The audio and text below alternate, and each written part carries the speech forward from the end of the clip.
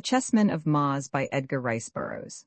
Tara, in a tantrum tower of helium, rose from the pile of silks and soft furs upon which she had been reclining, stretched her lithe body languidly, and crossed toward the center of the room, where, above a large table, a bronze disc depended from the low ceiling. Her carriage was that of health and physical perfection, the effortless harmony of faultless coordination. A scarf of silken gossamer crossing over one shoulder was wrapped about her body. Her black hair was piled high upon her head. With a wooden stick she tapped upon the bronze disc, lightly, and presently the summons was answered by a slave girl, who entered, smiling, to be greeted similarly by her mistress. "Are my father's guests arriving?" asked the princess. "Yes, Tara of Helium, they come," replied the slave. "I have seen Cantos Can, overlord of the navy, and Prince Sorin of Toth, and Ja Cantos, son of Cantos Can." She shot a roguish glance at her mistress as she mentioned Ja Cantos' name, and "Oh, there were others, many have come." "The Bath, then, Uthia," said her mistress. "And why, Uthia," she added, "do you look thus and smile when you mention the name of Ja Cantos?" The slave girl laughed gaily. "It is so plain to all that he worships you," she replied. "It is not plain to me," said Tara of Helium. "He is the friend of my brother Carthoris, and so he is here much, but not to see me. It is his friendship for Carthoris that brings him thus often to the palace of my father.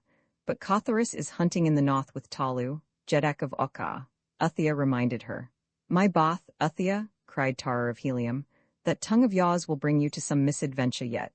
"The bath is ready, Tara of Helium," the girl responded, her eyes still twinkling with merriment, for she well knew that in the heart of her mistress was no anger that could displace the love of the princess for her slave.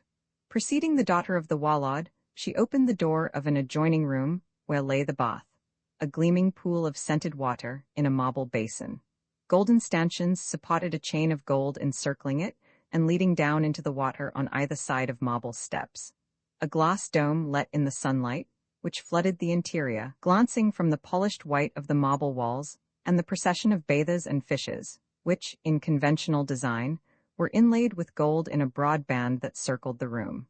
Tara of Helium removed the scarf from about her and handed it to the slave. Slowly she descended the steps to the water, the temperature of which she tested with a symmetrical foot, undeformed by tight shoes and high heels, a lovely foot, as God intended that feet should be and seldom are. Finding the water to her liking, the girl swam leisurely to and fro about the pool. With the silken ease of the seal she swam, now at the surface, now below, her smooth muscles rolling softly beneath her clear skin, a wordless song of health and happiness and grace.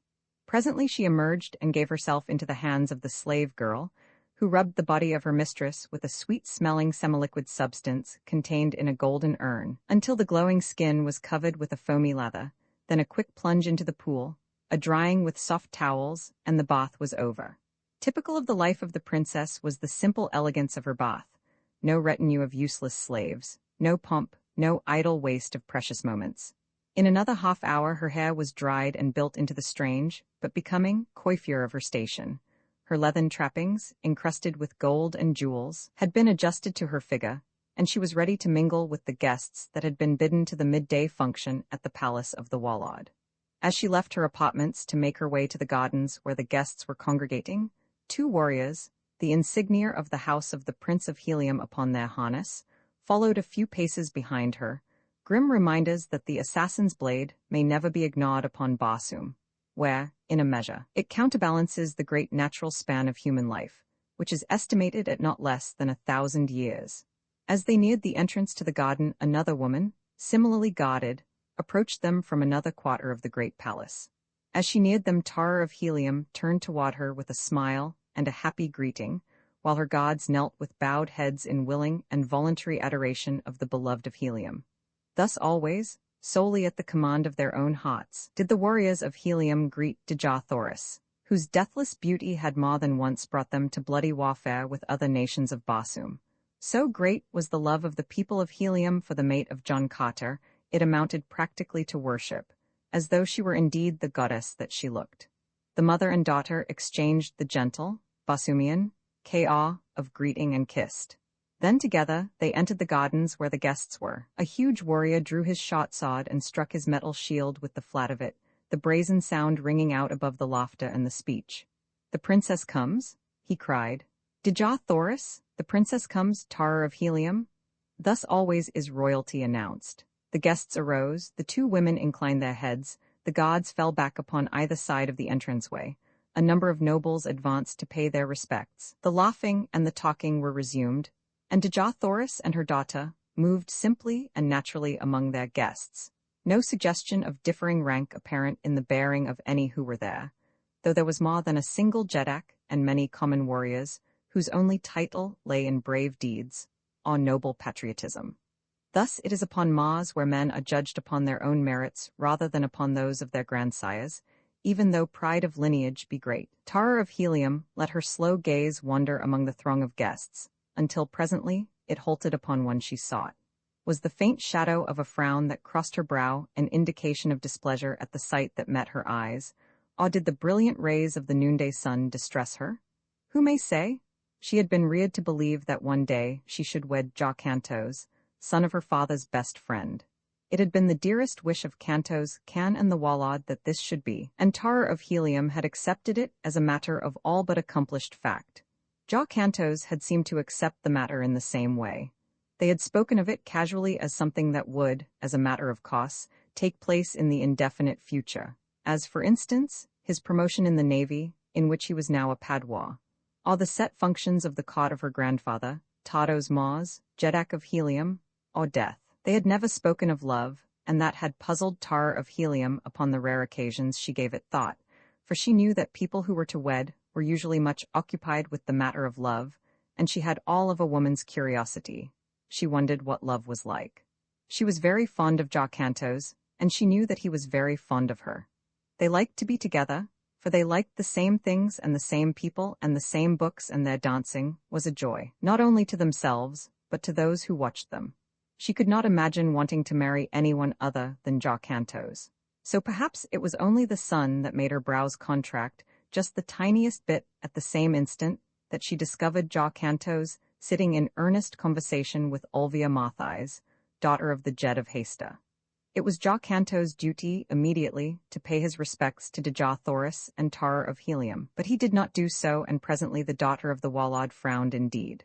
She looked long at Olvia Mathais, and though she had seen her many times before and knew her well, she looked at her today through new eyes that saw, apparently for the first time, that the girl from Hesta was noticeably beautiful even among those other beautiful women of Helium. Tara of Helium was disturbed. She attempted to analyze her emotions, but found it difficult. Olvia Mathais was her friend, she was very fond of her, and she felt no anger toward her. Was she angry with Cantos? No, she finally decided that she was not. It was merely surprise, then, that she felt, surprise that Cantos could be more interested in another than in herself. She was about to cross the garden and join them when she heard her father's voice directly behind her. Tara of Helium? He called, and she turned to see him approaching with a strange warrior, whose harness and metal bar devices with which she was unfamiliar. Even among the gorgeous trappings of the men of Helium and the visitors from distant empires, those of the stranger were remarkable for their barbaric splendor. The leather of his harness was completely hidden beneath ornaments of platinum thickly set with brilliant diamonds, as were the scabbards of his swords and the ornate holster that held his long, Martian pistol. Moving through the sunlit garden at the side of the great Wallad, the scintillant rays of his countless gems enveloping him as in an aureole of light imparted to his noble figure a suggestion of godliness. Tara of Helium, I bring you Gahan, Jed of Gathol, said John Carter, after the simple Basumian custom of presentation. Ka, Gahan, Jed of Gathol, returned Tara of Helium. My sword is at your feet, Tara of Helium, said the young chieftain. The Wallad left them, and the two seated themselves upon an ursite bench beneath a spreading sorapus tree. Fa Gathol, mused the girl. Ever in my mind has it been connected with mystery and romance and the half-forgotten lore of the ancients. I cannot think of Gathol as existing today, possibly because I have never before seen a Gatholian, and perhaps too because of the great distance that separates Helium and Gathol, as well as the comparative insignificance of my little free city, which might easily be lost in one corner of mighty Helium, added Gahan. But what we lack in power we make up in pride, he continued, laughing. We believe ours the oldest inhabited city upon Basum. It is one of the few that has retained its freedom, and this despite the fact that its ancient diamond mines are the richest known and, unlike practically all the other fields, are today apparently as inexhaustible as ever. Tell me of Gathol, urged the girl. The very thought fills me with interest. Nor was it likely that the handsome face of the young Jed detracted anything from the glamour of Far Gathol. Nor did Gan seem displeased with the excuse for further monopolizing the society of his fair companion. His eyes seemed chained to her exquisite features, from which they moved no further than to a rounded breast, pot hid beneath its jeweled covering, a naked shoulder, or the symmetry of a perfect arm, resplendent in bracelets of barbaric magnificence. Your ancient history has doubtless told you that Gathol was built upon an island in Thruxius, mightiest of the 5 oceans of Old Barsoom. As the ocean receded, Gathol crept down the sides of the mountain, the summit of which was the island upon which she had been built. Until today, she covers the slopes from summit to base, while the bowels of the great hill are honeycombed with the galleries of her mines. Entirely surrounding us is a great salt marsh, which protects us from invasion by land, while the rugged and oft-times vertical topography of our mountain renders the landing of hostile airships a precarious undertaking. That, and your brave warriors? Suggested the girl. Gahan smiled. We do not speak of that except to enemies, he said, and then with tongues of steel rather than of flesh. But what practice in the art of war has a people which nature has thus protected from attack? Asked Tara of Helium, who had liked the young Jed's answer to her previous question, but yet in whose mind persisted a vague conviction of the possible effeminacy of her companion, induced, doubtless, by the magnificence of his trappings and weapons, which carried a suggestion of splendid show rather than grim utility. Our natural barriers, while they have doubtless saved us from defeat on countless occasions, have not by any means rendered us immune from attack, he explained. For so great is the wealth of Gathol's diamond treasury that there yet may be found those who will risk almost certain defeat in an effort to loot our unconquered city. So thus we find occasional practice in the exercise of arms, but there is more to Gathol than the mountain city. My country extends from Polydona, Equator, north 10 carads, and from the 10th carad west of Hawes to the 20th west, including thus 1,000,000 square haads, the greater proportion of which is fine grazing land where run our great herds of thoats and zitidars. Surrounded as we are by predatory enemies, our herdsmen must indeed be warriors, or we should have no herds, and you may be assured they get plenty of fighting. Then there is our constant need of workers in the mines. The Gatholians consider themselves a race of warriors, and as such prefer not to labor in the mines. The law is, however, that each male Gatholian shall give an hour a day in labor to the government. That is practically the only tax that is levied upon them. They prefer, however, to furnish a substitute to perform this labor, and as our own people will not hire out for labor in the mines, it has been necessary to obtain slaves, and I do not need to tell you that slaves are not won without fighting.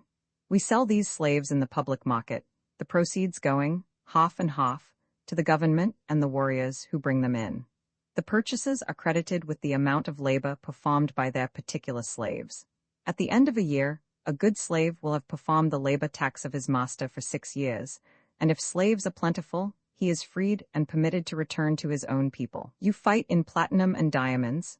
Asked Tara, indicating his gorgeous trappings with a quizzical smile. Gahan laughed. We are a vain people, he admitted, good-naturedly, and it is possible that we place too much value on personal appearances. We vie with one another in the splendor of our accoutrements when trapped for the observance of the lighter duties of life, though when we take the field our leather is the plainest I ever have seen worn by fighting men of Barsoom. We pride ourselves, too, upon our physical beauty, and especially upon the beauty of our women. May I dare to say, Tara of Helium, that I am hoping for the day when you will visit Gathol, that my people may see one who is really beautiful. The women of Helium are taught to frown with displeasure upon the tongue of the flatterer, rejoined the girl, but Gahan, Jed of Gathol, observed that she smiled as she said it. A bugle sounded, clear and sweet, above the laughter and the talk. The dance of Barsoom, exclaimed the young warrior. I claim you for it, Tara of Helium. The girl glanced in the direction of the bench where she had last seen Jaw Cantos. He was not in sight. She inclined her head in assent to the claim of the Gatholian. Slaves were passing among the guests, distributing small musical instruments of a single string. Upon each instrument were characters which indicated the pitch and length of its tone. The instruments were of skeel, the string of gut, and were shaped to fit the left forearm of the dancer, to which it was strapped. There was also a ring wound with gut, which was worn between the first and second joints of the index finger of the right hand, and which, when passed over the string of the instrument, elicited the single note required of the dancer. The guests had risen, and were slowly making their way toward the expanse of scarlet sward at the south end of the gardens where the dance was to be held, when Jock Cantos came hurriedly toward Tara of Helium. "I claim," he exclaimed as he neared her, but she interrupted him with a gesture. "You are too late, Jock Cantos," she cried in mock anger.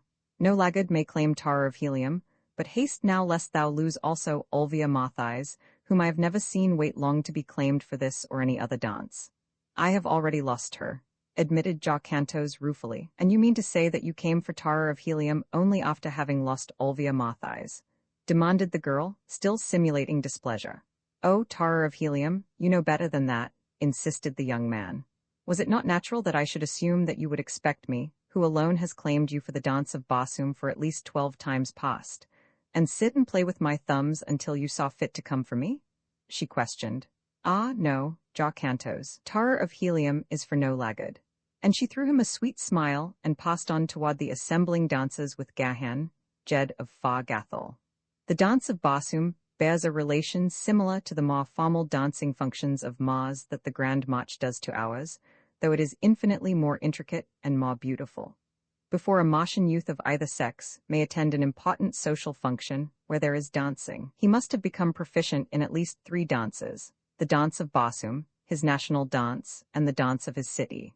In these 3 dances the dancers furnish their own music, which never varies, nor do the steps or figures vary, having been handed down from time immemorial. All Barsoomian dances are stately and beautiful, but the dance of Barsoom is a wondrous epic of motion and harmony. There is no grotesque posturing, no vulgar or suggestive movements. It has been described as the interpretation of the highest ideals of a world that aspired to grace and beauty and chastity in woman, and strength and dignity and loyalty in man.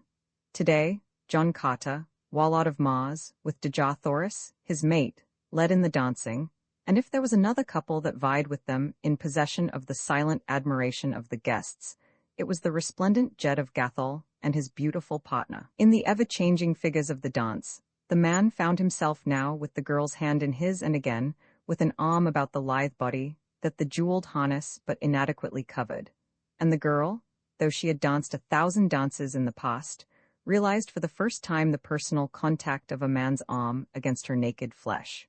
It troubled her that she should notice it, and she looked up questioningly, and almost with displeasure at the man, as though it was his fault. Their eyes met, and she saw in his that which she had never seen in the eyes of Jock Cantos. It was at the very end of the dance, and they both stopped suddenly with the music, and stood there looking straight into each other's eyes. It was Gahan of Gathol who spoke first. "Tara of Helium, I love you," he said. The girl drew herself to her full height. "The Jed of Gathol forgets himself," she exclaimed haughtily. "The Jed of Gathol would forget everything but you, Tara of Helium," he replied. Fiercely he pressed the soft hand that he still retained from the last position of the dance. "I love you, Tara of Helium," he repeated. "Why should your ears refuse to hear what your eyes but just now did not refuse to see and answer?" "What meanest thou?" she cried. "Are the men of Gathol such bars then?" "They are neither bars nor fools," he replied quietly. "They know when they love a woman and when she loves them." Tara of Helium stamped her little foot in anger. "Go," she said, "before it is necessary to acquaint my father with the dishonor of his guest." She turned and walked away. "Wait," cried the man, "just another word." "Of apology?" she asked. "Of prophecy," he said. "I do not care to hear it," replied Tara of Helium, and left him standing there. She was strangely unstrung and shortly thereafter returned to her own quarter of the palace, where she stood for a long time by a window looking out beyond the scarlet tower of Great Ahelium toward the northwest. Presently she turned angrily away. "I hate him?" she exclaimed aloud. "Whom?" inquired the privileged Uthia. Tara of Helium stamped her foot. "That ill-mannered Ba, the Jed of Gathol," she replied.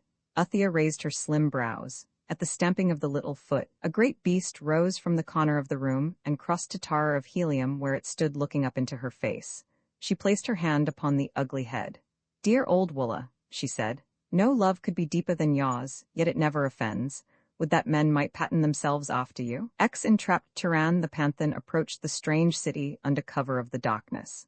He entertained little hope of finding either food or water outside the wall, but he would try, and then, if he failed, he would attempt to make his way into the city, for Tara of Helium must have sustenance and have it soon. He saw that the walls were poorly sentineled, but they were sufficiently high to render an attempt to scale them foredoomed to failure. Taking advantage of underbrush and trees, Turan managed to reach the base of the wall without detection.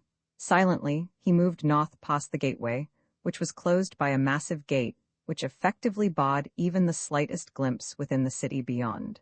It was Turan's hope to find upon the north side of the city, away from the hills, a level plain where grew the crops of the inhabitants, and here too water from their irrigating system. But though he traveled far along that seemingly interminable wall, he found no fields nor any water. He searched also for some means of ingress to the city, yet here, too, failure was his only reward, and now as he went keen eyes watched him from above, and a silent stalker kept pace with him for a time upon the summit of the wall. But presently the shadower descended to the pavement within, and hurrying swiftly raced ahead of the stranger without. He came presently to a small gate beside which was a low building, and before the doorway of the building a warrior standing guard. He spoke a few quick words to the warrior, and then entered the building, only to return almost immediately to the street, followed by fully 40 warriors. Cautiously opening the gate, the fellow peered carefully along the wall upon the outside in the direction from which he had come. Evidently satisfied, he issued a few words of instruction to those behind him, whereupon half the warriors returned to the interior of the building, while the other half followed the man stealthily through the gateway, where they crouched low among the shrubbery in a half-circle just north of the gateway which they had left open. Here they waited in utter silence, nor had they long to wait before Turan, the Panthan, came cautiously along the base of the wall. To the very gate he came, and when he found it, and that it was open, he paused for a moment, listening. Then he approached and looked within. Assured that there was none within sight to apprehend him, he stepped through the gateway into the city. He found himself in a narrow street that paralleled the wall. Upon the opposite side rose buildings of an architecture unknown to him, yet strangely beautiful. While the buildings were packed closely together, there seemed to be no two alike, and their fronts were of all shapes and heights and of many hues. The skyline was broken by spire and dome and minaret and tall, slender towers, while the walls supported many a balcony, and in the soft light of Cluros, the father moon, now low in the west, he saw, to his surprise and consternation, the figures of people upon the balconies. Directly opposite him were 2 women and a man. They sat leaning upon the rail of the balcony, looking, apparently, directly at him, but if they saw him, they gave no sign. Turan hesitated a moment in the face of almost certain discovery, and then, assured that they must take him for one of their own people, he moved boldly into the avenue. Having no idea of the direction in which he might best hope to find what he sought, and not wishing to arouse suspicion by further hesitation, he turned to the left and stepped briskly along the pavement with the intention of placing himself as quickly as possible beyond the observation of those nocturnal watchers. He knew that the night must be far spent, and so he could not but wonder why people should sit upon their balconies when they should have been asleep among their silks and furs. At first, he had thought them the late guests of some convivial host, but the windows behind them were shrouded in darkness and utter quiet prevailed, quite upsetting such a theory. And as he proceeded, he passed many another group sitting silently upon other balconies. They paid no attention to him, seeming not even to note his passing. Some leaned with a single elbow upon the rail, their chins resting in their palms. Others leaned upon both arms across the balcony, looking down into the street, while several that he saw held musical instruments in their hands, but their fingers moved not upon the strings. And then Turan came to a point where the avenue turned to the right, to skirt a building that jutted from the inside of the city wall, and as he rounded the corner, he came full upon 2 warriors standing upon either side of the entrance to a building upon his right. It was impossible for them not to be aware of his presence, yet neither moved, nor gave other evidence that they had seen him. He stood there waiting, his hand upon the hilt of his long sword, but they neither challenged nor halted him. Could it be that these also thought him one of their own kind? Indeed, upon no other grounds could he explain their inaction. As Turan had passed through the gateway into the city, and taken his unhindered way along the avenue, 20 warriors had entered the city and closed the gate behind them, and then one had taken to the wall, and followed along its summit in the rear of Turan, and another had followed him along the avenue, while a third had crossed the street and entered one of the buildings upon the opposite side. The balance of them, with the exception of a single sentinel beside the gate, had re-entered the building from which they had been summoned. They were well-built, strapping, painted fellows, their naked figures covered now by gorgeous robes against the chill of night. As they spoke of the stranger, they laughed at the ease with which they had tricked him, and were still laughing as they threw themselves upon their sleeping silks and furs to resume their broken slumber. It was evident that they constituted a guard detailed for the gate beside which they slept, and it was equally evident that the gates were guarded, and the city watched much more carefully than Turan had believed. Chagrined indeed had been the Jed of Gathol, had he dreamed that he was being so neatly tricked. As Turan proceeded along the avenue, he passed other sentries beside other doors, but now he gave them small heed, since they neither challenged nor otherwise outwardly noted his passing. But while at nearly every turn of the erratic avenue he passed one or more of these silent sentinels, he could not guess that he had passed one of them many times, and that his every move was watched by silent, clever stalkers. Scarce had he passed a certain one of these rigid guardsmen before the fellow awoke to sudden life, bounded across the avenue, entered a narrow opening in the outer wall, where he swiftly followed a corridor built within the wall itself, until presently he emerged a little distance ahead of Turan, where he assumed the stiff and silent attitude of a soldier upon guard. Nor did Turan know that a second followed in the shadows of the buildings behind him, nor of the third who hastened ahead of him upon some urgent mission. And so the panthan moved through the silent streets of the strange city in search of food and drink for the woman he loved. Men and women looked down upon him from shadowy balconies, but spoke not, and sentinels saw him pass and did not challenge. Presently from along the avenue before him came the familiar sound of clanking accoutrements, the herald of marching warriors, and almost simultaneously he saw upon his right an open doorway dimly lighted from within. It was the only available place where he might seek to hide from the approaching company, and while he had passed several sentries unquestioned, he could scarce hope to escape scrutiny and questioning from a patrol, as he naturally assumed this body of men to be. Inside the doorway, he discovered a passage turning abruptly to the right, and almost immediately thereafter to the left. There was none in sight within, and so he stepped cautiously around the second turn the more effectually to be hidden from the street. Before him stretched a long corridor, dimly lighted like the entrance. Waiting there, he heard the party approach the building. He heard someone at the entrance to his hiding place, and then he heard the door past which he had come slam to. He laid his hand upon his sword, expecting momentarily to hear footsteps approaching along the corridor, but none came. He approached the turn and looked around it. The corridor was empty to the closed door. Whoever had closed it had remained upon the outside. Turan waited, listening. He heard no sound. Then he advanced to the door and placed an ear against it. All was silence in the street beyond. A sudden draught must have closed the door, or perhaps it was the duty of the patrol to see to such things. It was immaterial. They had evidently passed on, and now he would return to the street and continue upon his way. Somewhere there would be a public fountain where he could obtain water, and the chance of food lay in the strings of dried vegetables and meat which hung before the doorways of nearly every Basumian home of the poorer classes that he had ever seen. It was this district he was seeking, and it was for this reason his search had led him away from the main gate of the city, which he knew would not be located in a poor district. He attempted to open the door only to find that it resisted his every effort. It was locked upon the outside. Here indeed was a sorry contretemps. Turan the panthan scratched his head. "Fortune frowns upon me," he murmured, but beyond the door, fate, in the form of a painted warrior, stood smiling. Neatly had he tricked the unwary stranger.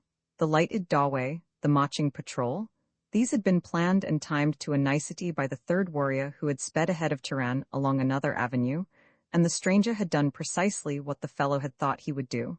No wonder, then, that he smiled. This exit barred to him, Turan turned back into the corridor. He followed it cautiously and silently. Occasionally there was a door on one side or the other. These he tried only to find each securely locked.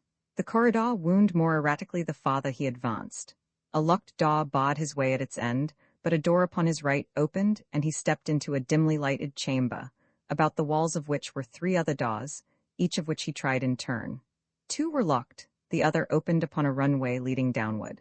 It was spiral, and he could see no farther than the first turn. A door in the corridor he had quitted opened after he had passed, and the third warrior stepped out and followed after him. A faint smile still lingered upon the fellow's grim lips.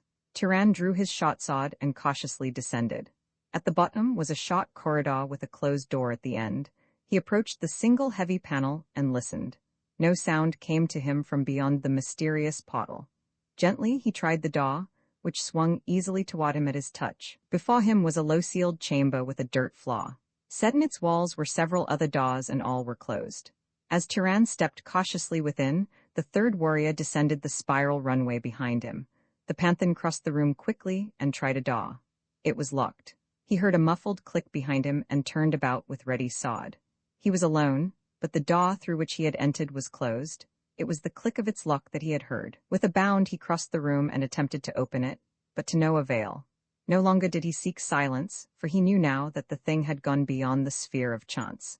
He threw his weight against the wooden panel, but the thick steel of which it was constructed would have withstood a battering ram. From beyond came a low laugh. Rapidly, Turan examined each of the other doors. They were all locked. A glance about the chamber revealed a wooden table and a bench. Set in the walls were several heavy rings to which rusty chains were attached, all too significant of the purpose to which the room was dedicated. In the dirt floor near the wall were 2 or 3 holes resembling the mouths of burrows, doubtless the habitat of the giant Martian rat. He had observed this much when suddenly the dim light was extinguished, leaving him in darkness utter and complete. Turan, groping about, sought the table and the bench. Placing the latter against the wall, he drew the table in front of him and sat down upon the bench, his long sword gripped in readiness before him. At least they should fight before they took him. For some time he sat there waiting for he knew not what. No sound penetrated to his subterranean dungeon. He slowly revolved in his mind the incidents of the evening, the open, unguarded gate, the lighted doorway, the only one he had seen thus open, and lighted along the avenue he had followed. The advance of the warriors at precisely the moment that he could find no other avenue of escape or concealment, the corridors and chambers that led past many locked doors to this underground prison, leaving no other path for him to pursue. By my first ancestor, he swore, but it was simple, and I a simpleton. They tricked me neatly and have taken me without exposing themselves to a scratch. But for what purpose? He wished that he might answer that question, and then his thoughts turned to the girl waiting there on the hill beyond the city for him, and he would never come. He knew the ways of the more savage peoples of Basum. No, he would never come, now. He had disobeyed her. He smiled at the sweet recollection of those words of command that had fallen from her dear lips. He had disobeyed her, and now he had lost the reward. But what of her? What now would be her fate, starving before a hostile city with only an inhuman Chaldean for company? Another thought, a horrid thought, obtruded itself upon him. She had told him of the hideous sights she had witnessed in the burrows of the Chaldaeans, and he knew that they ate human flesh. Gek was starving. Should he eat his Rika, he would be helpless. But there was sustenance there for them both, for the Rika and the Chaldean. Turan cursed himself for a fool. Why had he left her? Far better to have remained and died with her, ready always to protect her, than to have left her at the mercy of the hideous Bantumian. Now Turan detected a heavy odor in the air. It oppressed him with a feeling of drowsiness. He would have risen to fight off the creeping lethargy, but his legs seemed weak, so that he sank again to the bench. Presently his sword slipped from his fingers, and he sprawled forward upon the table, his head resting upon his arms.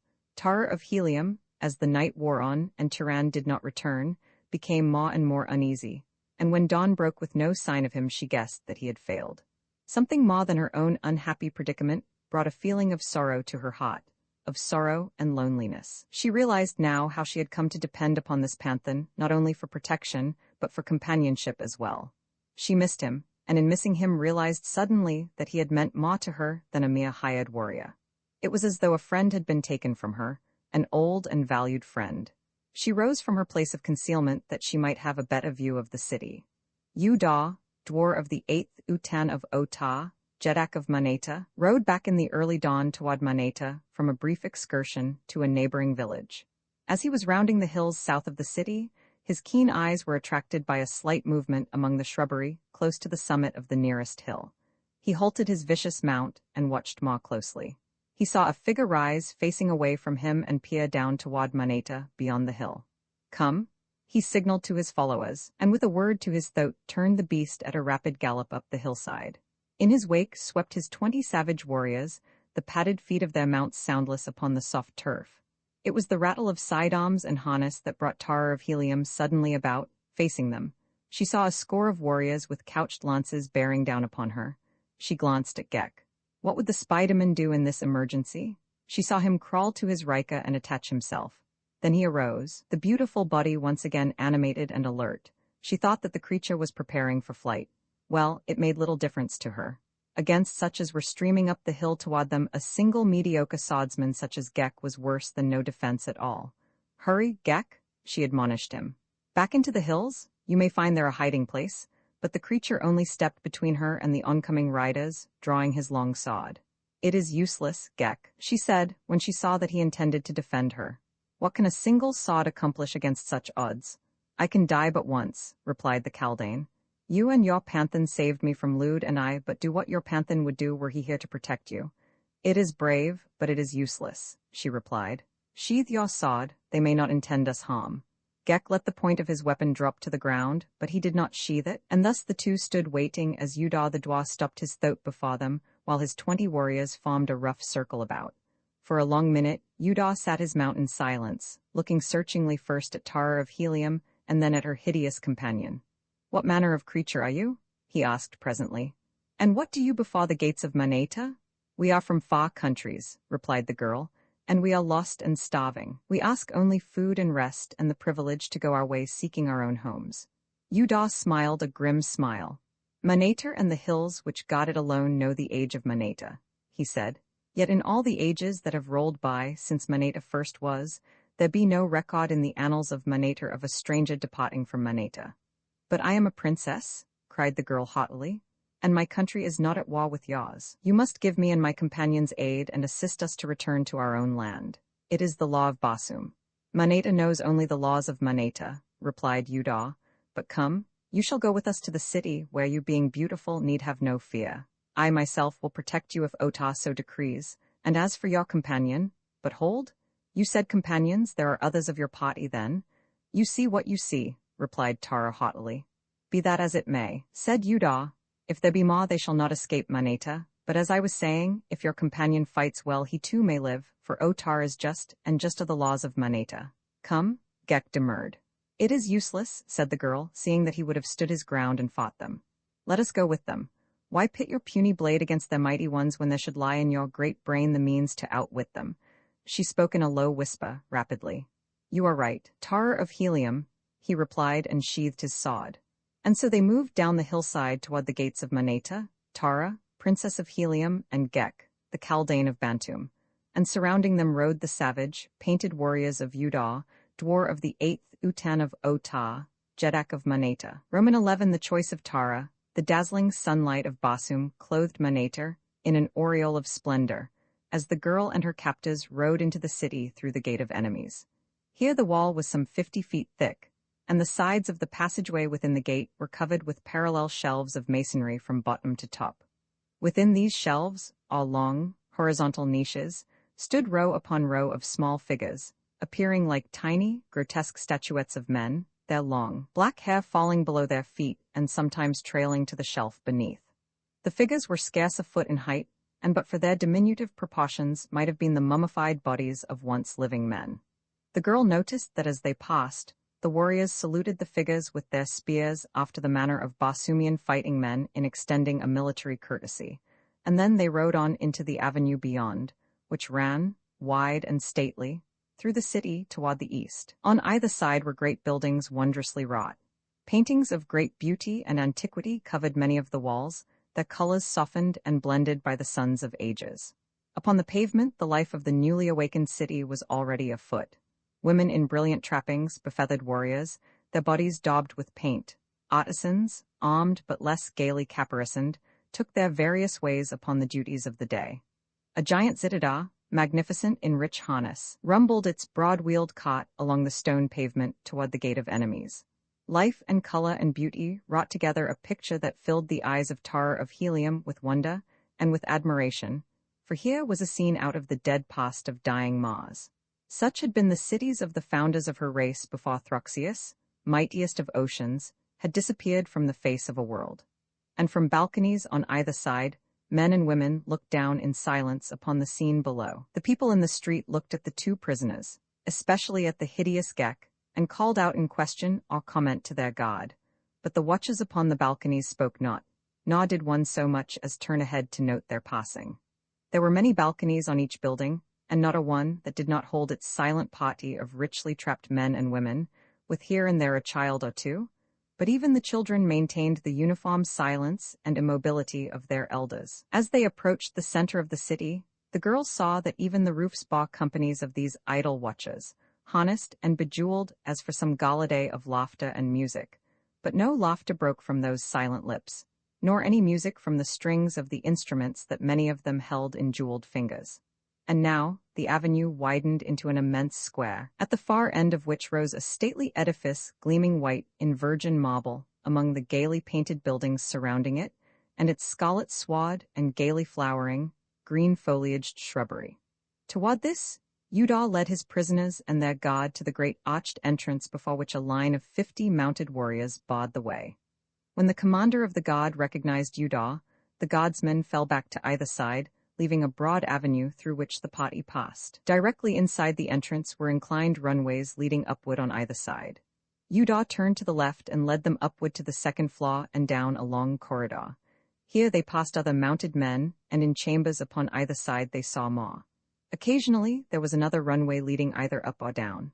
A warrior, his steed at full gallop, dashed into sight from one of these, and raced swiftly past them upon some errand. Nowhere as yet had Tara of Helium seen a man afoot in this great building.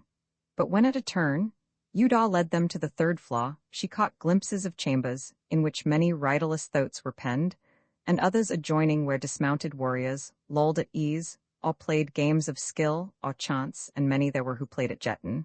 And then the party passed into a long, wide hall of state, as magnificent an apartment as even a princess of mighty Helium ever had seen. The length of the room ran an arched ceiling ablaze with countless radium bulbs. The mighty spans extended from wall to wall, leaving the vast floor unbroken by a single column. The arches were of white marble, apparently quarried in single, huge blocks from which each arch was cut complete. Between the arches, the ceiling was set solid about the radium bulbs with precious stones whose scintillant fire and color and beauty filled the whole apartment. The stones were carried down the walls in an irregular fringe for a few feet, where they appeared to hang like a beautiful and gorgeous drapery against the white marble of the wall. The marble ended some 6 or 7 feet from the floor, the walls from that point down being wainscoted in solid gold. The floor itself was of marble richly inlaid with gold. In that single room was a vast treasure equal to the wealth of many a large city. But what riveted the girls' attention even more than the fabulous treasure of decorations were the files of gorgeously harnessed warriors who sat their thoats in grim silence and immobility on either side of the central aisle, rank after rank of them to the farther walls, and as the party passed between them, she could not note so much as the flicker of an eyelid or the twitching of a thoat's ear. "The Hall of Chiefs?" whispered one of her god, evidently noting her interest. There was a note of pride in the fellow's voice, and something of hushed awe. Then they passed through a great doorway into the chamber beyond, a large, square room in which a dozen mounted warriors lolled in their saddles. As Udall and his party entered the room, the warriors came quickly erect in their saddles and formed a line before another door upon the opposite side of the wall. The Padwa commanding them saluted Udall, who, with his party, had halted facing the god. "Send one to Otar announcing that Udall brings 2 prisoners worthy of the observation of the great Jeddak," said Udall, "one because of her extreme beauty, the other because of his extreme ugliness." "Otar sits in council with the lesser chiefs," replied the lieutenant, "but the words of Udall the Dwa shall be carried to him," and he turned and gave instructions to one who sat his thoat behind him. "What manner of creature is the male?" he asked of Udall. "It cannot be that both are of one race. They were together in the hills south of the city," explained Udall, "and they say that they are lost and starving." "The woman is beautiful," said the Padwa. "She will not long go begging in the city of Maneta." And then they spoke of other matters, of the doings of the palace, of the expedition of Udall, until the messenger returned to say that Otah bade them bring the prisoners to him. They passed then through a massive doorway, which, when opened, revealed the great council chamber of Otah, Jeddak of Maneta, beyond. A central aisle led from the doorway the full length of the great hall, terminating at the steps of a marble dais upon which a man sat in a great throne chair. Upon either side of the aisle were ranged rows of highly carved desks and chairs of skeel, a hard wood of great beauty. Only a few of the desks were occupied, those in the front row, just below the rostrum. At the entrance, Edgar dismounted with 4 of his followers, who formed a guard about the 2 prisoners who were then conducted toward the foot of the throne, following a few paces behind Edgar. As they halted at the foot of the marble steps, the proud gaze of Tara of Helium rested upon the enthroned figure of the man above her. He sat erect without stiffness, a commanding presence trapped in the barbaric splendor that the Basumian chieftain loves. He was a large man, the perfection of whose handsome face was marred only by the hauteur of his cold eyes and the suggestion of cruelty imparted by 2 thin lips. It needed no second glance to assure the least observing that here indeed was a ruler of men, a fighting Jeddak whose people might worship but not love, and for whose slightest favor warriors would vie with one another to go forth and die. This was Ota, Jeddak of Maneta, and as Tara of Helium saw him for the first time she could not but acknowledge a certain admiration for this savage chieftain, who so virilely personified the ancient virtues of the god of war. Edgar and the Jeddak interchanged the simple greetings of Basum, and then the farmer recounted the details of the discovery and capture of the prisoners. Ota scrutinized them both intently during Edgar's narration of events, his expression revealing naught of what passed in the brain behind those inscrutable eyes. When the officer had finished, the Jeddak fastened his gaze upon Gek. "And you," he asked, "what manner of thing are you? From what country? Why are you in Maneta?" "I am a Chaldean," replied Gek, "the highest type of created creature upon the face of Basum. I am Mind Uamata. I come from Bantum. I am here because we were lost and starving." "And you?" Ota turned suddenly on Tara. "You, too, are a Chaldean?" "I am a princess of Helium," replied the girl. "I was a prisoner in Bantum. This Chaldean and a warrior of my own race rescued me. The warrior left us to search for food and water. He has doubtless fallen into the hands of your people. I ask you to free him and give us food and drink and let us go upon our way. I am a granddaughter of a Jeddak, the daughter of a Jeddak of Jeddaks, the Walad of Basum. I ask only the treatment that my people would accord you or yours." "Helium," repeated Ota. "I know not of Helium, nor does the Jeddak of Helium rule Maneta. I, Ota, am Jeddak of Maneta. I alone rule. I protect my own. You have never seen a woman or a warrior of Maneta captive in Helium? Why should I protect the people of another Jeddak? It is his duty to protect them. If he cannot, he is weak, and his people must fall into the hands of the strong. I, Ota, am strong. I will keep you. That," he pointed at Gek, "can it fight?" "It is brave," replied Tara of Helium, "but it has not the skill at arms which my people possess." "There is none then to fight for you?" asked Ota. "We are a just people," he continued without waiting for a reply, "and had you one to fight for you he might win to freedom for himself and you as well. But Edgar assured me that no stranger ever had departed from Maneta," she answered. Ota shrugged. "That does not disprove the justice of the laws of Maneta," replied Ota, "but rather that the warriors of Maneta are invincible. Had there come one who could defeat our warriors, that one had won to liberty." "And you fetch my warrior," cried Tara haughtily. "You shall see such sod play as doubtless the crumbling walls of your decaying city never have witnessed, and if there be no trick in your offer, we are already as good as free." Ota smiled more broadly than before, and Edgar smiled too, and the chiefs and warriors who looked on nudged one another and whispered, laughing. And Tara of Helium knew then that there was trickery in their justice.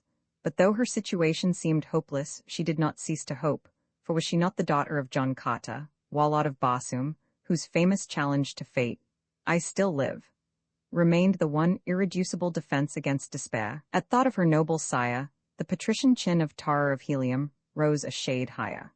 Ah, if he but knew where she was, there were little to fear then. The hosts of Helium would batter at the gates of Maneta.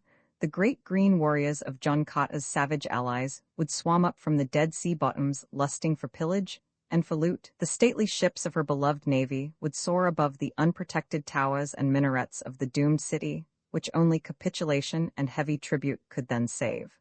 But John Kata did not know.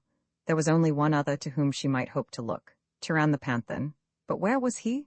She had seen his sword in play, and she knew that it had been wielded by a master hand, and who should know swordplay better than Tara of Helium, who had learned it well under the constant tutorage of John Carter himself.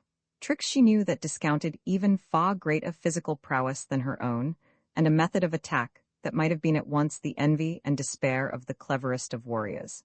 And so it was that her thoughts turned to Tiran the Panthan, though not alone because of the protection he might afford her.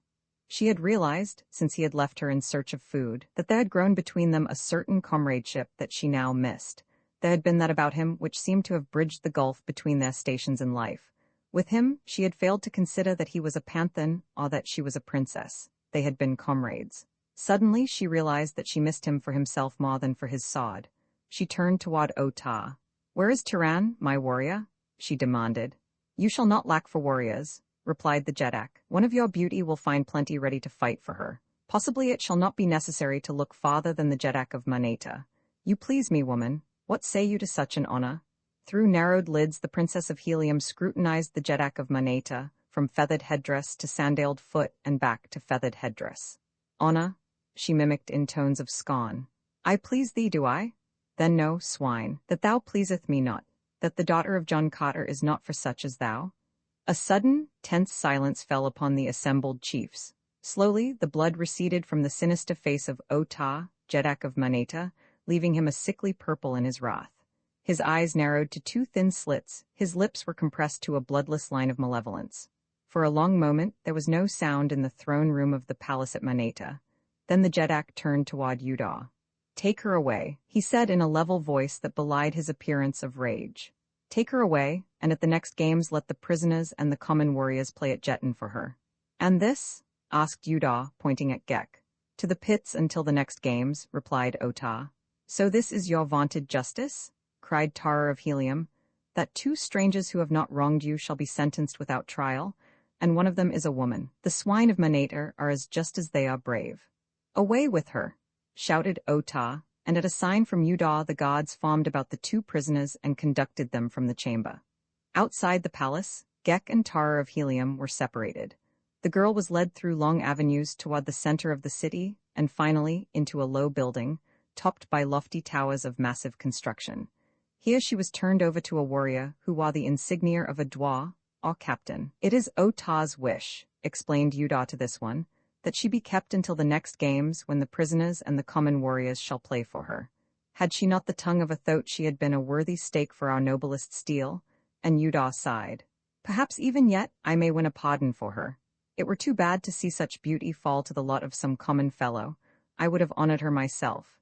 "If I am to be imprisoned, imprison me," said the girl. "I do not recall that I was sentenced to listen to the insults of every low-born ba who chanced to admire me."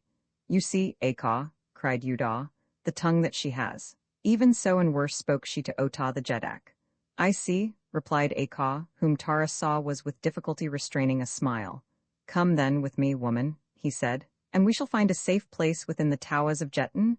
But stay, what ails thee?" The girl had staggered and would have fallen had not the man caught her in his arms. She seemed to gather herself then, and bravely sought to stand erect without support. Akar glanced at Uda. "Knew you the woman was ill?" he asked. "Possibly it is lack of food," replied the other. "She mentioned, I believe, that she and her companions had not eaten for several days." "Brave are the warriors of Ota," sneered Akar, "lavish their hospitality. Uda, whose riches are uncounted, and the brave Ota, whose squealing thoats are stabled within marble halls and fed from troughs of gold, can spare no crust to feed a starving girl." The black-haired Uda scowled. "Thy tongue will yet pierce thy heart, son of a slave?" he cried. "Once too often mayst thou try the patience of the just Ota. Hereafter guard thy speech as well as thy towers." "Think not to taunt me with my mother's state," said Akar. "'Tis the blood of the slave woman that fills my veins with pride, and my only shame is that I am also the son of thy Jeddak." "And Ota heard this?" queried Uda. "Ota has already heard it from my own lips," replied Akar, "this and more." He turned upon his heel, a supporting arm still around the waist of Tara of Helium, and thus he half led, half carried her into the towers of Jetton, while Uda wheeled his thoat and galloped back in the direction of the palace. Within the main entrance to the towers of Jetton lolled a half-dozen warriors. To one of these spoke Akar, keeper of the towers. "Fetch Lano, the slave girl, and bid her bring food and drink to the upper level of the Thurian tower. Then he lifted the half-fainting girl in his arms and bore her along the spiral, inclined runway that led upward within the tower. Somewhere in the long ascent, Tara lost consciousness. When it returned, she found herself in a large, circular chamber, the stone walls of which were pierced by windows at regular intervals about the entire circumference of the room. She was lying upon a pile of sleeping silks and furs, while there knelt above her a young woman who was forcing drops of some cooling beverage between her parched lips. Tara of Helium half rose upon an elbow and looked about. In the first moments of returning consciousness, there were swept from the screen of recollection the happenings of many weeks. She thought that she awoke in the palace of the Wallad at Helium, her brows knit as she scrutinized the strange face bending over her. "Who are you?" she asked, "and where is Uthia?" "I am Lano, the slave girl," replied the other. "I know none by the name of Uthia." Tara of Helium sat erect and looked about her. This rough stone was not the marble of her father's halls. "Where am I?" she asked. "In the Thurian tower," replied the girl, and then seeing that the other still did not understand, she guessed the truth. "You are a prisoner in the towers of Jeton in the city of Maneta," she explained. "You were brought to this chamber, weak and fainting, by Akar, dwarf of the towers of Jeton, who sent me to you with food and drink, for kind is the heart of Akar." "I remember now," said Tara slowly. "I remember, but where is Tiran, my warrior? Did they speak of him?" "I heard not of another," replied Lano. "You alone were brought to the towers. In that you are fortunate, for there be no nobler man in Maneta than Akar. It is his mother's blood that makes him so. She was a slave girl from Gathol." "Gathol?" exclaimed Tara of Helium. "Lies Gathol close by Maneta?" "Not close, yet still the nearest country," replied Lano. "About 22 degrees 3 east it lies." "Gathol?" murmured Tara. "Far Gathol? But you are not from Gathol," said the slave girl. "Your Highness is not of Gathol." "I am from Helium," said Tara. "It is far from Helium to Gathol," said the slave girl, "but in our studies we learned much of the greatness of Helium, we of Gathol, so it seems not so far away." "You too are from Gathol?" asked Tara. "Many of us are from Gathol who are slaves in Maneta," replied the girl. "It is to Gathol, nearest country, that the Manatorians look for slaves most often. They go in great numbers at intervals of 3 or 7 years, and haunt the roads that lead to Gathol, and thus they capture whole caravans, leaving none to bear warning to Gathol of their fate. Nor do any ever escape from Maneta to carry word of us back to Gahan Arjed." Tara of Helium ate slowly and in silence. The girl's words aroused memories of the lost hours she had spent in her father's palace, and the great midday function at which she had met Gahan of Gathol. Even now she flushed as she recalled his daring words. Upon her reveries the door opened, and a burly warrior appeared in the opening, a hulking fellow, with thick lips and an evil, leering face. The slave girl sprang to her feet, facing him. "What does this mean, Emed?" she cried. "Was it not the will of Akar that this woman be not disturbed?" "The will of Akar, indeed?" And the man sneered. "The will of Akar is without power in the towers of Jeton or elsewhere, for Akar lies now in the pits of Otar, and Emed is dwarf of the towers." Tara of Helium saw the face of the slave girl pale and the terror in her eyes. Roman 12 Gek plays pranks while Tara of Helium was being led to the towers of Jeton. Gek was escorted to the pits beneath the palace, where he was imprisoned in a dimly lighted chamber. Here he found a bench and a table standing upon the dirt floor near the wall, and set in the wall several rings from which depended short lengths of chain. At the base of the walls were several holes in the dirt floor. These, alone, of the several things he saw, interested him. Gek sat down upon the bench and waited in silence, listening. Presently the lights were extinguished. If Gek could have smiled he would have then, for Gek could see as well in the dark as in the light. Better, perhaps. He watched the dark openings of the holes in the floor and waited. Presently he detected a change in the air about him. It grew heavy with a strange odor, and once again might Gek have smiled? Could he have smiled? Let them replace all the air in the chamber with their most deadly fumes. It would be all the same to Gek, the Chaldean, who, having no lungs, required no air. With the Riker it might be different. Deprived of air it would die. But if only a sufficient amount of the gas was introduced to stupefy an ordinary creature, it would have no effect upon the Riker, who had no objective mind to overcome. So long as the excess of carbon dioxide in the blood was not sufficient to prevent hot action, the Riker would suffer only a diminution of vitality, but would still respond to the exciting agency of the Chaldean's brain.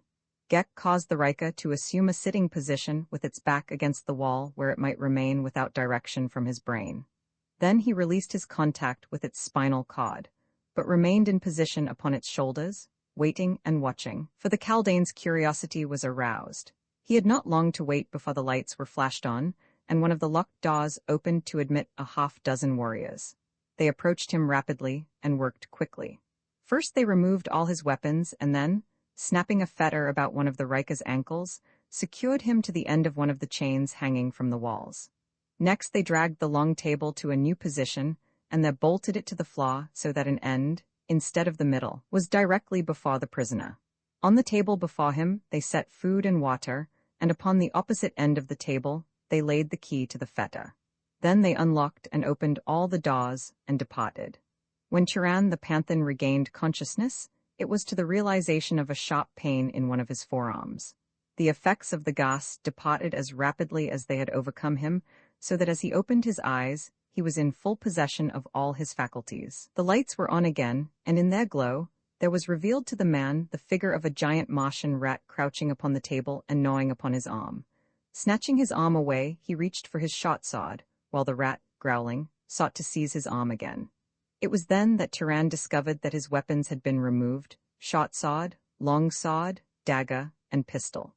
The rat charged him then, and striking the creature away with his hand, the man rose and backed off, searching for something with which to strike a harder blow. Again the rat charged, and as Turan stepped quickly back to avoid the menacing jaws, something seemed to jerk suddenly upon his right ankle, and as he drew his left foot back to regain his equilibrium, his heel caught upon a taut chain, and he fell heavily backward to the floor, just as the rat leaped upon his breast and sought his throat. The Martian rat is a fierce and unlovely thing. It is many-legged and hairless, its hide resembling that of a newborn mouse in repulsiveness. In size and weight, it is comparable to a large Airedale terrier. Its eyes are small and close-set, and almost hidden in deep, fleshy apertures. But its most ferocious and repulsive feature is its jaws, the entire bony structure of which protrudes several inches beyond the flesh, revealing 5 sharp, spade-like teeth in the upper jaw, and the same number of similar teeth in the lower, the whole suggesting the appearance of a rotting face from which much of the flesh has sloughed away. It was such a thing that leaped upon the breast of the Panthan to tear at his jugular. Twice Turan struck it away as he sought to regain his feet, but both times it returned with increased ferocity to renew the attack. Its only weapons are its jaws, since its broad, splay feet are armed with blunt talons. With its protruding jaws it excavates its winding burrows, and with its broad feet it pushes the dirt behind it. To keep the jaws from his flesh, then, was Turan's only concern, and this he succeeded in doing, until chance gave him a hold upon the creature's throat. After that the end was but a matter of moments. Rising at last, he flung the lifeless thing from him with a shudder of disgust. Now he turned his attention to a hurried inventory of the new conditions which surrounded him since the moment of his incarceration. He realized vaguely what had happened. He had been anesthetized and stripped of his weapons, and as he rose to his feet, he saw that one ankle was fettered to a chain in the wall. He looked about the room. All the doors swung wide open. His captors would render his imprisonment the more cruel by leaving ever before him tempting glimpses of open aisles to the freedom he could not attain. Upon the end of the table, and within easy reach, was food and drink. This at least was attainable, and at sight of it, his starved stomach seemed almost to cry aloud for sustenance. It was with difficulty that he ate and drank in moderation. As he devoured the food, his eyes wandered about the confines of his prison, until suddenly they seized upon a thing that lay on the table at the end farthest from him. It was a key. He raised his fettered ankle and examined the lock. There could be no doubt of it. The key that lay there on the table before him was the key to that very lock.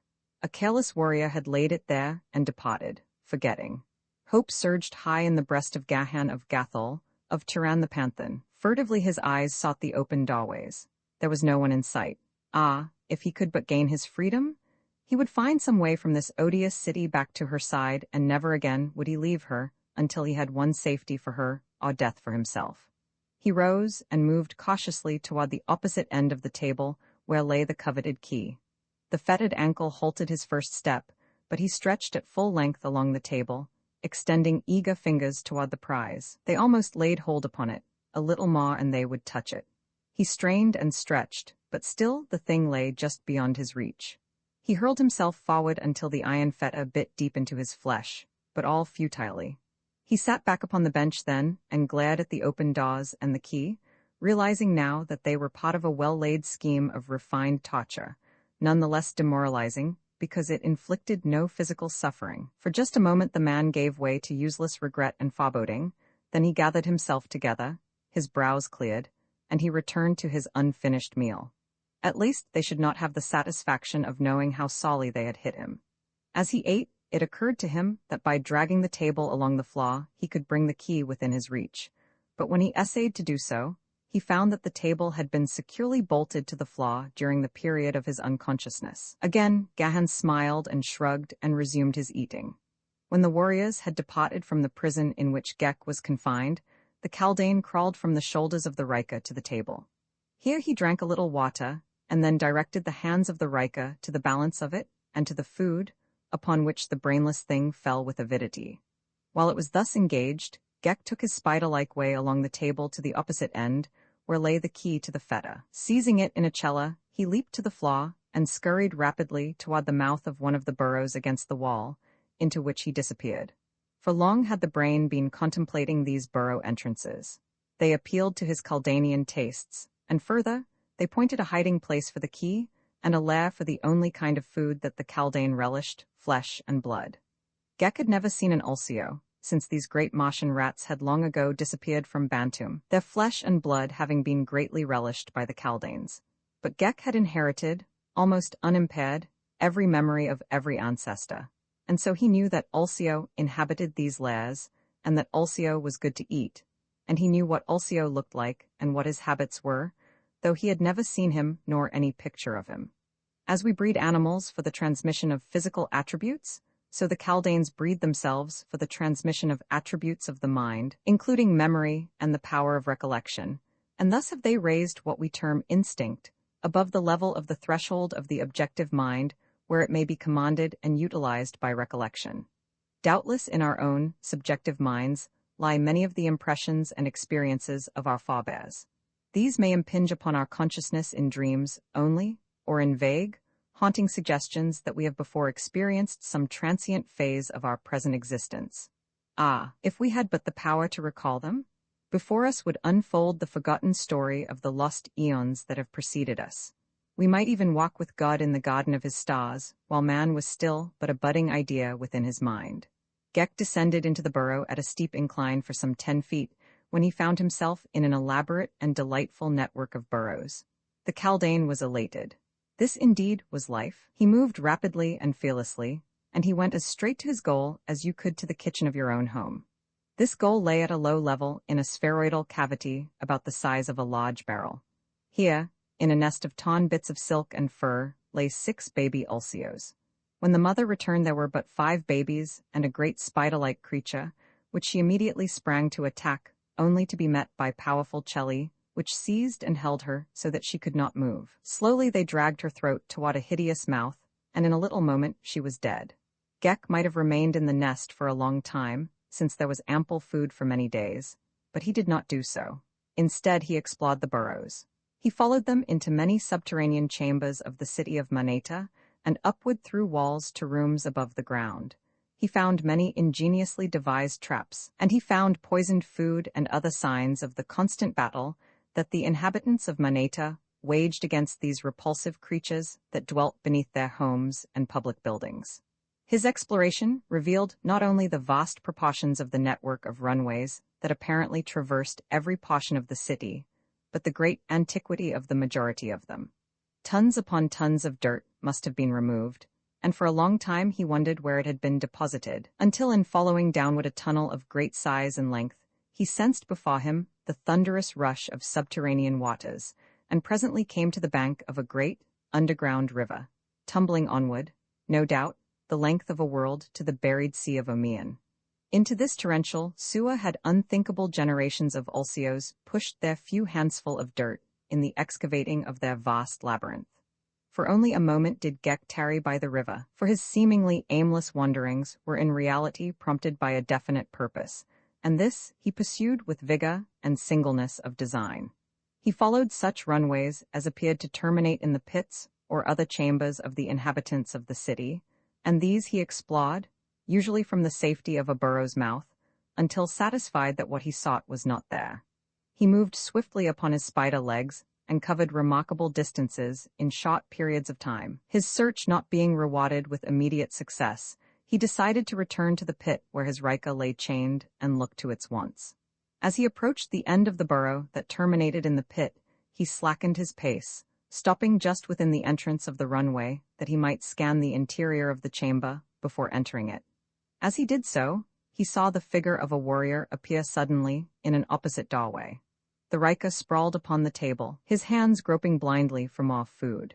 Gek saw the warrior pause and gaze in sudden astonishment at the Rika. He saw the fellow's eyes go wide and an ashen hue replace the copper bronze of his cheek. He stepped back as though someone had struck him in the face. For an instant only he stood thus, as in a paralysis of fear, then he uttered a smothered shriek and turned and fled. Again was it a catastrophe that Gek, the Kaldane, could not smile. Quickly entering the room, he crawled to the tabletop and affixed himself to the shoulders of his Rika, and there he waited. And who may say that Gek, though he could not smile, possessed not a sense of humor? For a half-hour he sat there, and then there came to him the sound of men approaching along corridors of stone. He could hear their arms clank against the rocky walls, and he knew that they came at a rapid pace. But just before they reached the entrance to his prison, they paused and advanced more slowly. In the lead was an officer, and just behind him, wide-eyed and perhaps still a little ashen, the warrior who had so recently departed in haste. At the doorway they halted, and the officer turned sternly upon the warrior. With upraised finger he pointed at Gek. "There sits the creature? Didst thou dare lie then to thy dwa?"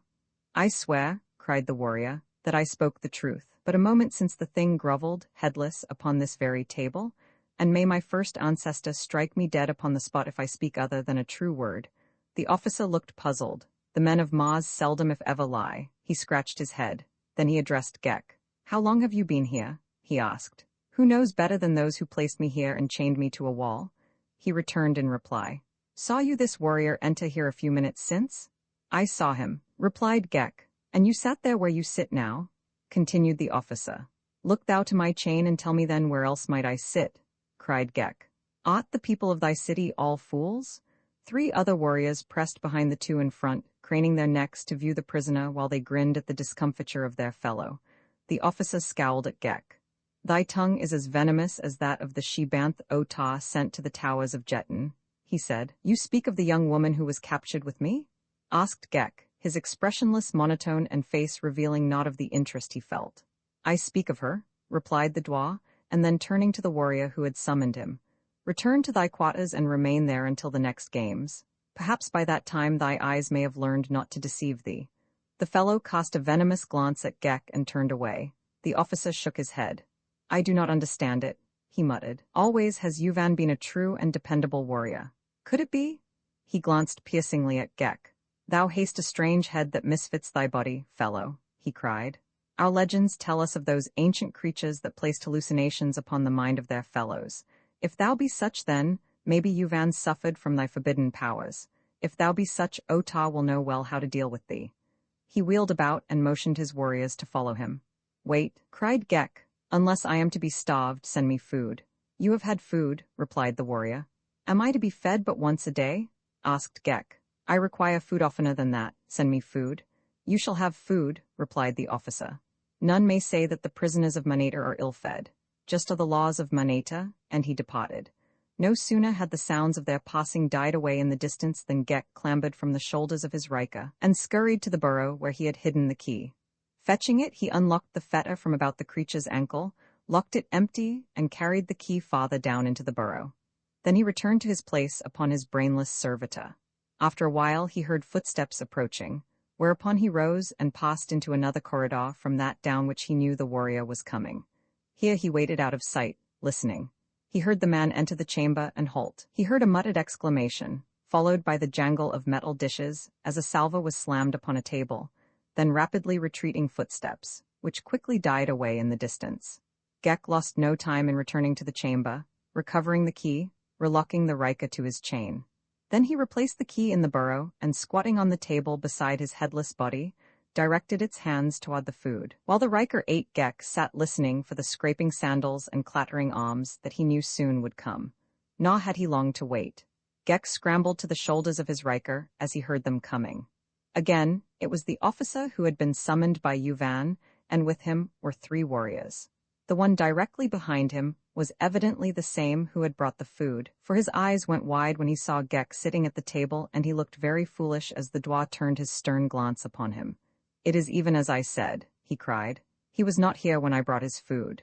"But he is here now," said the officer grimly, "and his fetter is locked about his ankle. Look, it has not been opened, but where is the key? It should be upon the table at the end opposite him.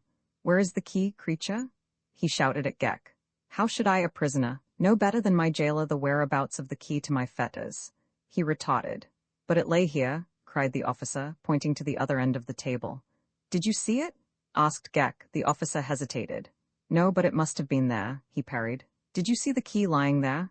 asked Gex, pointing to another warrior. The fellow shook his head negatively. And you," continued the Kaldane, addressing the others. They both admitted that they never had seen the key. "And if it had been there, how could I have reached it?" he continued. "No, he could not have reached it," admitted the officer. "But there shall be no more of this. Izav, you will remain here on guard with this prisoner until you are relieved." Izav looked anything but happy as this intelligence was transmitted to him, and he eyed Gex suspiciously as the Dwa and the other warriors turned and left him to his unhappy lot. Roman 13. A desperate deed. Emed crossed the tower chamber toward Tara of Helium and the slave girl, Lano. He seized the farmer roughly by a shoulder. "Stand," he commanded. Tara struck his hand from her and rising, backed away. "Lay not your hand upon the person of a princess of Helium, beast," she warned. Emed laughed. "Think you that I play at Jeton for you without first knowing something of the stake for which I play?" he demanded. "Come here." The girl drew herself to her full height, folding her arms across her breast. Nor did Emed note that the slim fingers of her right hand were inserted beneath the broad leather strap of her harness where it passed over her left shoulder. "And Ota learns of this, you shall rue it, Emed," cried the slave girl. "There be no law in Maneta that gives you this girl before you shall have won her fairly." "What cares Ota for her fate?" replied Emed. "Have I not heard? Did she not flout the great Jedak, heaping abuse upon him? By my first ancestor, I think Ota might make a Jed of the man who subdued her." And again he advanced toward Tara. "Wait," said the girl in low, even tone. "Perhaps you know not what you do. Sacred to the people of Helium are the persons of the women of Helium. For the honor of the humblest of them would the great Jedak himself unsheathe his sword. The greatest nations of Basum have trembled to the thunders of war in defense of the person of Dejah Thoris, my mother. We are but mortal and so may die, but we may not be defiled. You may play at Jeton for a princess of Helium, but though you may win the match, never may you claim the reward. If thou wouldst possess a dead body, press me too far, but know, man of Maneta, that the blood of the Wallad flows not in the veins of Tara of Helium for naught. I have spoken. I know not of Helium, and Otar is our Wallad," replied Emed, "but I do know that I would examine more closely the prize that I shall play for and win. I would test the lips of her who is to be my slave after the next games, nor is it well, woman, to drive me too far to anger." His eyes narrowed as he spoke, his visage taking on the semblance of that of a snarling beast. "If you doubt the truth of my words, ask Lano, the slave girl." "He speaks truly, O woman of Helium," interjected Lano. "Try not the temper of Emed if you value your life." But Tara of Helium made no reply. Already had she spoken. She stood in silence now, facing the burly warrior who approached her. He came close, and then quite suddenly he seized her and, bending, tried to draw her lips to his. Lano saw the woman from Helium half turn, and with a quick movement jerk her right hand from where it had lain upon her breast. She saw the hand shoot from beneath the arm of Emed and rise behind his shoulder, and she saw in the hand a long, slim blade. The lips of the warrior were drawing closer to those of the woman, but they never touched them, for suddenly the man straightened stiffly, a shriek upon his lips, and then he crumpled like an empty fur and lay, a shrunken heap, upon the floor. Tara of Helium stooped and wiped her blade upon his harness. Lano, wide-eyed, looked with horror upon the corpse. "For this we shall both die," she cried. "And who would live a slave in Maneta?" asked Tara of Helium. "I am not so brave as thou," said the slave girl, "and life is sweet and there is always hope." "Life is sweet," agreed Tara of Helium, "but honor is sacred. But do not fear. When they come, I shall tell them the truth, that you had no hand in this and no opportunity to prevent it." For a moment the slave girl seemed to be thinking deeply. Suddenly her eyes lighted. "There is a way, perhaps," she said, "to turn suspicion from us. He has the key to this chamber upon him. Let us open the door and drag him out, maybe we shall find a place to hide him. Good, exclaimed Tara of Helium, and the two immediately set about the matter Lano had suggested. Quickly they found the key and unlatched the door, and then, between them, they half-carried, half-dragged the corpse of Emed from the room and down the stairway, to the next level, where Lano said there were vacant chambers. The first door they tried was unlatched, and through this the two bore their grisly burden into a small room, lighted by a single window. The apartment bore evidence of having been utilized as a living room rather than as a cell, being furnished with a degree of comfort and even luxury. The walls were paneled to a height of about 7 feet from the floor, while the plaster above and the ceiling were decorated with faded paintings of another day. As Tara's eyes ran quickly over the interior, her attention was drawn to a section of paneling that seemed to be separated at one edge from the piece next adjoining it. Quickly she crossed to it, discovering that one vertical edge of an entire panel projected a half-inch beyond the others. There was a possible explanation, which piqued her curiosity, and acting upon its suggestion, she seized upon the projecting edge and pulled outward. Slowly, the panel swung toward her, revealing a dark aperture in the wall behind. "Look, Lano," she cried. "See what I have found, a hole in which we may hide the thing upon the floor." Lano joined her, and together the two investigated the dark aperture, finding a small platform from which a narrow runway led downward into Stygian darkness. Thick dust covered the floor within the doorway, indicating that a great period of time had elapsed since human foot had trod it. A secret way, doubtless, unknown to living Manatorians. Here they dragged the corpse of Emed, leaving it upon the platform, and as they left the dark and forbidden closet, Lano would have slammed to the panel had not Tara prevented. "Wait," she said, and fell to examining the door frame and the style. "Hurry," whispered the slave girl. "If they come we are lost." "It may serve us well to know how to open this place again," replied Tara of Helium, and then suddenly she pressed a foot against a section of the carved base at the right of the open panel. "Ah," she breathed, a note of satisfaction in her tone, and closed the panel until it fitted snugly in its place. "Come," she said, and turned toward the outer doorway of the chamber. They reached their own cell without detection, and closing the door, Tara locked it from the inside and placed the key in a secret pocket in her harness. "Let them come," she said. "Let them question us. What could two poor prisoners know of the whereabouts of their noble jailer? I ask you, Lano, what could they?" "Nothing," admitted Lano, smiling with her companion. "Tell me of these men of Maneta," said Tara presently. "Are they all like Emed, or are some of them like Edgar, who seemed a brave and chivalrous character?" "They are not unlike the peoples of other countries," replied Lano. "There be among them both good and bad. They are brave warriors and mighty. Among themselves they are not without chivalry and honor, but in their dealings with strangers they know but one law, the law of might. The weak and unfortunate of other lands fill them with contempt and arouse all that is worst in their natures, which doubtless accounts for their treatment of us, their slaves. But why should they feel contempt for those who have suffered the misfortune of falling into their hands?" queried Tara. "I do not know," said Lano. "Edgar says that he believes that it is because their country has never been invaded by a victorious foe. In their stealthy raids, never have they been defeated, because they have never waited to face a powerful force. And so they have come to believe themselves invincible, and the other peoples are held in contempt as inferior in valor and the practice of arms. Yet Edgar is one of them," said Tara. "He is a son of Otah, the Jedak," replied Lano. "But his mother was a high-born Gotholian, captured and made slave by Otah, and Edgar boasts that in his veins runs only the blood of his mother, and indeed is he different from the others. His chivalry is of a gentler form, though not even his worst enemy has dared question his courage, while his skill with the sword and the spear and the throat is famous throughout the length and breadth of Maneta." "What think you they will do with him?" asked Tara of Helium. "Sentence him to the games," replied Lano. "If Otah be not greatly angered, he may be sentenced to but a single game, in which case he may come out alive. But if Otah wishes really to dispose of him, he will be sentenced to the entire series, and no warrior has ever survived the full 10, or rather none who was under a sentence from Otah." "What are the games? I do not understand," said Tara. "I have heard them speak of playing at Jetton, but surely no one can be killed at Jetton. We play it often at home, but not as they play it in the arena at Maneta," replied Lano. "Come to the window," and together the two approached an aperture facing toward the east. Below her, Tara of Helium saw a great field entirely surrounded by the low building, and the lofty towers of which that in which she was imprisoned was but a unit.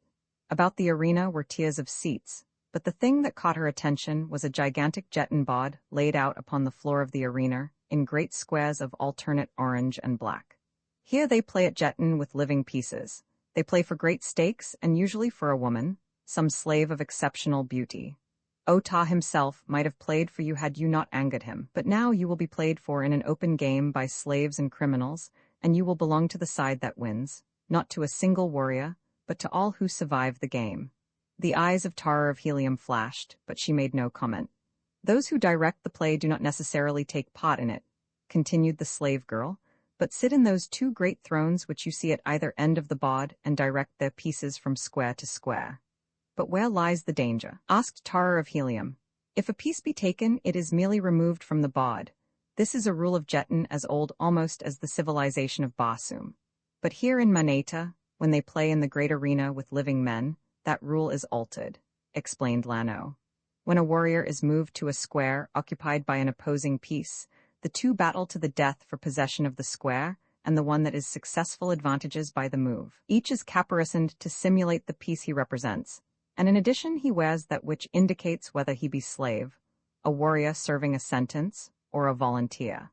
If serving a sentence, the number of games he must play is also indicated, and thus the one directing the moves knows which pieces to risk and which to conserve, and further than this, a man's chances are affected by the position that is assigned him for the game. Those whom they wish to die are always panthons in the game, for the panthon has the least chance of surviving.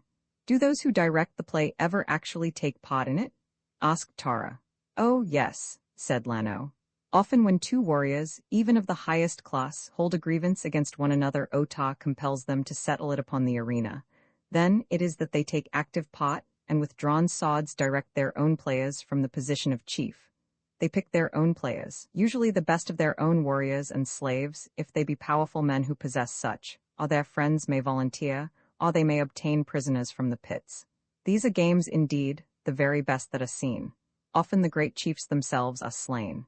It is within this amphitheatre that the justice of Maneater is meted, then? Asked Tara. Very largely, replied Lano. How then, through such justice, could a prisoner win his liberty? Continued the girl from Helium. If a man, and he survived 10 games, his liberty would be his, replied Lano. But none ever survives, queried Tara. And if a woman? No stranger within the gates of Maneater ever has survived 10 games, replied the slave girl. They are permitted to offer themselves into perpetual slavery if they prefer that to fighting at jeton. Of course they may be called upon, as any warrior, to take part in a game, but their chances then of surviving are increased, since they may never again have the chance of winning to liberty. But a woman, insisted Tara. How may a woman win her freedom?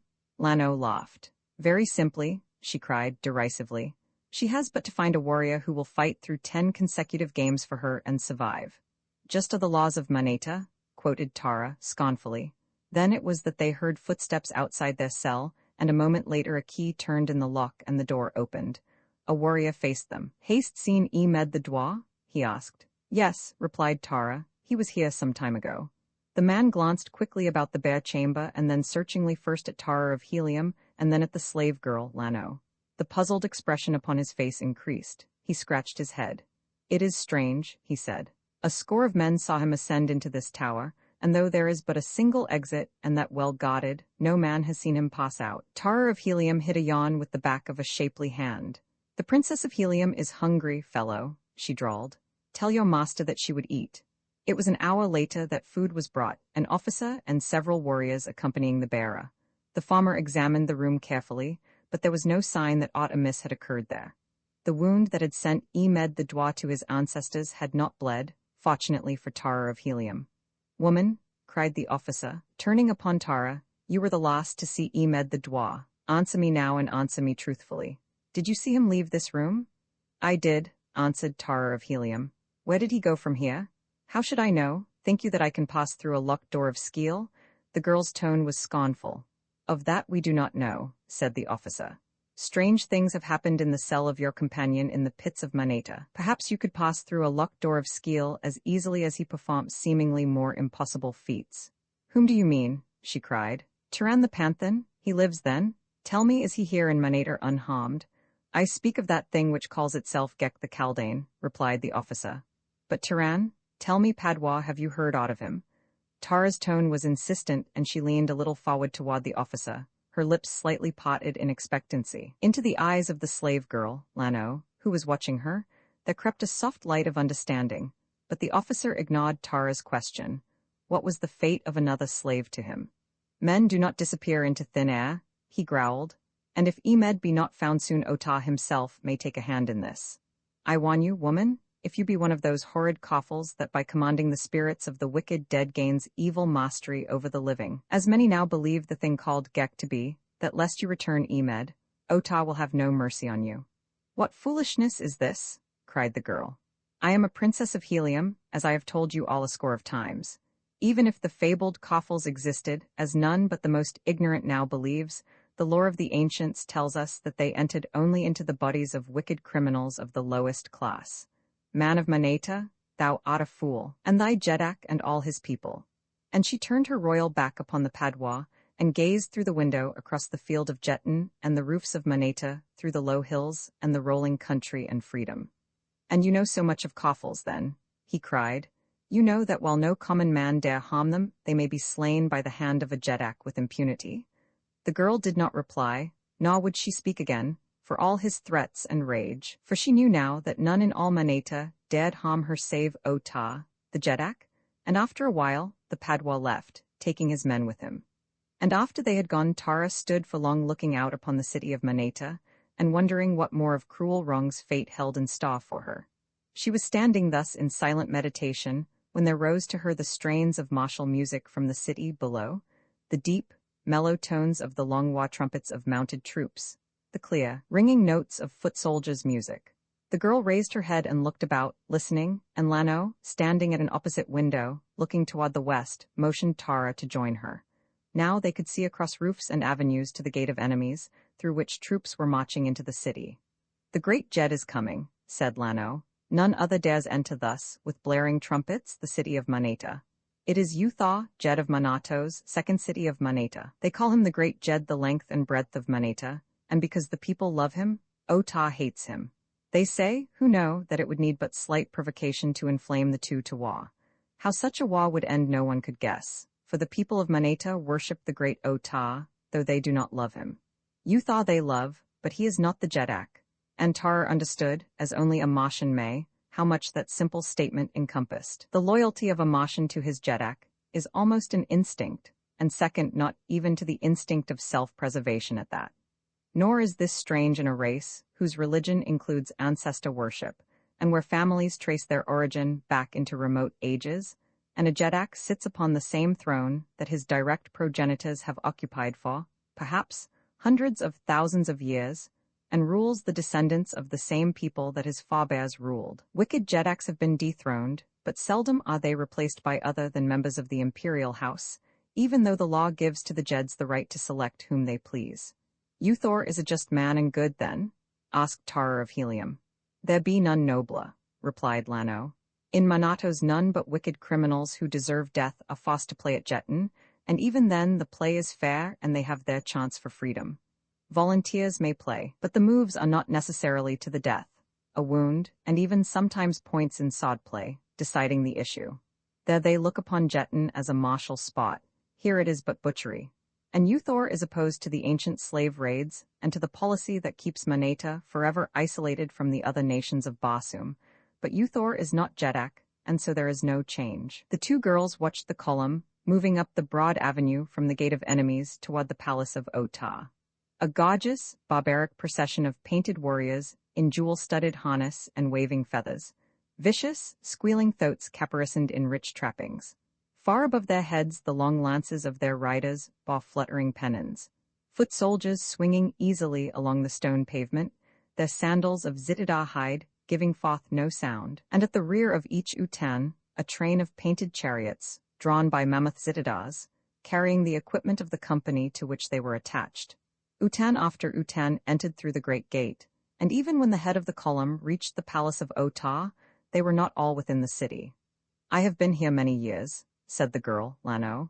But never have I seen even the great Jed bring so many fighting men into the city of Maneta. Through half-closed eyes, Tara of Helium watched the warriors marching up the broad avenue, trying to imagine them the fighting men of her beloved Helium coming to the rescue of their princess. That splendid figure upon the great thoat might be John Kata, himself, Walot of Basum, and behind him Utan, after Utan of the veterans of the Empire. And then the girl opened her eyes again and saw the host of painted, befeathered barbarians and sighed. But yet she watched, fascinated by the martial scene, and now she noted again the groups of silent figures upon the balconies. No waving silks, no cries of welcome, no showers of flowers and jewels such as would have mocked the entry of such a splendid, friendly pageant into the twin cities of her birth. The people do not seem friendly to the warriors of Manatos, she remarked to Lano. I have not seen a single welcoming sign from the people on the balconies. The slave girl looked at her in surprise. It cannot be that you do not know, she exclaimed. Why they are. But she got no further. The door swung open and an officer stood before them. The slave girl, Tara, is summoned to the presence of Ota, the Jedak, he announced. Roman 14 at Gek's command, Tiran the Panthan chafed in his chains. Time dragged, silence and monotony prolonged minutes into hours. Uncertainty of the fate of the woman he loved turned each hour into an eternity of hell. He listened impatiently for the sound of approaching footsteps that he might see and speak to some living creature and learn, perchance, some word of Tara of Helium. After torturing hours, his ears were rewarded by the rattle of harness and arms. Men were coming. He waited breathlessly. Perhaps they were his executioners, but he would welcome them notwithstanding. He would question them, but if they knew not of Tara, he would not divulge the location of the hiding place in which he had left her. Now they came, a half-dozen warriors and an officer, escorting an unarmed man, a prisoner, doubtless. Of this Tiran was not left long in doubt, since they brought the newcomer and chained him to an adjoining ring. Immediately the Panthan commenced to question the officer in charge of the guard. Tell me, he demanded, why I have been made prisoner, and if other strangers were captured since I entered your city. What other prisoners? Asked the officer. A woman and a man with a strange head, replied Tiran. It is possible, said the officer, but what were their names? The woman was Tara, Princess of Helium, and the man was Gek, a Chaldean of Bantum. These were your friends? Asked the officer. Yes, replied Tiran. It is what I would know, said the officer, and with a curt command to his men to follow him, he turned and left the cell. Tell me of them, cried Tiran after him. Tell me of Tara of Helium. Is she safe?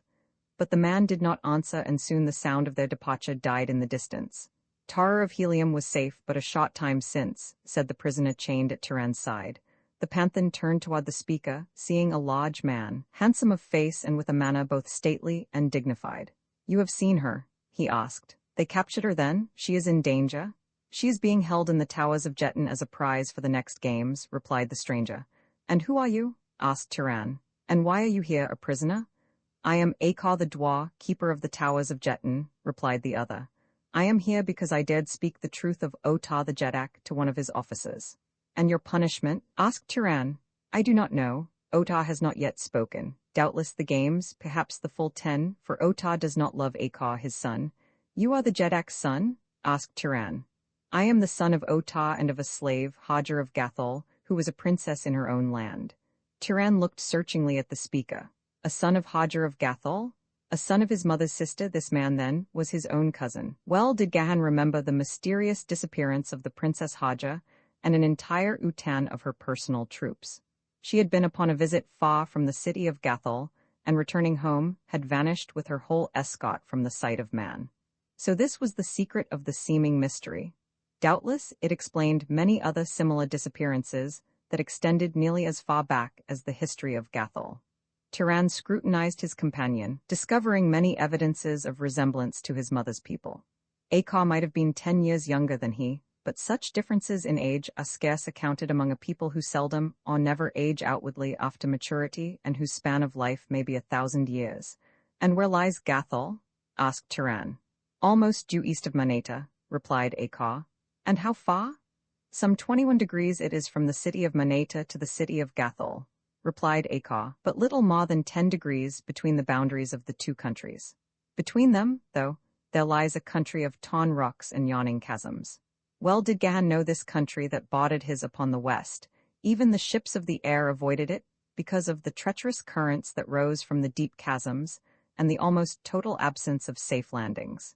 He knew now where Moneta lay, and for the first time in long weeks the way to his own Gathol, and here was a man, a fellow prisoner, in whose veins flowed the blood of his own ancestors, a man who knew Moneta, its people, its customs, and the country surrounding it, one who could aid him, with advice at least, to find a plan for the rescue of Tara of Helium and for escape. But would could he dare broach the subject? He could do no less than try. "And Ota you think will sentence you to death?" he asked. "And why?" "He would like to," replied Akah, "for the people chafe beneath his iron hand, and their loyalty is but the loyalty of a people to the long line of illustrious Jedaks from which he has sprung. He is a jealous man, and has found the means of disposing of most of those whose blood might entitle them to a claim upon the throne, and whose place in the affections of the people endowed them with any political significance. The fact that I was the son of a slave relegated me to a position of minor importance in the consideration of Ota, yet I am still the son of a Jedak, and might sit upon the throne of Moneta with as perfect congruity as Ota himself. Combined with this is the fact that of recent years the people, and especially many of the younger warriors, have evinced a growing affection for me, which I attribute to certain virtues of character and training derived from my mother, but which Otar assumes to be the result of an ambition upon my part to occupy the throne of Moneta. And now, I am firmly convinced, he has seized upon my criticism of his treatment of the slave girl Tara as a pretext for ridding himself of me. But if you could escape and reach Gathol, suggested Tiran. I have thought of that, mused Akah, but how much better off would I be? In the eyes of the Gatholians I would be, not a Gatholian, but a stranger, and doubtless they would accord me the same treatment that we of Moneter accord strangers.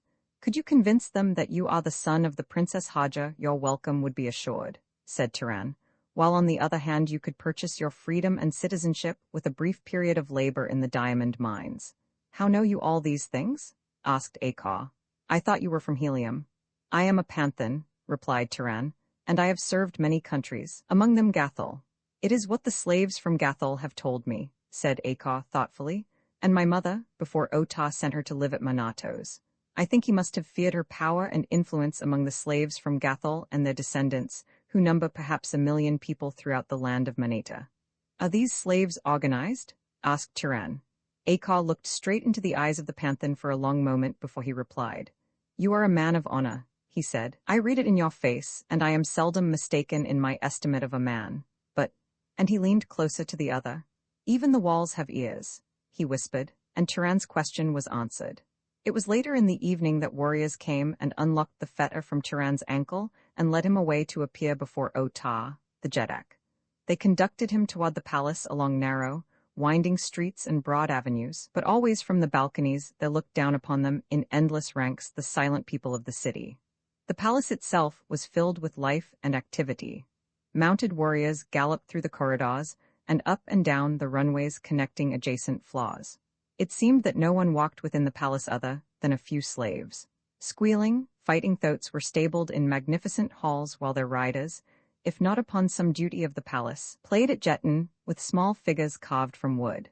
Tiran noted the magnificence of the interior architecture of the palace, the lavish expenditure of precious jewels and metals, the gorgeous mural decorations, which depicted almost exclusively martial scenes, and principally duels, which seemed to be fought upon jeton boards of heroic size. The capitals of many of the columns supporting the ceilings of the corridors and chambers through which they passed were wrought into formal likenesses of jeton pieces. Everywhere there seemed a suggestion of the game. Along the same path that Tara of Helium had been led, Tiran was conducted toward the throne room of Ota the Jedak. And when he entered the Hall of Chiefs, his interest turned to wonder and admiration as he viewed the ranks of statuesque thoatmen decked in their gorgeous, martial panoply. Never, he thought, had he seen upon Basum more soldierly figures or thoats so perfectly trained to perfection of immobility as these. Not a muscle quivered, not a tail lashed, and the riders were as motionless as their mounts, each warlike eyes straight to the front, the great spears inclined at the same angle. It was a picture to fill the breast of a fighting man with awe and reverence. Nor did it fail in its effect upon Tiran, as they conducted him the length of the chamber, where he waited before great doors, until he should be summoned into the presence of the ruler of Moneta.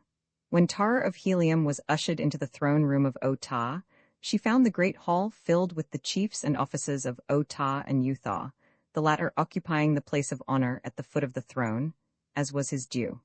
The girl was conducted to the foot of the aisle and halted before the Jeddak, who looked down upon her from his high throne with scowling brows and fierce, cruel eyes. "The laws of Manate are just," said Otah, addressing her. "Thus is it that you have been summoned here again to be judged by the highest authority of Manata. Word has reached me that you are suspected of being a Koffel. What word have you to say in refutation of the charge?" Tara of Helium could scarce restrain a sneer as she answered the ridiculous accusation of witchcraft. "So ancient is the culture of my people," she said, "that authentic history reveals no defense for that which we know existed only in the ignorant and superstitious minds of the most primitive peoples of the past. To those who are yet so untutored as to believe in the existence of Koffels, there can be no argument that will convince them of their error. Only long ages of refinement and culture can accomplish their release from the bondage of ignorance. I have spoken." "Yet you do not deny the accusation," said Otah. "It is not worthy the dignity of a denial," she responded haughtily. "And I were you, woman," said a deep voice at her side, "I should nevertheless deny it." Tara of Helium turned to see the eyes of Utah, the great Jed of Manatos, upon her. Brave eyes they were, but neither cold nor cruel. Otah rapped impatiently upon the arm of his throne. "Utah forgets," he cried, "that Otah is the Jeddak." "Utah remembers," replied the Jed of Manatos, "that the laws of Manata permit any who may be accused to have advice and counsel before their judge." Tara of Helium saw that for some reason this man would have assisted her, and so she acted upon his advice. "I deny the charge," she said. "I am no Koffel." "Of that we shall learn," snapped Otah. "Udah, where are those who have knowledge of the powers of this woman?" And Udah brought several who recounted the little that was known of the disappearance of Emed, and others who told of the capture of Gek and Tara, suggesting by deduction that having been found together, they had sufficient in common to make it reasonably certain that one was as bad as the other, and that, therefore, it remained but to convict one of them of Koffelism to make certain the guilt of both. And then Otah called for Gek, and immediately the hideous Kaldane was dragged before him by warriors who could not conceal the fear in which they held this creature. "And you," said Otah in cold, accusing tones. "Already have I been told enough of you to warrant me in passing through your heart the Jeddak's steel, of how you stole the brains from the warrior Yuvan, so that he thought he saw your headless body still endowed with life, of how you caused another to believe that you had escaped, making him to see naught but an empty bench and a blank wall where you had been." "Ah, Otah, but that is as nothing," cried a young Padwa who had come in command of the escort that brought Gek. "The thing which he did to Izav here would prove his guilt alone." "What did he to the warrior Izav?" demanded Otah. "Let Izav speak?" The warrior Izav, a great fellow of bulging muscles and thick neck, advanced to the foot of the throne. He was pale and still trembling visibly as from a nervous shock.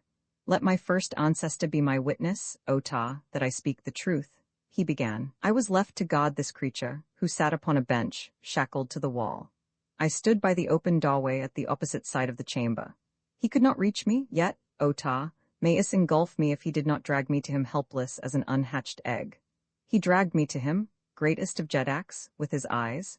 With his eyes he seized upon my eyes and dragged me to him, and he made me lay my swords and dagger upon the table and back off into a corner, and still keeping his eyes upon my eyes, his head quitted his body, and crawling upon 6 short legs, it descended to the floor, and backed part way into the hole of an ulcio. But not so far that the eyes were not still upon me, and then it returned with the key to its fetter, and after resuming its place upon its own shoulders, it unlocked the fetter and again dragged me across the room, and made me to sit upon the bench where it had been, and there it fastened the fetter about my ankle, and I could do naught for the power of its eyes, and the fact that it wore my 2 swords and my dagger. And then the head disappeared down the hole of the ulcio with the key, and when it returned, it resumed its body and stood guard over me at the doorway, until the Padwa came to fetch it hither." "It is enough," said Otah sternly. "Both shall receive the Jeddak's steel." And rising from his throne, he drew his long sword and descended the marble steps toward them, while 2 brawny warriors seized Tara by either arm and 2 seized Gek, holding them facing the naked blade of the Jeddak. "Hold just, Otah," cried Udah. "There be yet another to be judged. Let us confront him who calls himself Tyrann with these his fellows before they die." "Good," exclaimed Ota, pausing halfway down the steps. Fetch Turan, the slave? When Turan had been brought into the chamber, he was placed a little to Tara's left and a step near the throne. Otar eyed him menacingly. You are Turan, he asked, friend and companion of these? The Panthan was about to reply when Tara of Helium spoke. I know not this fellow, she said. Who dares say that he be a friend and companion of the Princess Tara of Helium? Turan and Gek looked at her in surprise, but at Turan she did not look, and to Gek she passed a quick glance of warning, as to say, Hold thy peace. The Panthan tried not to fathom her purpose, for the head is useless when the heart usurps its functions, and Turan knew only that the woman he loved had denied him, and though he tried not even to think it, his foolish heart urged but a single explanation, that she refused to recognize him lest she be involved in his difficulties. Ota looked first at one and then at another of them, but none of them spoke. Were they not captured together? He asked of Uda. No, replied the Dwa. He who is called Turan was found seeking entrance to the city and was enticed to the pits. The following morning I discovered the other two upon the hill beyond the gate of enemies. But they are friends and companions, said a young Padwa, for this Turan inquired of me concerning these two, calling them by name and saying that they were his friends. It is enough, stated Ota. All three shall die, and he took another step downward from the throne. For what shall we die? Asked Gek. Your people prate of the just laws of Maneta, and yet you would slay three strangers without telling them of what crime they are accused. He is right, said a deep voice. It was the voice of Utha, the great Jed of Manatos. Ota looked at him and scowled, but there came voices from other portions of the chamber seconding the demand for justice. Then know, though you shall die anyway, cried Ota, that all three are convicted of Kaffalism, and that as only a Jedak may slay such as you in safety, you are about to be honored with the steel of Ota. Fool, cried Turan. Know you not that in the veins of this woman flows the blood of 10,000 Jedaks, that greater than yours is her power in her own land? She is Tara, princess of Helium, great-granddaughter of Tatos Maz, daughter of John Kata, Walot of Basum. She cannot be a Koffel. Nor is this creature Gek, nor am I, and you would know Ma. I can prove my right to be heard and to be believed if I may have word with the Princess Hajar of Gathol, whose son is my fellow prisoner in the pits of Ota, his father. At this Utha rose to his feet and faced Ota. What means this? He asked. Speaks the man the truth? Is the son of Hajar a prisoner in thy pits, Ota? And what is it to the Jed of Manatos who be the prisoners in the pits of his Jedak?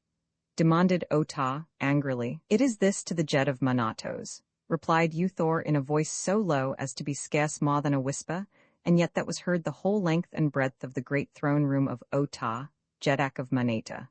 You gave me a slave woman, Haja, who had been a princess in Gathol, because you feared her influence among the slaves from Gathol. I have made of her a free woman, and I have married her and made her thus a princess of Manatos. Her son is my son, Ota, and though thou be my Jedak, I say to you that for any harm that befalls Akar you shall answer to Uthor of Manatos. Ota looked long at Utha, but he made no reply. Then he turned again to Turan. If one be a Koffel, he said, then all of you be Koffels, and we know well from the things that this creature has done. He pointed at Gek, that he is a Koffel, for no mortal has such powers as he, and as you are all Koffels you must all die. He took another step downward when Gek spoke. These two have no such powers as I, he said. They are but ordinary, brainless things such as yourself. I have done all the things that your poor, ignorant warriors have told you, but this only demonstrates that I am of a higher order than yourselves, as is indeed the fact. I am a Kaldane, not a Koffel. There is nothing supernatural or mysterious about me, other than that to the ignorant all things which they cannot understand are mysterious. Easily might I have eluded your warriors and escaped your pits, but I remained in the hope that I might help these two foolish creatures who have not the brains to escape without help. They befriended me and saved my life. I owe them this debt. Do not slay them, they are harmless. Slay me if you will. I offer my life if it will appease your ignorant wrath. I cannot return to Bantum, and so I might as well die, for there is no pleasure in intercourse with the feeble intellects that cumber the face of the world outside the valley of Bantum. Hideous egotist, said Ota, prepare to die and assume not to dictate to Ota the Jedak. He has passed sentence, and all three of you shall feel the Jedak's naked steel. I have spoken. He took another step downward, and then a strange thing happened. He paused, his eyes fixed upon the eyes of Gek. His sword slipped from nerveless fingers, and still he stood there swaying forward and back. A Jed rose to rush to his side, but Gek stopped him with a word. Wait, he cried. The life of your Jeddak is in my hands. You believe me a Koffel, and so you believe, too, that only the sod of a Jeddak may slay me, therefore your blades are useless against me. Offer harm to any one of us, or seek to approach your Jeddak until I have spoken, and he shall sink lifeless to the marble. Release the 2 prisoners and let them come to my side. I would speak to them privately. Quick, do as I say. I would as lief as not slay Otah. I but let him live that I may gain freedom for my friends. Obstruct me and he dies. The gods fell back, releasing Tara and Turan, who came close to Gek's side. Do as I tell you and do it quickly, whispered the Kaldane. I cannot hold this fellow long, nor could I kill him thus. There are many minds working against mine, and presently mine will Taya, and Otah will be himself again. You must make the best of your opportunity while you may. Behind the araz that you see hanging in the rear of the throne above you is a secret opening. From it, a corridor leads to the pits of the palace, where there are storerooms containing food and drink. Few people go there. From these pits lead others to all parts of the city. Follow one that runs due west, and it will bring you to the gate of enemies. The rest will then lie with you. I can do no more. Hurry before my waning powers fail me. I am not as Lud, who was a king. He could have held this creature forever. Make haste, go. Roman 15. The old man of the pits. I shall not desert you, Gek, said Tara of Helium, simply. Go, go, whispered the Kaldane. You can do me no good. Go, or all I have done is for naught. Tara shook her head. I cannot, she said. They will slay her, said Gek to Turan, and the Panthan, torn between loyalty to this strange creature who had offered its life for him, and love of the woman, hesitated but a moment. Then he swept Tara from her feet, and lifting her in his arms, leaped up the steps that led to the throne of Maneta. Behind the throne, he potted the araz and found the secret opening.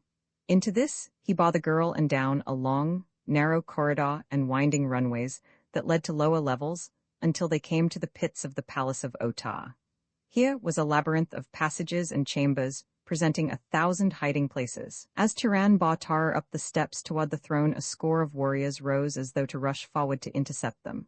Stay, cried Gek, or your Jeddak dies, and they halted in their tracks, waiting the will of this strange, uncanny creature. Presently Gek took his eyes from the eyes of Otah, and the Jeddak shook himself as one who would be rid of a bad dream and straightened up, half dazed still. Look, said Gek then, I have given your Jeddak his life, nor have I harmed one of those whom I might easily have slain when they were in my power. No harm have I or my friends done in the city of Maneta. Why then should you persecute us? Give us our lives, give us our liberty. Otah, now in command of his faculties, stooped and regained his sword. In the room was silence as all waited to hear the Jeddak's answer. Just are the laws of Maneta, he said at last. Perhaps, after all, there is truth in the words of the stranger. Return him then to the pits and pursue the others and capture them. Through the mercy of Otah, they shall be permitted to win their freedom upon the field of Jetton in the coming games. Still, ashen was the face of the Jeddak as Gek was led away, and his appearance was that of a man who had been snatched from the brink of eternity into which he has gazed, not with the composure of great courage, but with fear. There were those in the throne room who knew that the execution of the 3 prisoners had but been delayed, and the responsibility placed upon the shoulders of others, and one of those who knew was Uthaw, the great Jed of Manatos. His curling lip betokened his scorn of the Jeddak, who had chosen humiliation rather than death. He knew that Otah had lost more of prestige in those few moments than he could regain in a lifetime, for the Martians are jealous of the courage of their chiefs. There can be no evasions of stern duty, no temporizing with honor. That there were others in the room who shared Uthaw's belief was evidenced by the silence and the grim scowls. Otah glanced quickly around. He must have sensed the hostility and guessed its cause, for he went suddenly angry, and as one who seeks by the vehemence of his words to establish the courage of his heart, he roared forth what could be considered as naught other than a challenge. The will of Otah, the Jeddak, is the law of Maneta, he cried, and the laws of Maneta are just, they cannot err. Udaw, dispatch those who will search the palace, the pits, and the city, and return the fugitives to their cells. And now for you, Uthor of Manatos, think you with impunity to threaten your Jeddak, to question his right to punish traitors and instigators of treason? What am I to think of your own loyalty, who takes to wife a woman I have banished from my cot because of her intrigues against the authority of her Jeddak and her master? But Otar is just. Make your explanations and your peace, then, before it is too late. Uthaw has nothing to explain, replied the Jed of Manatos, nor is he at war with his Jeddak, but he has the right that every Jed and every warrior enjoys, of demanding justice at the hands of the Jeddak for whomsoever he believes to be persecuted. With increasing rigor has the Jeddak of Maneta persecuted the slaves from Gathal, since he took to himself the unwilling Princess Hajar. If the slaves from Gathal have harbored thoughts of vengeance and escape, 'tis no more than might be expected from a proud and courageous people. Ever have I counseled greater fairness in our treatment of our slaves, many of whom, in their own lands, are people of great distinction and power. But always has Otah, the Jeddak, flouted with arrogance my every suggestion. Though it has been through none of my seeking that the question has arisen now, I am glad that it has. For the time was bound to come when the Jeds of Maneta would demand from Otah the respect and consideration that is their due from the man who holds his high office at their pleasure. Know then, Otah, that you must free Akar, the Dwa, forthwith, or bring him to fair trial before the assembled Jeds of Maneta. I have spoken.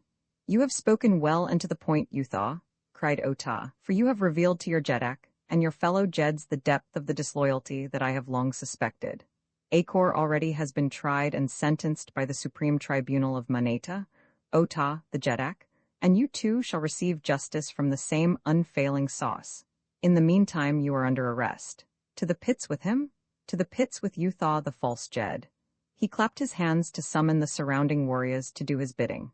A Ska leaped forward to seize Uthah. They were warriors of the palace, mostly, but 2 Ska leaped to defend Uthah, and with ringing steel, they fought at the foot of the steps to the throne of Maneta where stood Otah, the Jeddak, with drawn sword ready to take his part in the melee. At the clash of steel, palace guards rushed to the scene from other parts of the great building until those who would have defended Uthah were outnumbered 2 to 1. And then the Jed of Manatos slowly withdrew with his forces, and fighting his way through the corridors and chambers of the palace, came at last to the avenue. Here he was reinforced by the little army that had marched with him into Maneta. Slowly, they retreated toward the gate of enemies, between the rows of silent people looking down upon them from the balconies, and there, within the city walls, they made their stand. In a dimly lighted chamber beneath the palace of Otah the Jeddak, Tiran the Panthan lowered Tara of Helium from his arms and faced her. I am sorry, princess, he said, that I was forced to disobey your commands or to abandon Gek, but there was no other way. Could he have saved you, I would have stayed in his place. Tell me that you forgive me. How could I do less? She replied graciously, but it seemed cowardly to abandon a friend. Had we been 3 fighting men it had been different, he said. We could only have remained and died together, fighting, but you know, Tara of Helium, that we may not jeopardize a woman's safety even though we risk the loss of honor. I know that, Tiran, she said, but no one may say that you have risked honor, who knows the honor and bravery that are yours. He heard her with surprise, for these were the first words that she had spoken to him that did not savor of the attitude of a princess to a panthan, though it was more in her tone than the actual words that he apprehended the difference. How at variance were they to her recent repudiation of him? He could not fathom her, and so he blurted out the question that had been in his mind since she had told Otah that she did not know him. Tara of Helium, he said, your words are balm to the wound you gave me in the throne room of Otah. Tell me, princess, why you denied me. She turned her great, deep eyes up to his, and in them was a little of reproach. You did not guess, she asked, that it was my lips alone and not my heart that denied you? Otah had ordered that I die, more because I was a companion of Gek than because of any evidence against me, and so I knew that if I acknowledged you as one of us, you would be slain too. It was to save me then? He cried, his face suddenly lighting. It was to save my brave panthan, she said in a low voice. Tara of Helium, said the warrior, dropping to one knee, your words are as food to my hungry heart, and he took her fingers in his and pressed them to his lips. Gently she raised him to his feet. You need not tell me, kneeling, she said, softly. Her hand was still in his as he rose, and they were very close, and the man was still flushed with the contact of her body, since he had carried her from the throne room of Otah. He felt his heart pounding in his breast, and the hot blood surging through his veins as he looked at her beautiful face, with its downcast eyes and the half-parted lips that he would have given a kingdom to possess, and then he swept her to him, and as he crushed her against his breast his lips smothered hers with kisses, but only for an instant. Like a tigress the girl turned upon him, striking him and thrusting him away. She stepped back, her head high and her eyes flashing fire. You would dare? She cried. You would dare thus defile a princess of Helium? His eyes met hers squarely, and there was no shame and no remorse in them. Yes, I would dare, he said, I would dare love Tara of Helium, but I would not dare defile her or any woman with kisses that were not prompted by love of her alone. He stepped closer to her and laid his hands upon her shoulders. Look into my eyes, daughter of the Wallad, he said, and tell me that you do not wish the love of Tiran, the Panthan. I do not wish your love, she cried, pulling away. I hate you. And then turning away, she bent her head into the hollow of her arm, and wept. The man took a step toward her as though to comfort her when he was arrested by the sound of a crackling laugh behind him. Wheeling about, he discovered a strange figure of a man standing in a doorway. It was one of those rarities occasionally to be seen upon Basum, an old man with the signs of age upon him. Bent and wrinkled, he had more the appearance of a mummy than a man. Love in the pits of Otah, he cried, and again his thin laughter jarred upon the silence of the subterranean vaults. A strange place to woo? A strange place to woo, indeed? When I was a young man, we roamed in the gardens beneath giant pomelias and stole our kisses in the brief shadows of hurtling Thuria. We came not to the gloomy pits to speak of love, but times have changed and ways have changed, though I had never thought to live to see the time when the way of a man with a maid, or a maid with a man would change. Ah, but we kissed them then. And what if they objected, eh? What if they objected? Why, we kissed them, ma. Aye, those were the days. And he cackled again.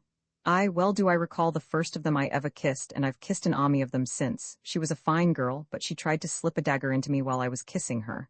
Aye, those were the days. But I kissed her. She's been dead over 1,000 years now, but she was never kissed again like that while she lived, I'll swear, not since she's been dead, either. And then there was that other.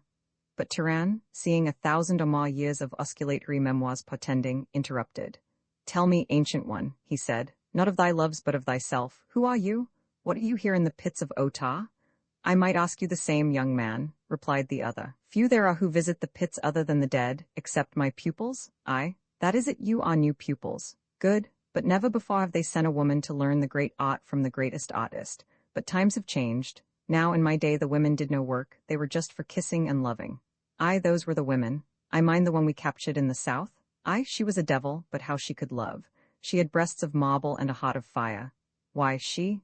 Yes, interrupted Tiran. We are pupils and we are anxious to get to work. Lead on and we will follow. Aye, yes, come. All is rush and hurry as though there were not another countless myriad of ages ahead. Aye, yes, as many as lie behind.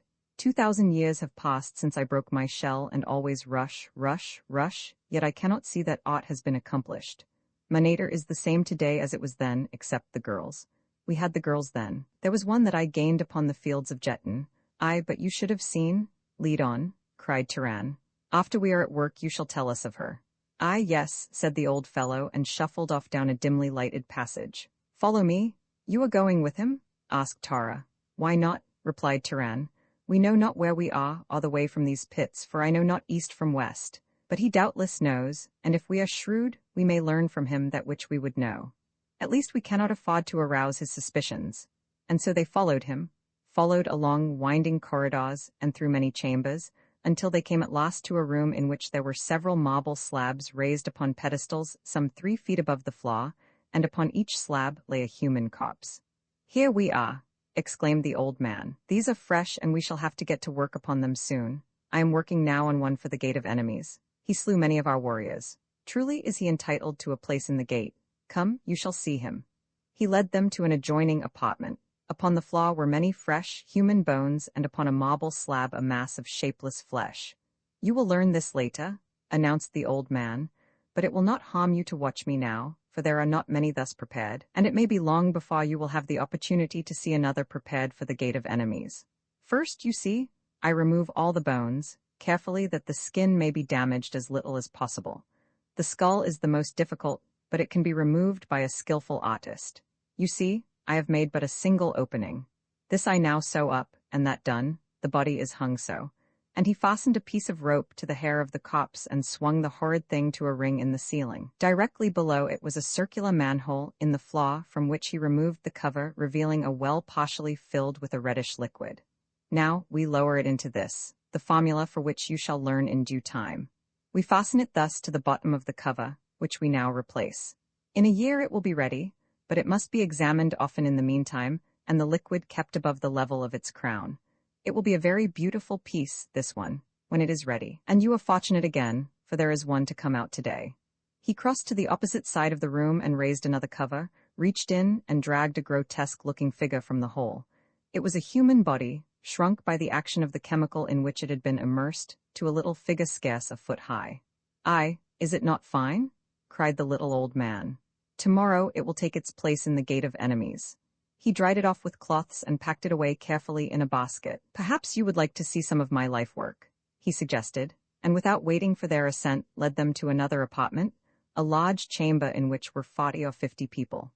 All were sitting or standing quietly about the walls, with the exception of one huge warrior who bestrode a great thoat in the very center of the room, and all were motionless. Instantly there sprang to the minds of Tara and Turan the rows of silent people upon the balconies that lined the avenues of the city, and the noble array of mounted warriors in the Hall of Chiefs, and the same explanation came to both, but neither dared voice the question that was in his mind, for fear of revealing by his ignorance the fact that they were strangers in Moneta, and therefore impostors in the guise of pupils.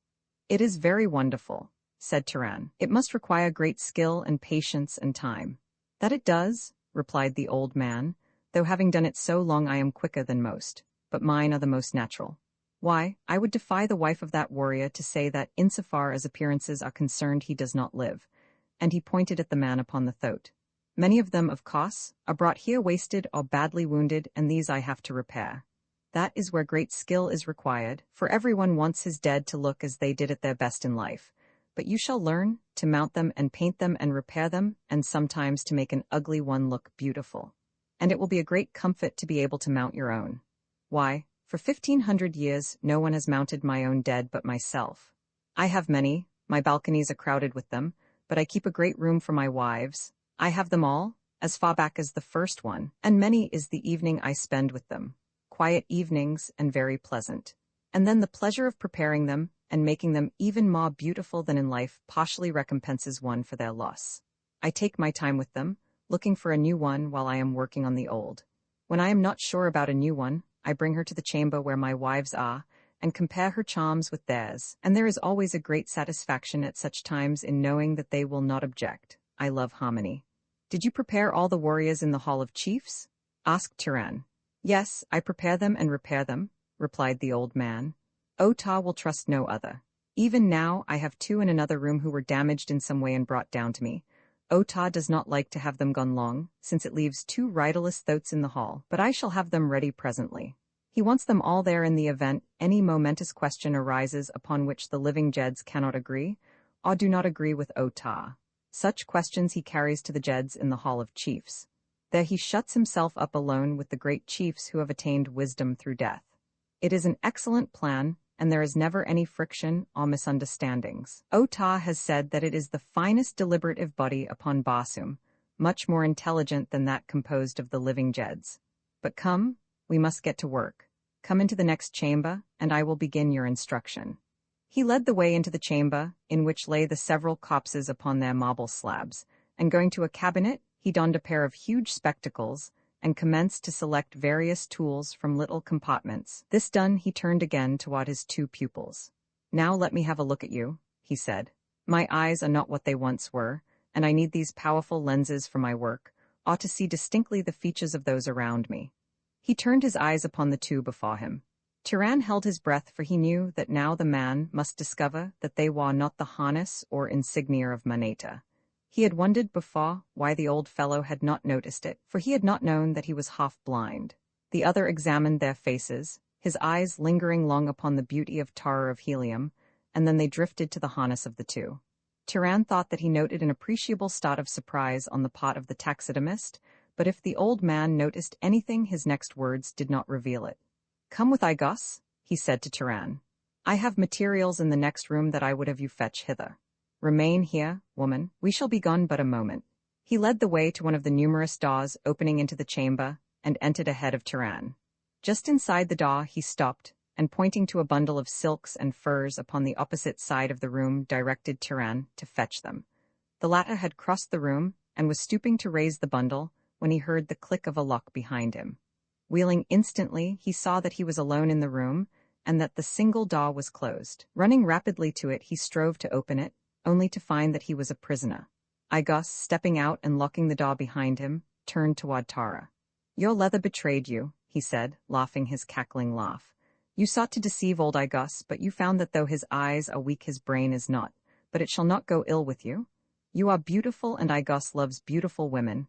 I might not have you elsewhere in Maneta, but here there is none to deny old Igus. Few come to the pits of the dead, only those who bring the dead, and they hasten away as fast as they can. No one will know that Igus has a beautiful woman locked with his dead. I shall ask you no questions, and then I will not have to give you up, for I will not know to whom you belong, eh?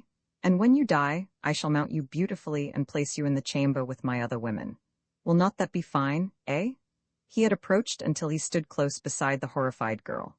"Come," he cried, seizing her by the wrist. "Come to Igus." Romans 16, another change of name. Turan dashed himself against the door of his prison, in a vain effort to break through the solid skeel to the side of Tara, whom he knew to be in grave danger. But the heavy panels held, and he succeeded only in bruising his shoulders and his arms. At last, he desisted, and set about searching his prison for some other means of escape. He found no other opening in the stone walls, but his search revealed a heterogeneous collection of odds and ends of arms and apparel, of harness and ornaments and insignia, and sleeping silks and furs in great quantities. There were swords and spears, and several large, two-bladed battle-axes, the heads of which bore a striking resemblance to the propeller of a small flyer. Seizing one of these, he attacked the door once more with great fury. He expected to hear something from Igus at this ruthless destruction, but no sound came to him from beyond the door, which was, he thought, too thick for the human voice to penetrate, but he would have wagered much that Igus heard him. Bits of the hard wood splintered at each impact of the heavy axe, but it was slow work and heavy.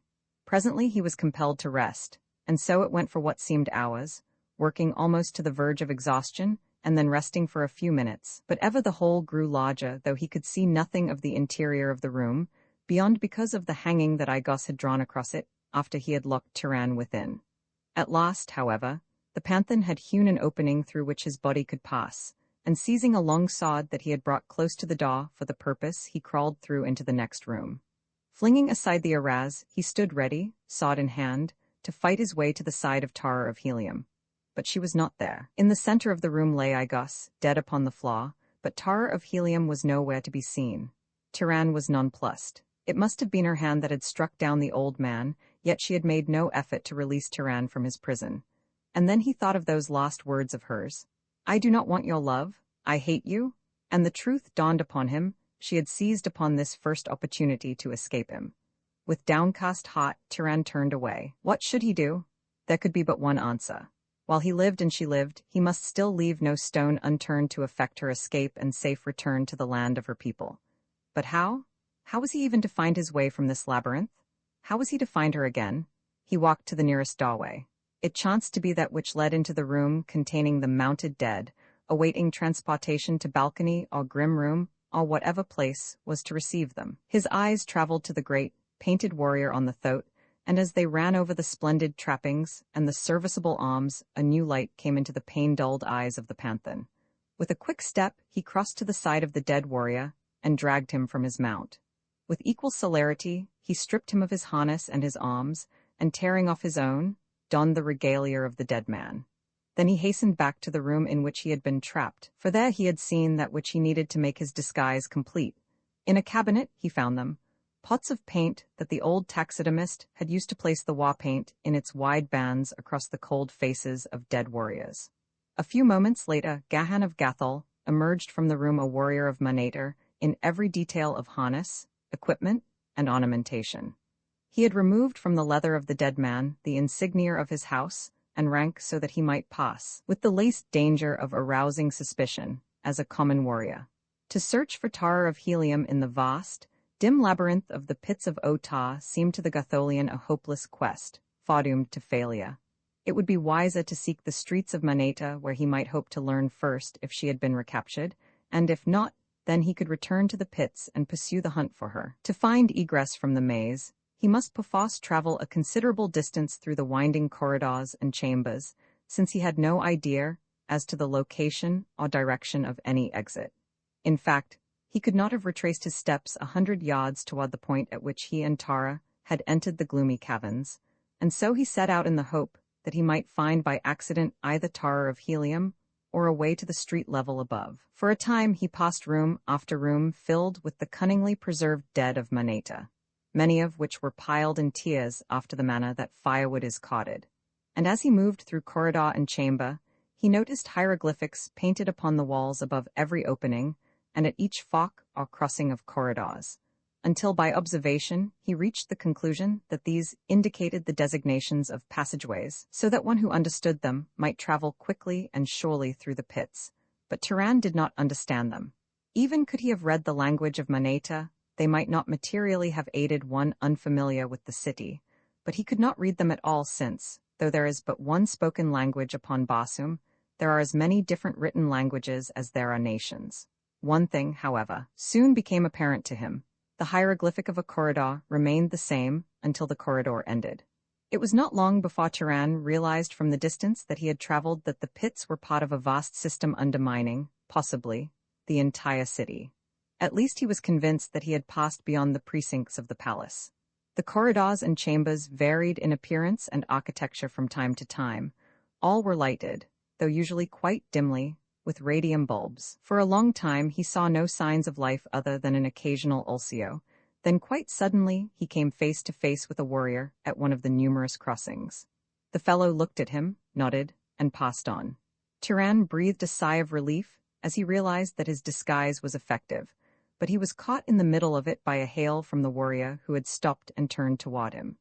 The panthan was glad that a sword hung at his side, and glad too that they were buried in the dim recesses of the pits, and that there would be but a single antagonist, for time was precious.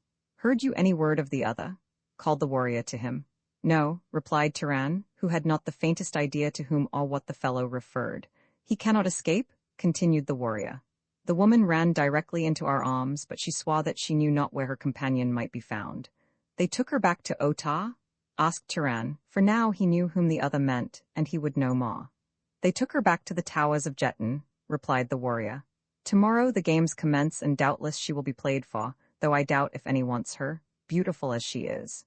She fears not even Ota, by Cluros, but she would make a hard slave to subdue, a regular shebanth she is. Not for me," and he continued on his way shaking his head. Turan hurried on searching for an avenue that led to the level of the streets above, when suddenly he came to the open doorway of a small chamber in which sat a man who was chained to the wall.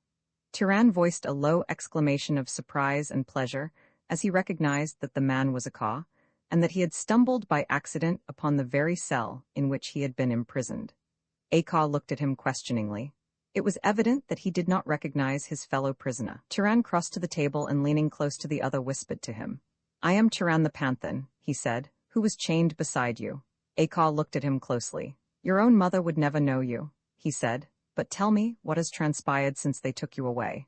Turan recounted his experiences in the throne room of Ota and in the pits beneath, "And now," he continued, "I must find these towers of Jetton and see what may be done toward liberating the Princess of Helium." Edgar shook his head. "Long was I dwarf of the towers," he said, "and I can say to you, stranger, that you might as well attempt to reduce Moneta single-handed as to rescue a prisoner from the towers of Jetton." "But I must," replied Turan. "Are you better than a good swordsman?" asked Edgar presently. "I am accounted so," replied Turan. "Then there is a way, SSD?" He was suddenly silent and pointing toward the base of the wall at the end of the room. Turan looked in the direction the other's forefinger indicated, to see projecting from the mouth of an ulcio's burrow 2 large celli and a pair of protruding eyes. "Gek!" he cried, and immediately the hideous Kaldane crawled out upon the floor and approached the table. Edgar drew back with a half-stifled ejaculation of repulsion. "Do not fear," Turan reassured him. "It is my friend, he whom I told you held Ota while Tara and I escaped." Gek climbed to the table top and squatted between the two warriors. "You are safe in assuming," he said addressing Edgar, "that Turan the Panthan has no master in all Moneta where the art of swordplay is concerned. I overheard your conversation. Go on." "You are his friend," continued Edgar, "and so I may explain safely in your presence the only plan I know whereby he may hope to rescue the Princess of Helium. She is to be the stake of one of the games, and it is Ota's desire that she be won by slaves and common warriors, since she repulsed him. Thus would he punish her. Not a single man, but all who survive upon the winning side are to possess her. With money, however, one may buy off the others before the game. That you could do, and if your side won and you survived, she would become your slave. But how may a stranger and a hunted fugitive accomplish this? Asked Turan. No one will recognize you. You will go tomorrow to the keeper of the towers and enlist in that game for which the girl is to be the stake, telling the keeper that you are from Manitaj, the farthest city of Maneta. If he questions you, you may say that you saw her when she was brought into the city after her capture. If you win her, you will find Thotes stabled at my palace, and you will carry from me a token that will place all that is mine at your disposal. But how can I buy off the others in the game without money? Asked Turan. I have none, not even of my own country. Acor opened his pocket pouch and drew forth a packet of Manitorian money. Here is sufficient to buy them off twice over, he said, handing a portion of it to Turan. But why do you do this for a stranger? Asked the Panthan. My mother was a captive princess here, replied Acor. I but do for the princess of Helium what my mother would have me do. Under the circumstances, then, Manitorian, replied Turan, I cannot but accept your generosity on behalf of Tara of Helium and live in hope that some day I may do for you something in return. Now you must be gone, advised Acor. At any minute a god may come and discover you here. Go directly to the Avenue of Gates, which circles the city just within the outer wall. There you will find many places devoted to the lodging of strangers. You will know them by the Thote's head carved above the doors. Say that you are here from Manitaj to witness the games. Take the name of Ukal. It will arouse no suspicion, nor will you if you can avoid conversation. Early in the morning seek the keeper of the towers of Jeton. May the strength and fortune of all your ancestors be with you. Bidding goodbye to Gek and Acor, the Panthan, following directions given him by Acor, set out to find his way to the Avenue of Gates, nor had he any great difficulty. On the way he met several warriors, but beyond a nod they gave him no heed. With ease he found a lodging place where there were many strangers from other cities of Maneta. As he had had no sleep since the previous night, he threw himself among the silks and furs of his couch to gain the rest which he must have. Was he to give the best possible account of himself in the service of Tara of Helium the following day? It was already morning when he awoke, and rising he paid for his lodgings, sought a place to eat, and a short time later was on his way toward the towers of Jeton, which he had no difficulty in finding owing to the great crowds that were winding along the avenues toward the games. The new keeper of the towers, who had succeeded Emed, was too busy to scrutinize entries closely. For in addition to the many volunteer players, there were scores of slaves and prisoners being forced into the games by their owners or the government. The name of each must be recorded as well as the position he was to play, and the game or games in which he was to be entered. And then there were the substitutes for each that was entered in more than a single game, one for each additional game that an individual was entered for, that no succeeding game might be delayed by the death or disablement of a player. Your name? Asked a clock as Turan presented himself. Ukal, replied the Panthan. Your city? Manitaj. The keeper, who was standing beside the clock, looked at Turan. You have come a great way to play at Jeton, he said. It is seldom that the men of Manitaj attend other than the decennial games. Tell me of Ozar, will he attend next year? Ah, but he was a noble fighter. If you be half the swordsman, Ukal, the fame of Manitaj will increase this day. But tell me, what of Ozar? He is well, replied Turan glibly, and he sent greetings to his friends in Maneta. Good, exclaimed the keeper, and now in what game would you enter? I would play for the Heliometic princess Tara, replied Turan. But man, she is to be the stake of a game for slaves and criminals, cried the keeper. You would not volunteer for such a game? But I would, replied Turan. I saw her when she was brought into the city, and even then I vowed to possess her. But you will have to share her with the survivors even if your color wins, objected the other. They may be brought to reason, insisted Turan. And you will chance incurring the wrath of Ota, who has no love for this savage barbarian, explained the keeper. And I win her, Ota will be rid of her, said Turan. The keeper of the towers of Jeton shook his head. You are rash, he said. I would that I might dissuade the friend of my friend Ozar from such madness. Would you favor the friend of Ozar? Asked Turan. Gladly, exclaimed the other. What may I do for him? Make me chief of the black and give me for my pieces all slaves from Gathol, for I understand that those be excellent warriors, replied the Panthan. It is a strange request, said the keeper, but for my friend Ozar I would do even more, though of course, he hesitated, it is customary for one who would be chief to make some slight payment. Certainly, Turan hastened to assure him. I had not forgotten that, I was about to ask you what the customary amount is. For the friend of my friend it shall be nominal, replied the keeper, naming a figure that Gahan, accustomed to the high price of wealthy Gathol, thought ridiculously low. Tell me, he said, handing the money to the keeper, when the game for the heliumite is to be played. It is the second in order of the day's games, and now if you will come with me, you may select your pieces. Turan followed the keeper to a large cot which lay between the towers and the Jetton field, where hundreds of warriors were assembled. Already chiefs for the games of the day were selecting their pieces and assigning them to positions, though for the principal games, these matters had been arranged for weeks before. The keeper led Turan to a part of the courtyard where the majority of the slaves were assembled. Take your choice of those not assigned, said the keeper, and when you have your quota, conduct them to the field. Your place will be assigned you by an officer there, and there you will remain with your pieces until the second game is called. I wish you luck, you Cal, though from what I have heard you will be more lucky to lose than to win the slave from helium. After the fellow had departed, Turan approached the slaves. I seek the best swordsmen for the second game, he announced.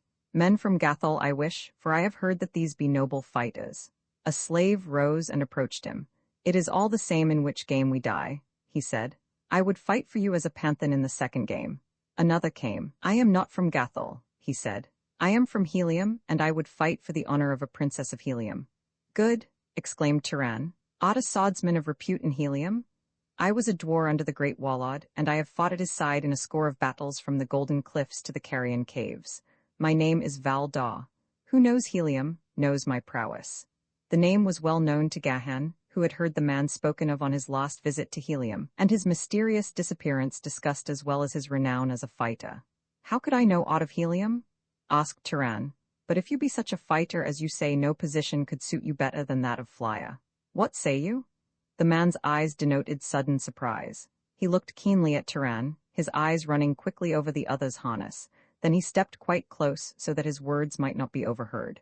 Methinks you may know more of Helium than of Maneta, he whispered. What mean you, fellow? Demanded Turan, seeking to cudgel his brains for the source of this man's knowledge, guess, or inspiration. I mean, replied Val Daw, that you are not of Maneta, and that if you wish to hide the fact it is well that you speak not to a Manatorian as you did just speak to me of flyers. There be no flyers in Maneta, and no piece in their game of Jetton bearing that name. Instead, they call him who stands next to the chief or princess. Odwa, the piece has the same moves and power that the flyer has in the game as played outside Maneta. Remember this then, and remember, too, that if you have a secret it be safe in the keeping of Valdor of Helium. Turan made no reply but turned to the task of selecting the remainder of his pieces. Val Daw, the Heliumite, and Florin, the volunteer from Gathol, were of great assistance to him, since one or the other of them knew most of the slaves from whom his selection was to be made. The pieces all chosen, Turan led them to the place beside the playing field where they were to wait their turn, and here he passed the word around that they were to fight for more than the stake he offered for the princess, should they win. This stake they accepted, so that Turan was sure of possessing Tara if his side was victorious, but he knew that these men would fight even more valorously for chivalry than for money, nor was it difficult to enlist the interest even of the Gatholians in the service of the princess.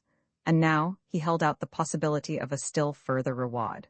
I cannot promise you, he explained, but I may say I have heard that this day, which makes it possible that should we win this game, we may even win your freedom?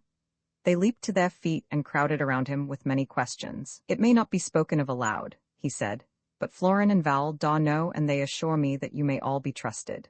Listen, what I would tell you places my life in your hands, but you must know that every man will realize that he is fighting today the greatest battle of his life, for the honor and the freedom of Basum's most wondrous princess, and for his own freedom as well, for the chance to return each to his own country, and to the woman who awaits him there.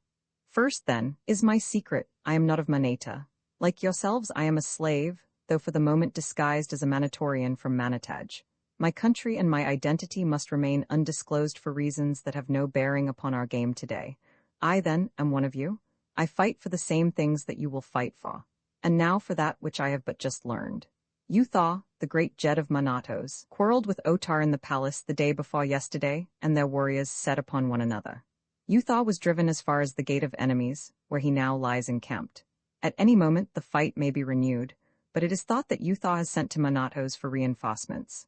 Now, men of Gathol, Here is the thing that interests you. Utah has recently taken to wife the Princess Hajar of Gathol, who was slave to Otah and whose son, Akah, was dwar of the towers of Jetton. Hajar's heart is filled with loyalty for Gathol and compassion for her sons who are here enslaved, and this latter sentiment she has to some extent transmitted to Utah.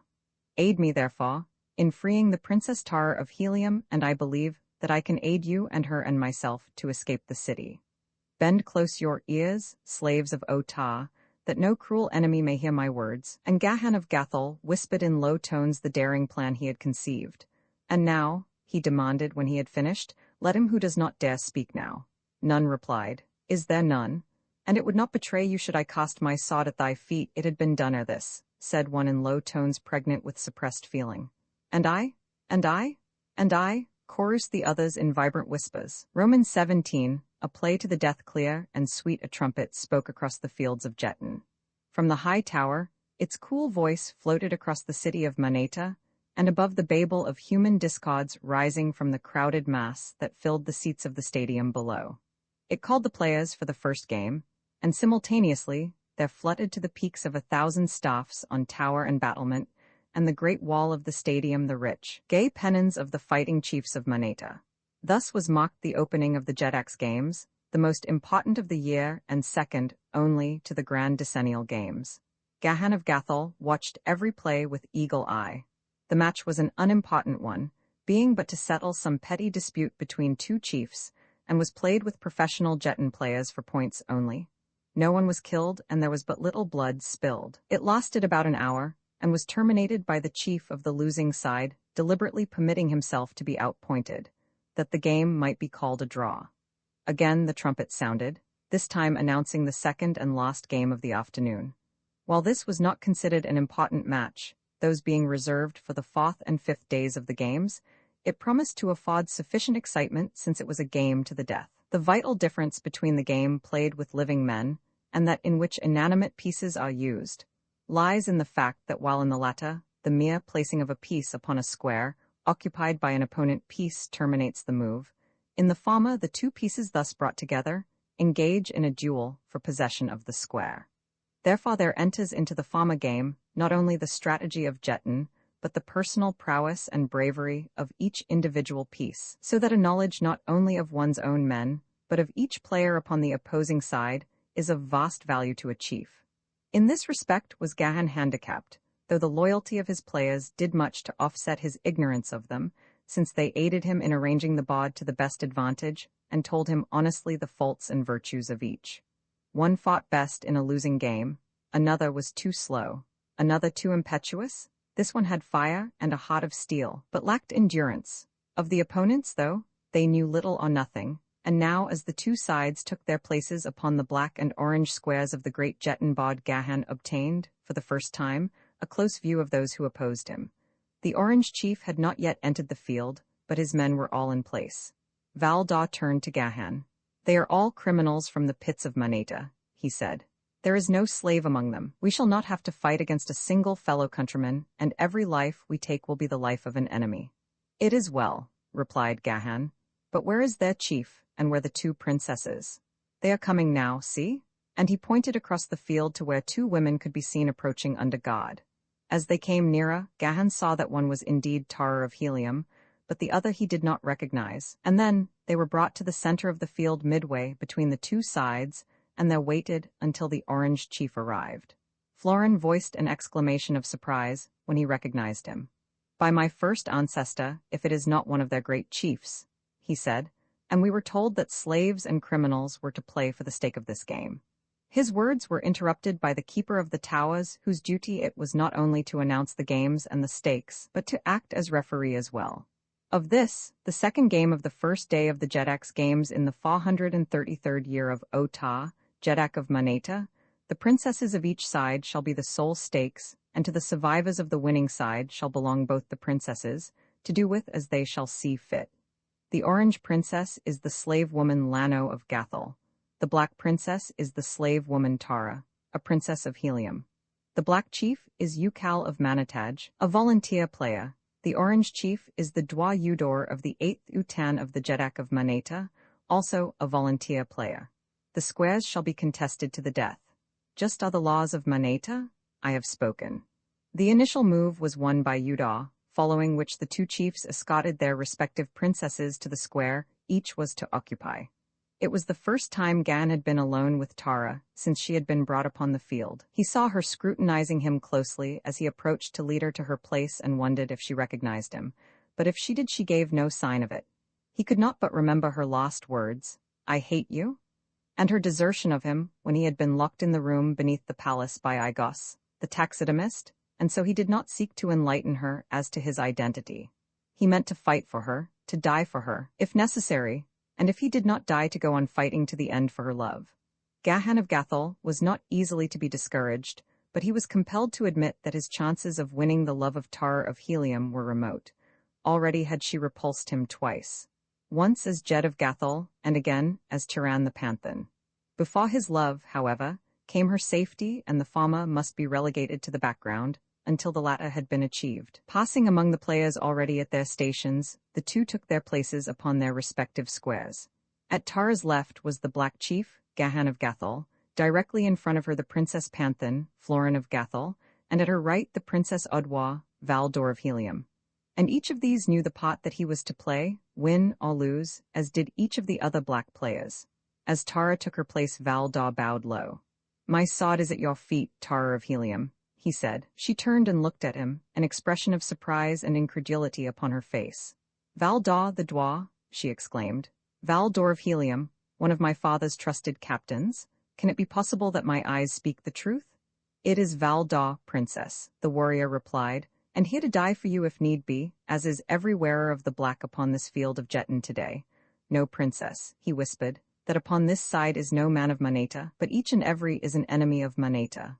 She cast a quick, meaning glance toward Gahan. "But what of him?" she whispered, and then she caught her breath quickly in surprise. "Shade of the first Jedak?" she exclaimed. "I did but just recognize him through his disguise." "And you trust him?" asked Valdor. "I know him not, but he spoke fairly as an honorable warrior, and we have taken him at his word." "You have made no mistake," replied Tara of Helium. "I would trust him with my life, with my soul, and you, too, may trust him." Happy indeed would have been Gahan of Gathol could he have heard those words, but fate, who is usually unkind to the lover in such matters, ordained it otherwise, and then the game was on. Udall moved his Princess Odwa 3 squares diagonally to the right, which placed the piece upon the Black Chief's Odwa's 7th. The move was indicative of the game that Udor intended playing, a game of blood, rather than of science, and evidenced his contempt for his opponents. Gahan followed with his Odwa's Panthan 1 square straight forward, a more scientific move, which opened up an avenue for himself through his line of Panthans, as well as announcing to the players and spectators that he intended having a hand in the fighting himself, even before the exigencies of the game fostered upon him. The move elicited a ripple of applause from those sections of seats reserved for the common warriors and their women, showing perhaps that Udall was none too popular with these, and too, it had its effect upon the morale of Gahan's pieces. A chief may, and often does, play almost an entire game without leaving his own square, where, mounted upon a thoat, he may overlook the entire field and direct each move. Nor may he be reproached for lack of courage should he elect thus to play the game since, by the rules, were he to be slain or so badly wounded as to be compelled to withdraw. A game that might otherwise have been won by the science of his play, and the prowess of his men would be drawn. To invite personal combat, therefore, denotes confidence in his own swordsmanship, and great courage, 2 attributes that were calculated to fill the black players with hope and valor when evinced by their chief thus early in the game. Udall's next move placed Lano's Odwar upon Tara's Odwa's 4th, within striking distance of the Black Princess. Another move and the game would be lost to Gahan, unless the orange Odwa was overthrown, or Tara moved to a position of safety. But to move his princess now would be to admit his belief in the superiority of the orange. In the 3 squares allowed him, he could not place himself squarely upon the square occupied by the Odwar of Udall's princess. There was only one player upon the black side that might dispute the square with the enemy, and that was the chief's Odwa, who stood upon Gahan's left. Gahan turned upon his thoat and looked at the man. He was a splendid-looking fellow, resplendent in the gorgeous trappings of an Odwa, the 5 brilliant feathers which denoted his position rising defiantly erect from his thick, black hair. In common with every player upon the field and every spectator in the crowded stands, he knew what was passing in his chief's mind. He dared not speak, the ethics of the game forbade it, but what his lips might not voice his eyes expressed in martial fire, and eloquently. "The honor of the black and the safety of our princess are secure with me." Gahan hesitated no longer. "Chiefs Odwa to Princess Odwa's Foth?" he commanded. It was the courageous move of a leader who had taken up the gauntlet thrown down by his opponent. The warrior sprang forward and leaped into the square, occupied by Udaw's piece. It was the first disputed square of the game. The eyes of the players were fastened upon the contestants. The spectators leaned forward in their seats after the first applause that had greeted the move, and silence fell upon the vast assemblage. If the black went down to defeat, Udaw could move his victorious piece on to the square, occupied by Tara of Helium, and the game would be over in 4 moves and lost to Gahan of Gathol. If the orange lost, Udaw would have sacrificed one of his most important pieces and more than lost what advantage the first move might have given him. Physically, the two men appeared perfectly matched, and each was fighting for his life. But from the first, it was apparent that the black Odwa was the better swordsman, and Gahan knew that he had another, and perhaps a greater advantage over his antagonist. The latter was fighting for his life only, without the spur of chivalry or loyalty. The black Odwa had these to strengthen his arm, and besides these the knowledge of the thing that Gahan had whispered into the ears of his players before the game, and so he fought for what is more than life to the man of honor. It was a duel that held those who witnessed it in spellbound silence. The weaving blades gleamed in the brilliant sunlight, ringing to the parries of cut and thrust. The barbaric harness of the duelists lent splendid color to the savage, martial scene. The orange Odwa, fast upon the defensive, was fighting madly for his life.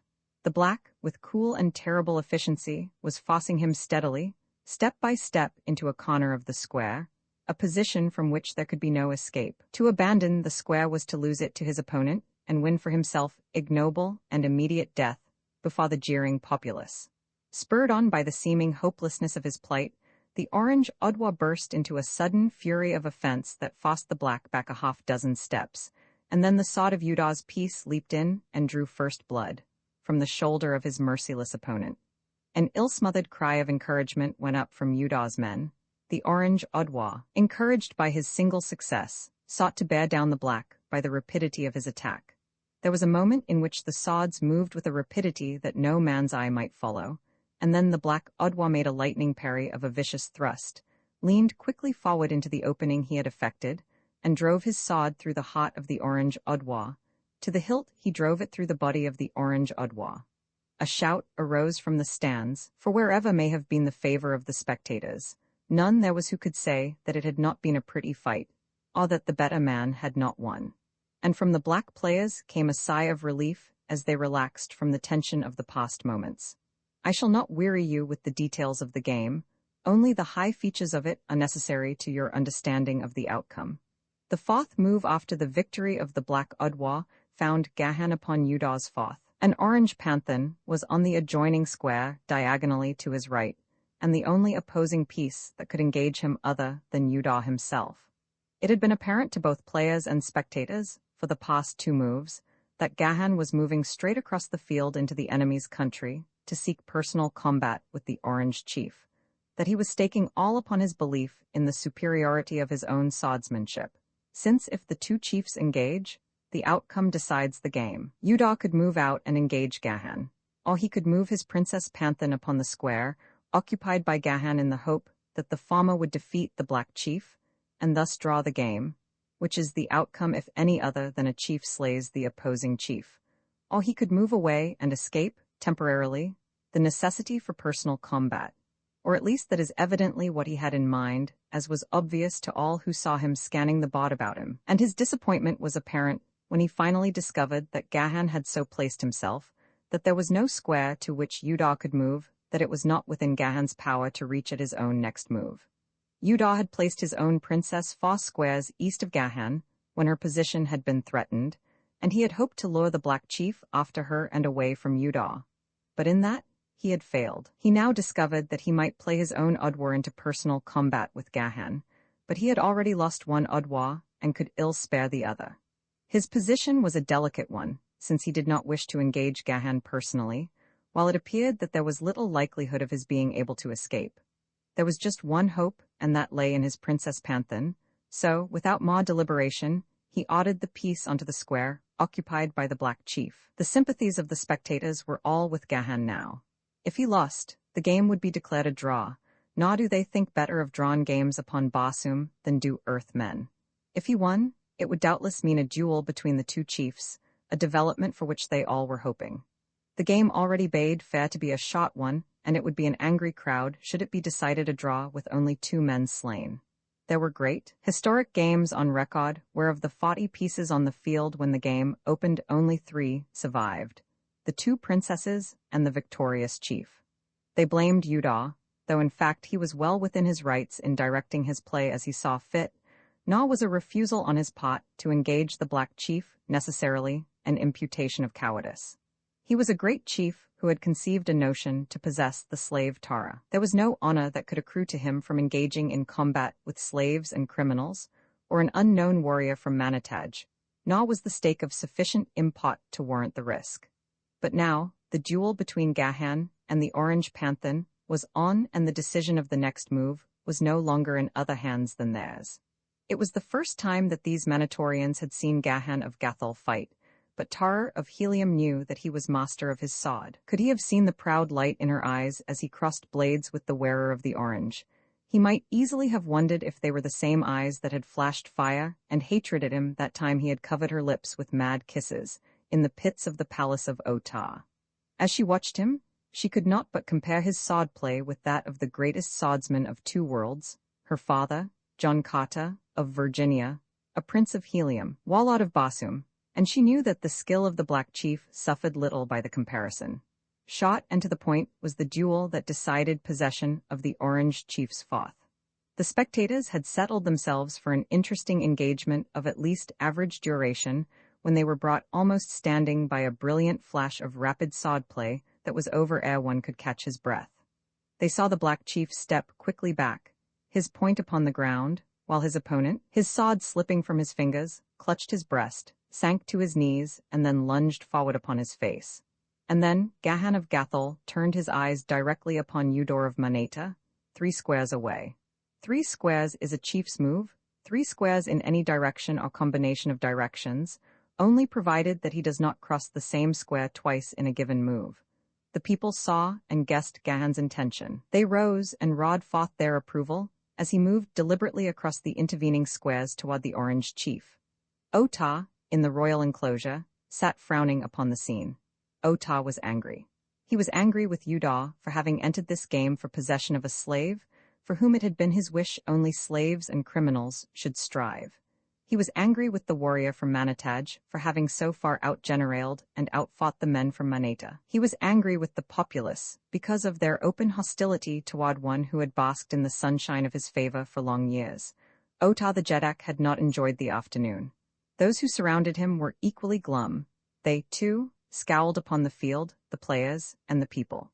Among them was a bent and wrinkled old man who gazed through weak and watery eyes upon the field and the players. As Gahan entered his square, Udall leaped toward him with drawn sword with such fury as might have overborne a less skilled and powerful swordsman. For a minute the fighting was fast and furious, and by comparison reducing to insignificance all that had gone before. Here indeed were 2 magnificent swordsmen, and here was to be a battle that bade fair to make up for whatever the people felt they had been defrauded of by the shortness of the game. Nor had it continued long before many there were who would have prophesied that they were witnessing a duel that was to become historic in the annals of Jetton at Maneta. Every trick, every subterfuge, known to the art of fence these men employed.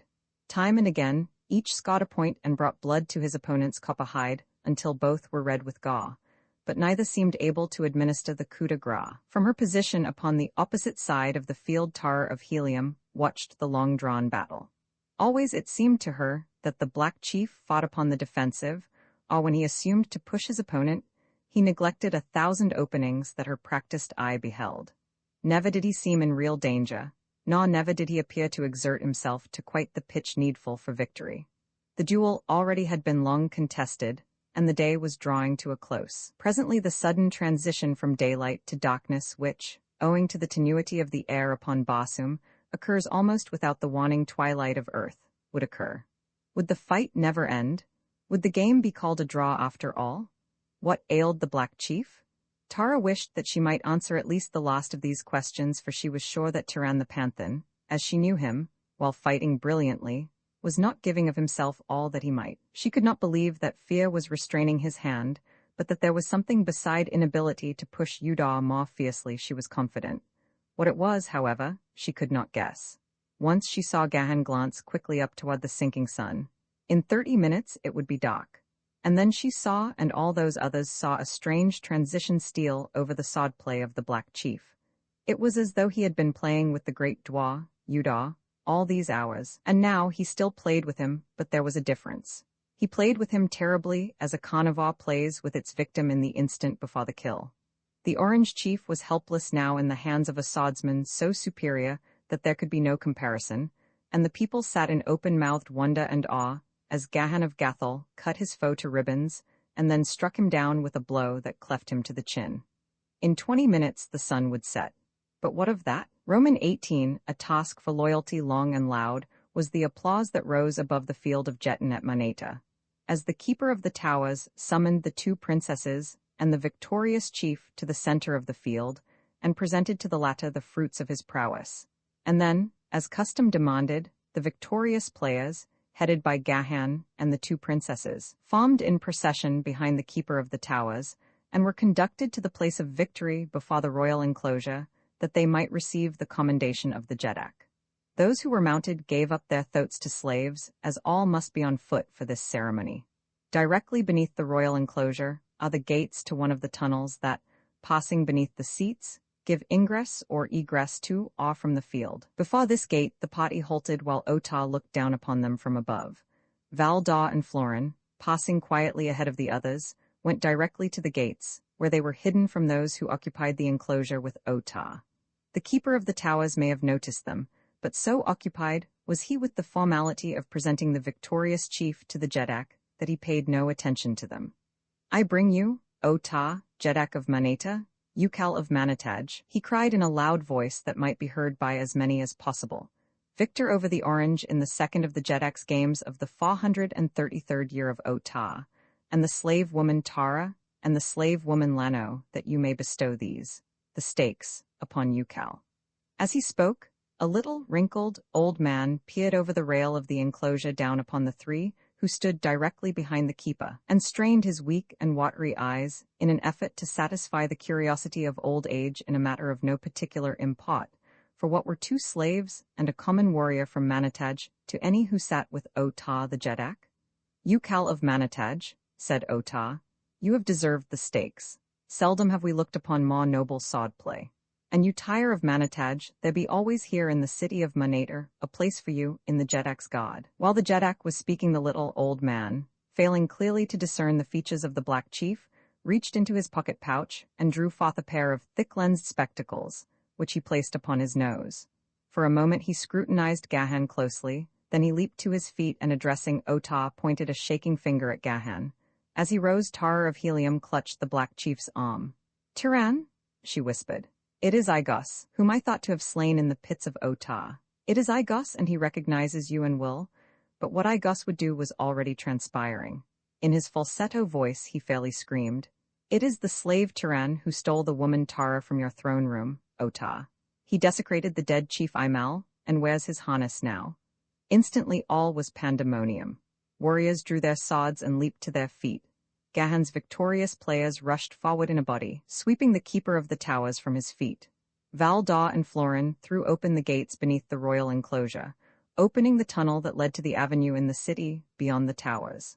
Gahan, surrounded by his men, drew Tara and Lano into the passageway, and at a rapid pace, the party sought to reach the opposite end of the tunnel before their escape could be cut off. They were successful, and when they emerged into the city, the sun had set and darkness had come, relieved only by an antiquated and ineffective lighting system, which cast but a pale glow over the shadowy streets. Now, it was that Tara of Helium guessed why the Black Chief had drawn out his duel with Udar, and realized that he might have slain his man at almost any moment he had elected. The whole plan that Gahan had whispered to his players before the game was thoroughly understood. They were to make their way to the Gate of Enemies, and offer their services to Uthar, the great Jed of Manatos. The fact that most of them were Gatholians and that Gahan could lead rescuers to the pit where Akar, the son of Uthar's wife, was confined, convinced the Jed of Gathol that they would meet with no rebuff at the hands of Uthar. But even should he refuse them, still were they bound together to go on toward freedom, if necessary cutting their way through the fosses of Uthor at the gate of enemies. 20 men against a small army. But of such stuff are the warriors of Barsum. They had covered a considerable distance along the almost deserted avenue before signs of pursuit developed, and then there came upon them suddenly from behind a dozen warriors mounted on thoats, a detachment, evidently, from the Jedak's guard. Instantly the avenue was a pandemonium of clashing blades, cursing warriors, and squealing thoats. In the first onslaught lifeblood was spilled upon both sides. 2 of Gahan's men went down, and upon the enemy's side 3 riderless thoats attested at least a portion of their casualties. Gahan was engaged with a fellow who appeared to have been selected to account for him only, since he rode straight for him and sought to cut him down without giving the slightest heed to several who slashed at him as he passed them. The Gatholian, practiced in the art of combating a mounted warrior from the ground, sought to reach the left side of the fellow's thoat a little to the rider's rear, the only position in which he would have any advantage over his antagonist, or rather the position that would most greatly reduce the advantage of the mounted man, and, similarly, the Manatorian strove to thwart his design. And so the guardsman wheeled and turned his vicious, angry mount, while Gahan leaped in and out in an effort to reach the coveted vantage point, but always seeking some other opening in his foe's defense. And while they jockeyed for position, a rider swept swiftly past them. As he passed behind Gahan, the latter heard a cry of alarm. "Tyran, they have me," came to his ears in the voice of Tara of Helium.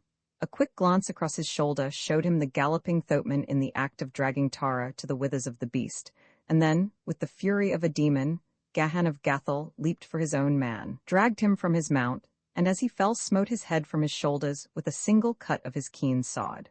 Scarce had the body touched the pavement when the Gatholian was upon the back of the dead warrior's mount, and galloping swiftly down the avenue, after the diminishing figures of Tara and her abductor, the sounds of the fight waning in the distance as he pursued his quarry along the avenue that passes the palace of Otah and leads to the gate of enemies.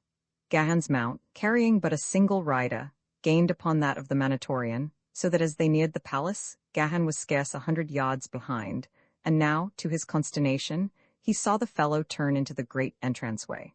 For a moment only was he halted by the guards, and then he disappeared within.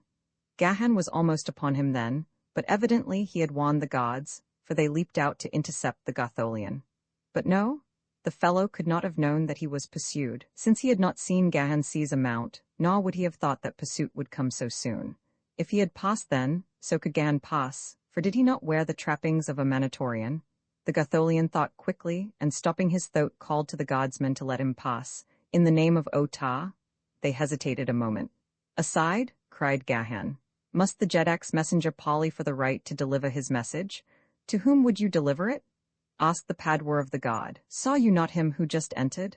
cried Gahan, and without waiting for a reply urged his thoat straight past them into the palace, and while they were deliberating what was best to be done, it was too late to do anything, which is not unusual.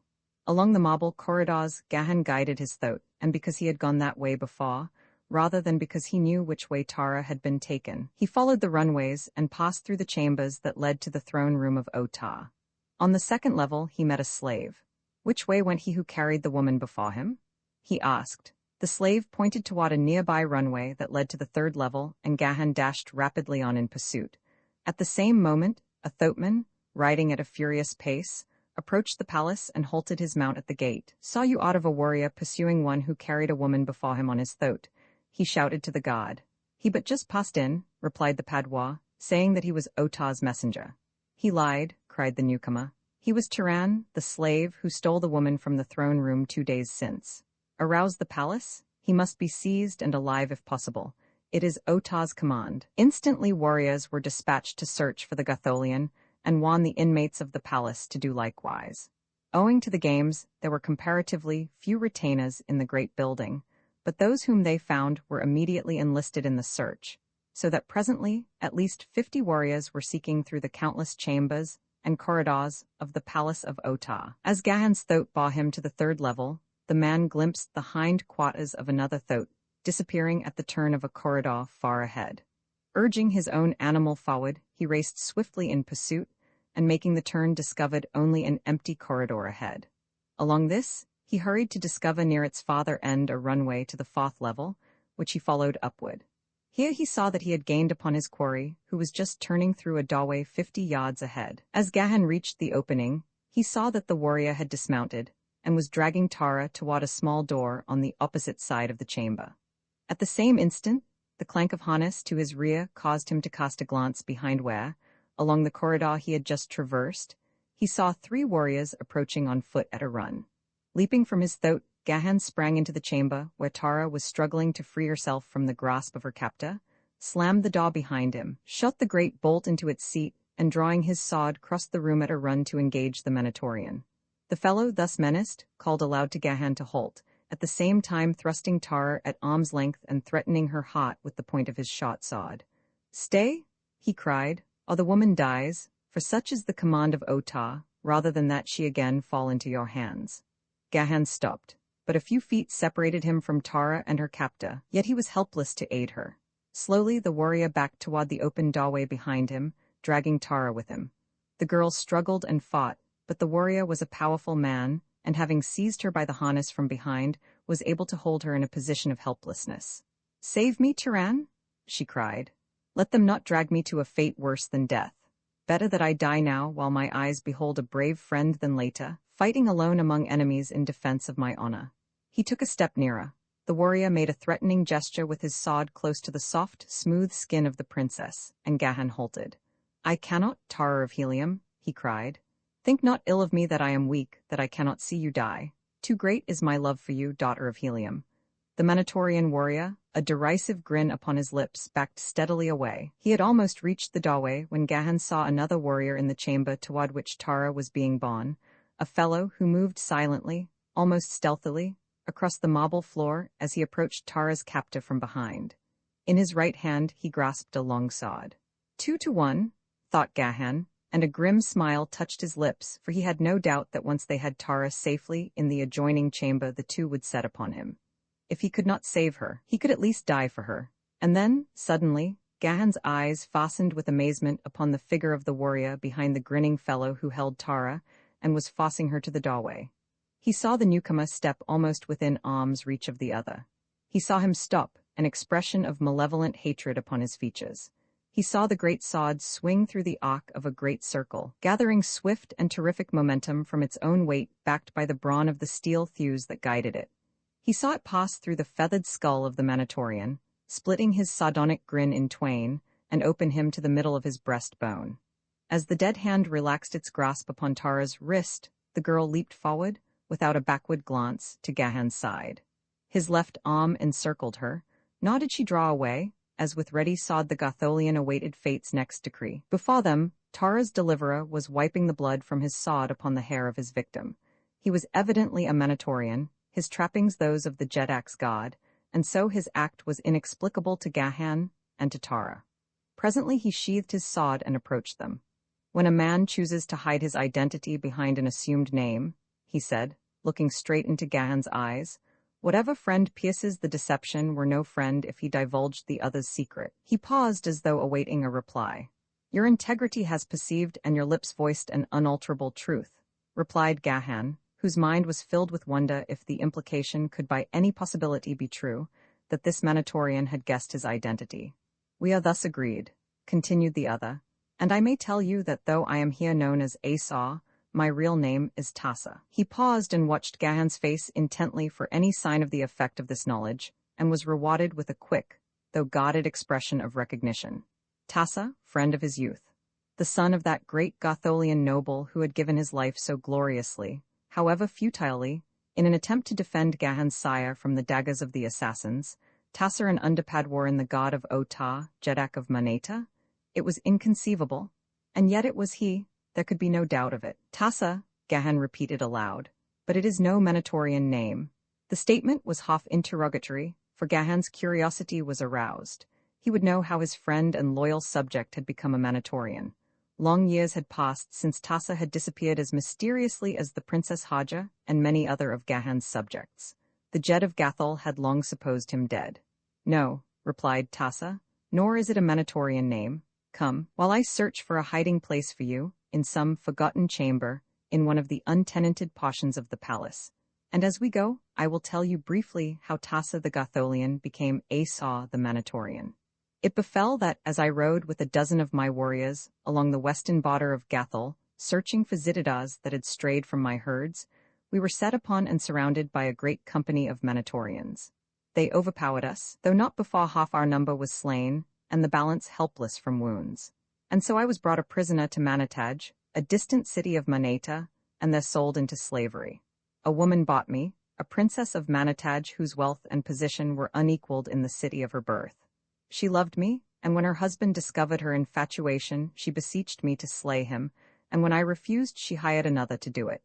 Then she married me, but none would have aught to do with her in Manataj, for they suspected her guilty knowledge of her husband's murder.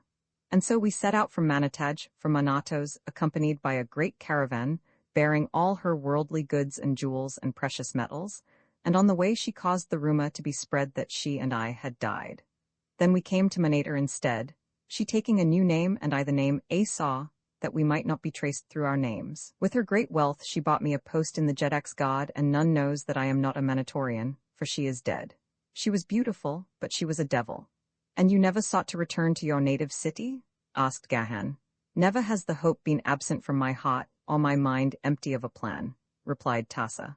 I dream of it by day and by night, but always must I return to the same conclusion, that there can be but a single means for escape. I must wait until fortune favors me with a place in a raiding party to Gathol. Then, once within the boundaries of my own country, they shall see me no more. Perhaps your opportunity lies already within your grasp, said Gahan. Has not your fealty to your own Jed been undermined by years of association with the men of Manata? The statement was half challenge. And my Jed stood before me now, cried Tassa, and my avowal could be made without violating his confidence. I should cast my sword at his feet, and beg the high privilege of dying for him as my sire died for his sire. There could be no doubt of his sincerity, nor any that he was cognizant of Gahan's identity. The Jed of Gathol smiled. And if your Jed were here, there is little doubt but that he would command you to devote your talents and your prowess to the rescue of the Princess Tara of Helium, he said, meaningly. And he possessed the knowledge I have gained during my captivity, he would say to you, Go, Tassa, to the pit where Akar, son of Hajar of Gathol, is confined, and set him free, and with him arouse the slaves from Gathol, and march to the gate of enemies, and offer your services to Uthor of Manataj, who is wed to Hajar of Gathol, and ask of him in return that he attack the palace of Otah and rescue Tara of Helium, and when that thing is accomplished, that he free the slaves of Gathol and furnish them with the alms and the means to return to their own country. That, Tasser of Gathol, is what Gahan your Jed would demand of you. And that, Tiran the slave, is what I shall bend my every effort to accomplish after I have found a safe refuge for Tara of Helium and her panthan, replied Tassa. Gahan's glance carried to Tasser an intimation of his Jed's gratification, and filled him with a chivalrous determination to do the thing required of him, or die, for he considered that he had received from the lips of his beloved ruler a commission that placed upon his shoulders a responsibility that encompassed not alone the life of Gahan and Tara, but the welfare, perhaps the whole future, of Gathol. And so he hastened them onward through the musty corridors of the old palace, where the dust of ages lay undisturbed upon the marble tiles. Now and again he tried a door until he found one that was unlocked. Opening it, he ushered them into a chamber, heavy with dust.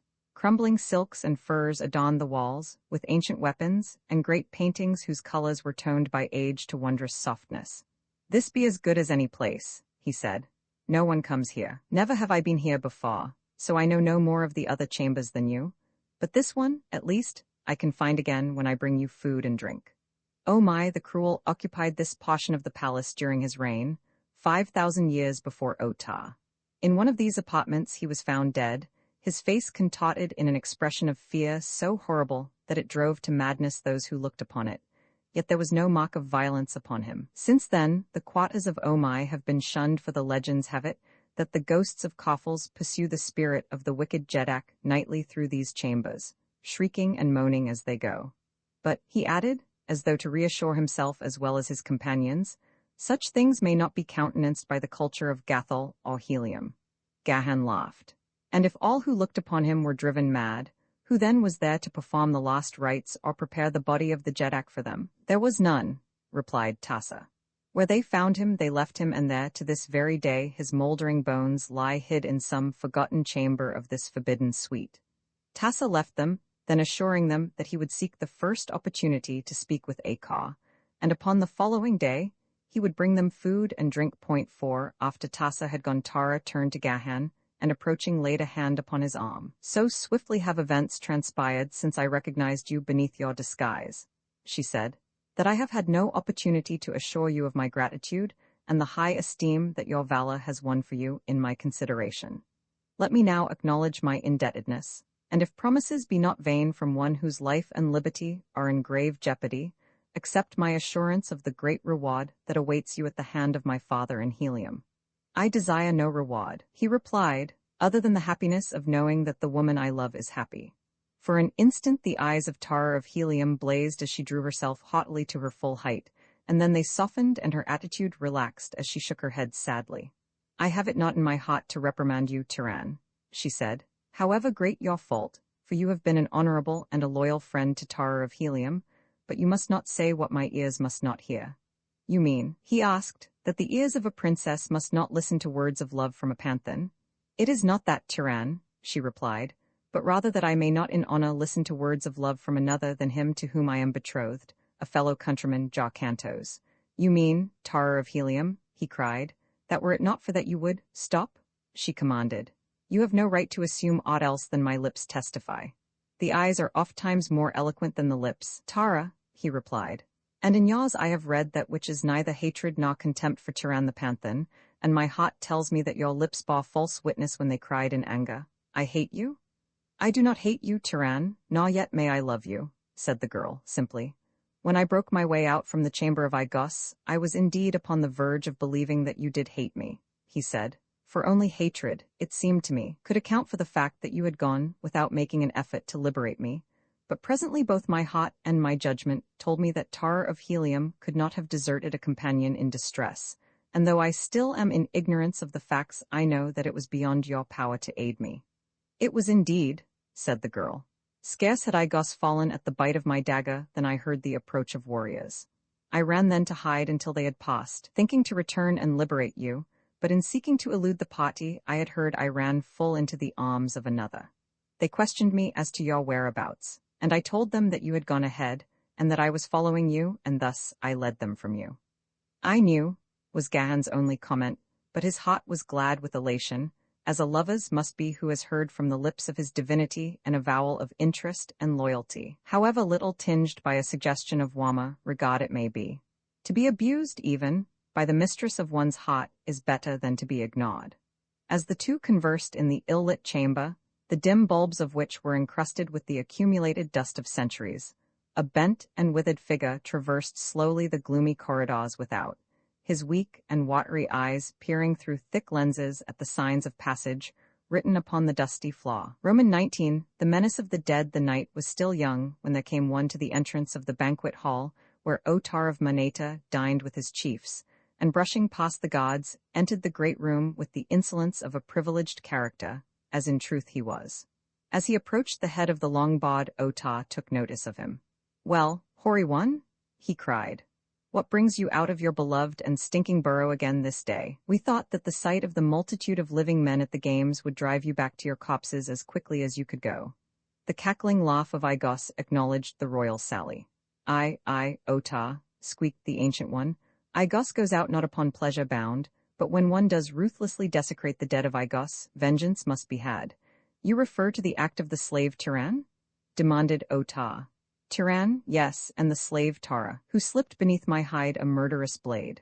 Another fraction of an inch, Ota, and Igos' ancient and wrinkled covering were even now in some apprentice Tana's hands. I? But they have again eluded us, cried Ota. Even in the palace of the great Jedak twice have they escaped the stupid knaves I call the Jedak's god. Ota had risen, and was angrily emphasizing his words with heavy blows upon the table, dealt with a golden goblet. Ota, They elude thy god, but not the wise old Calot, I guess. What mean you? Speak, commanded Otah. I know where they are hid, said the ancient taxidermist. In the dust of unused corridors their feet have betrayed them. You followed them? You have seen them? Demanded the Jeddak. I followed them and I heard them speaking beyond a closed door, replied Igus, but I did not see them. Where is that door? Cried Otah. We will send at once and fetch them. He looked about the table as though to decide to whom he would entrust this duty.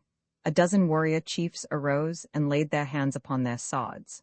To the chambers of Omai, the cruel I traced them, squeaked Igus.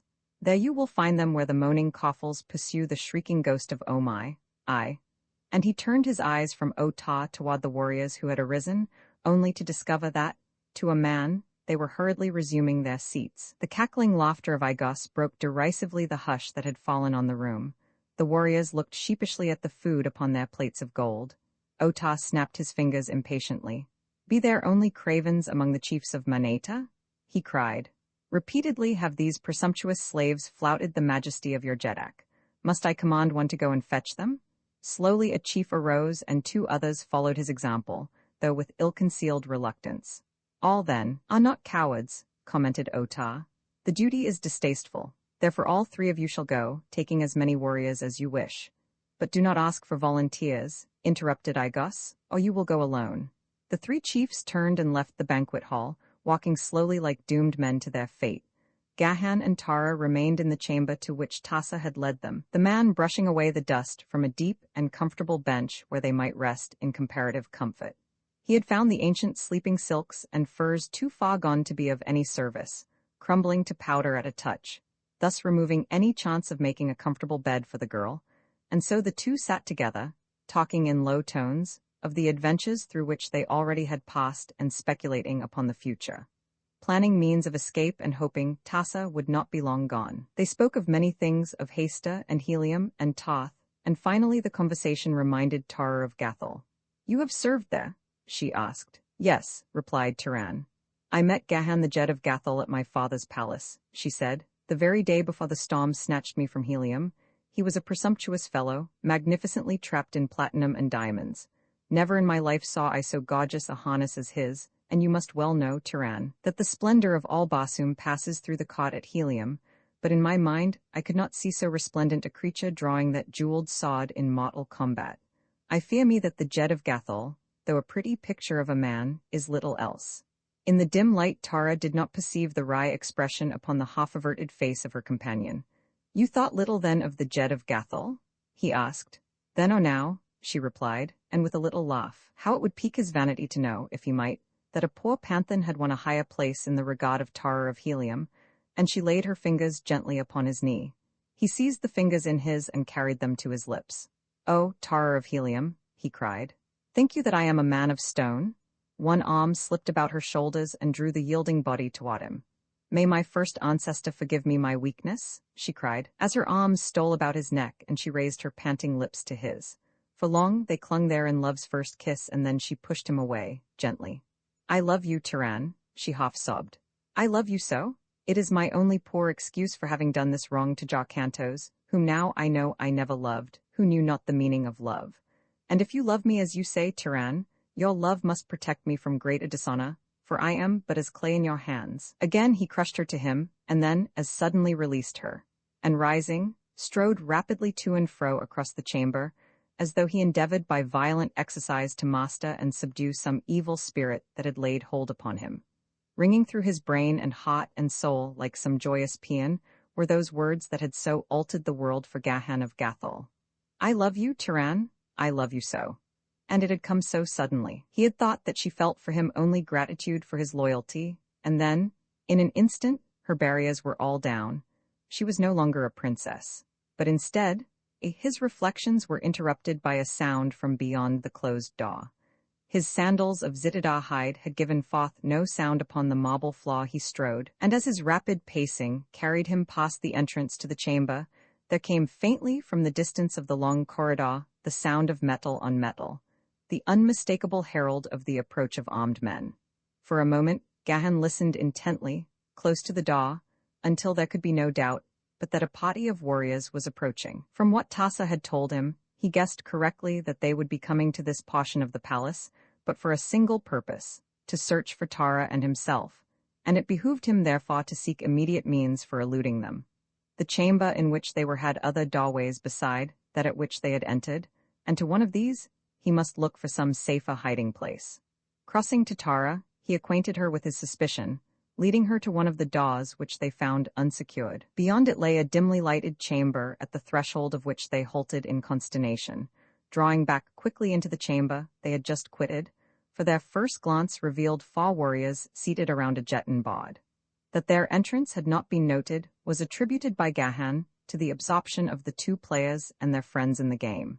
Quietly closing the door, the fugitives moved silently to the next, which they found locked. There was now but another door which they had not tried, and this they approached quickly, as they knew that the searching party must be close to the chamber. To their chagrin, they found this avenue of escape barred. Now indeed were they in a sorry plight, for should the searchers have information leading them to this room, they were lost. Again leading Tara to the door behind which were the jetton players, Gahan drew his sword and waited, listening. The sound of the party in the corridor came distinctly to their ears. They must be quite close, and doubtless they were coming in force. Beyond the door were but 4 warriors who might be readily surprised. There could, then, be but one choice, and acting upon it, Gahan quietly opened the door again, stepped through into the adjoining chamber, Tara's hand in his, and closed the door behind them. The 4 at the jetton board evidently failed to hear them. One player had either just made or was contemplating a move, for his fingers grasped a piece that still rested upon the board. The other 3 were watching his move. For an instant Gahan looked at them, playing jetton there in the dim light of this forgotten and forbidden chamber, and then a slow smile of understanding lighted his face. "Come," he said to Tara, "we have nothing to fear from these. For more than 5,000 years they have sat thus, a monument to the handiwork of some ancient taxidermist." As they approached more closely, they saw that the lifelike figures were coated with dust, but that otherwise the skin was in as fine a state of preservation as the most recent of Igos groups, and then they heard the door of the chamber they had quitted open and knew that the searchers were close upon them. Across the room, they saw the opening of what appeared to be a corridor, and which investigation proved to be a short passageway, terminating in a chamber in the center of which was an ornate sleeping dais. This room, like the others, was but poorly lighted, time having dimmed the radiance of its bulbs and coated them with dust. A glance showed that it was hung with heavy goods and contained considerable massive furniture, in addition to the sleeping platform. A second glance at which revealed what appeared to be the form of a man lying partially on the floor and partially on the dais. No doorways were visible other than that at which they had entered, though both knew that others might be concealed by the hangings. Gahan, his curiosity aroused by the legends surrounding this portion of the palace, crossed to the dais to examine the figure that apparently had fallen from it, to find the dried and shriveled corpse of a man lying upon his back on the floor with arms outstretched and fingers stiffly outspread. One of his feet was doubled partially beneath him, while the other was still entangled in the sleeping silks and furs upon the dais. After 5,000 years, the expression of the withered face and the eyeless sockets retained the aspect of horrid fear to such an extent that Gahan knew that he was looking upon the body of Omai the Cruel. Suddenly, Tara, who stood close beside him, clutched his arm and pointed toward a far corner of the room. Gahan looked, and looking felt the hairs upon his neck rising. He threw his left arm about the girl, and with bared sword stood between her and the hangings that they watched.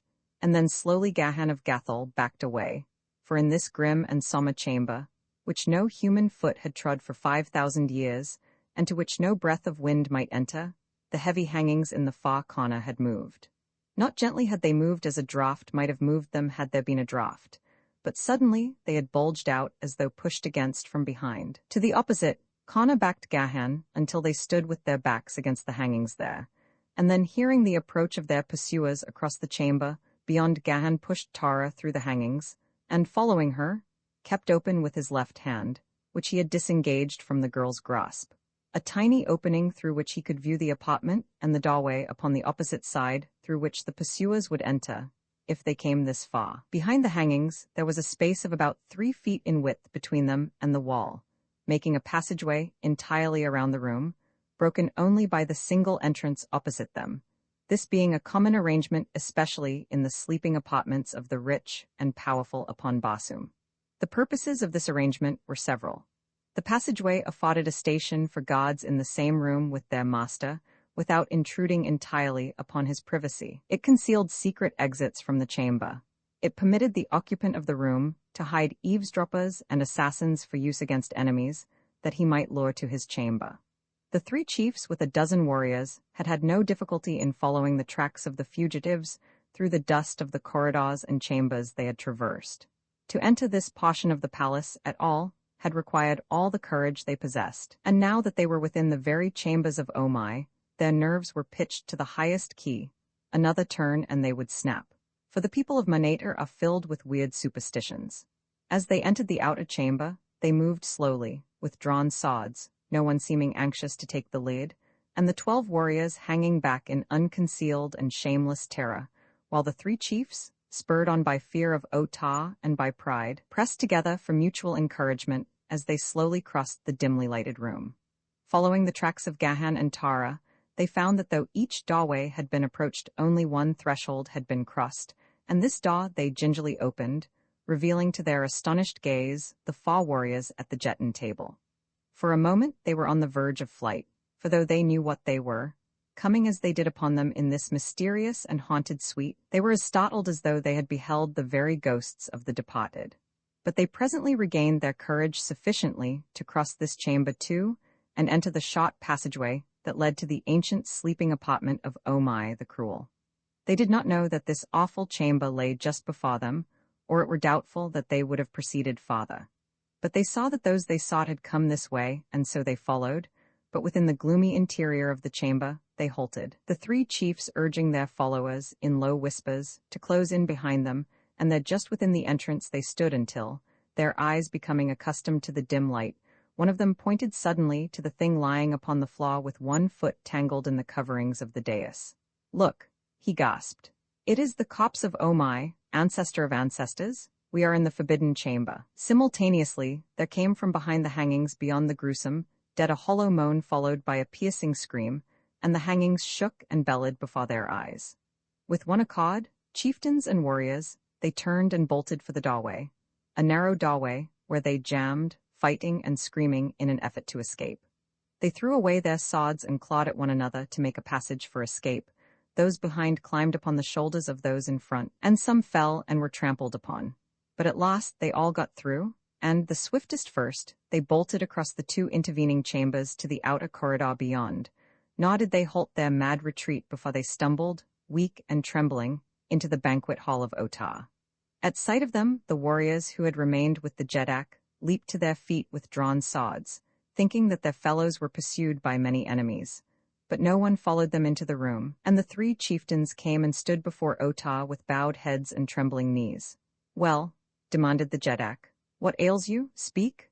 "Otah," cried one of them when at last he could master his voice, "when have we 3 failed you in battle or combat? Have our swords been not always among the foremost in defense of your safety and your honor? Have I denied this?" demanded Otah. "Listen then, O Jedak, and judge us with leniency." We followed the 2 slaves to the apartments of Omai the Cruel. We entered the accursed chambers, and still we did not falter.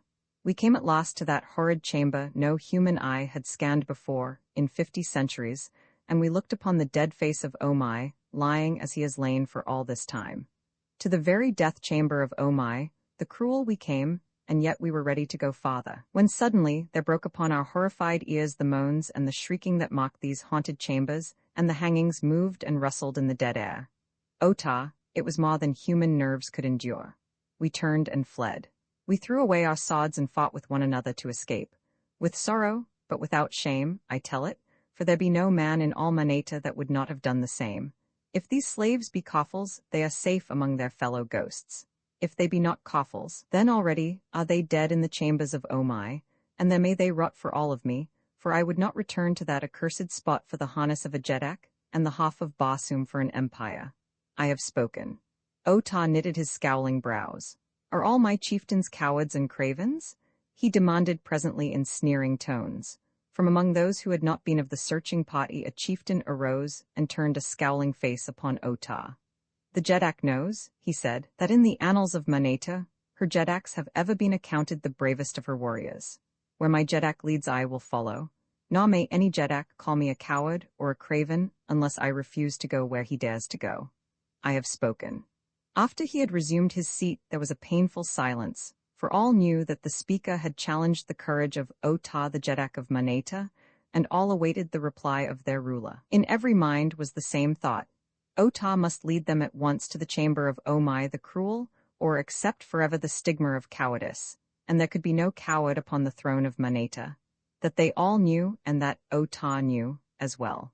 But Ota hesitated.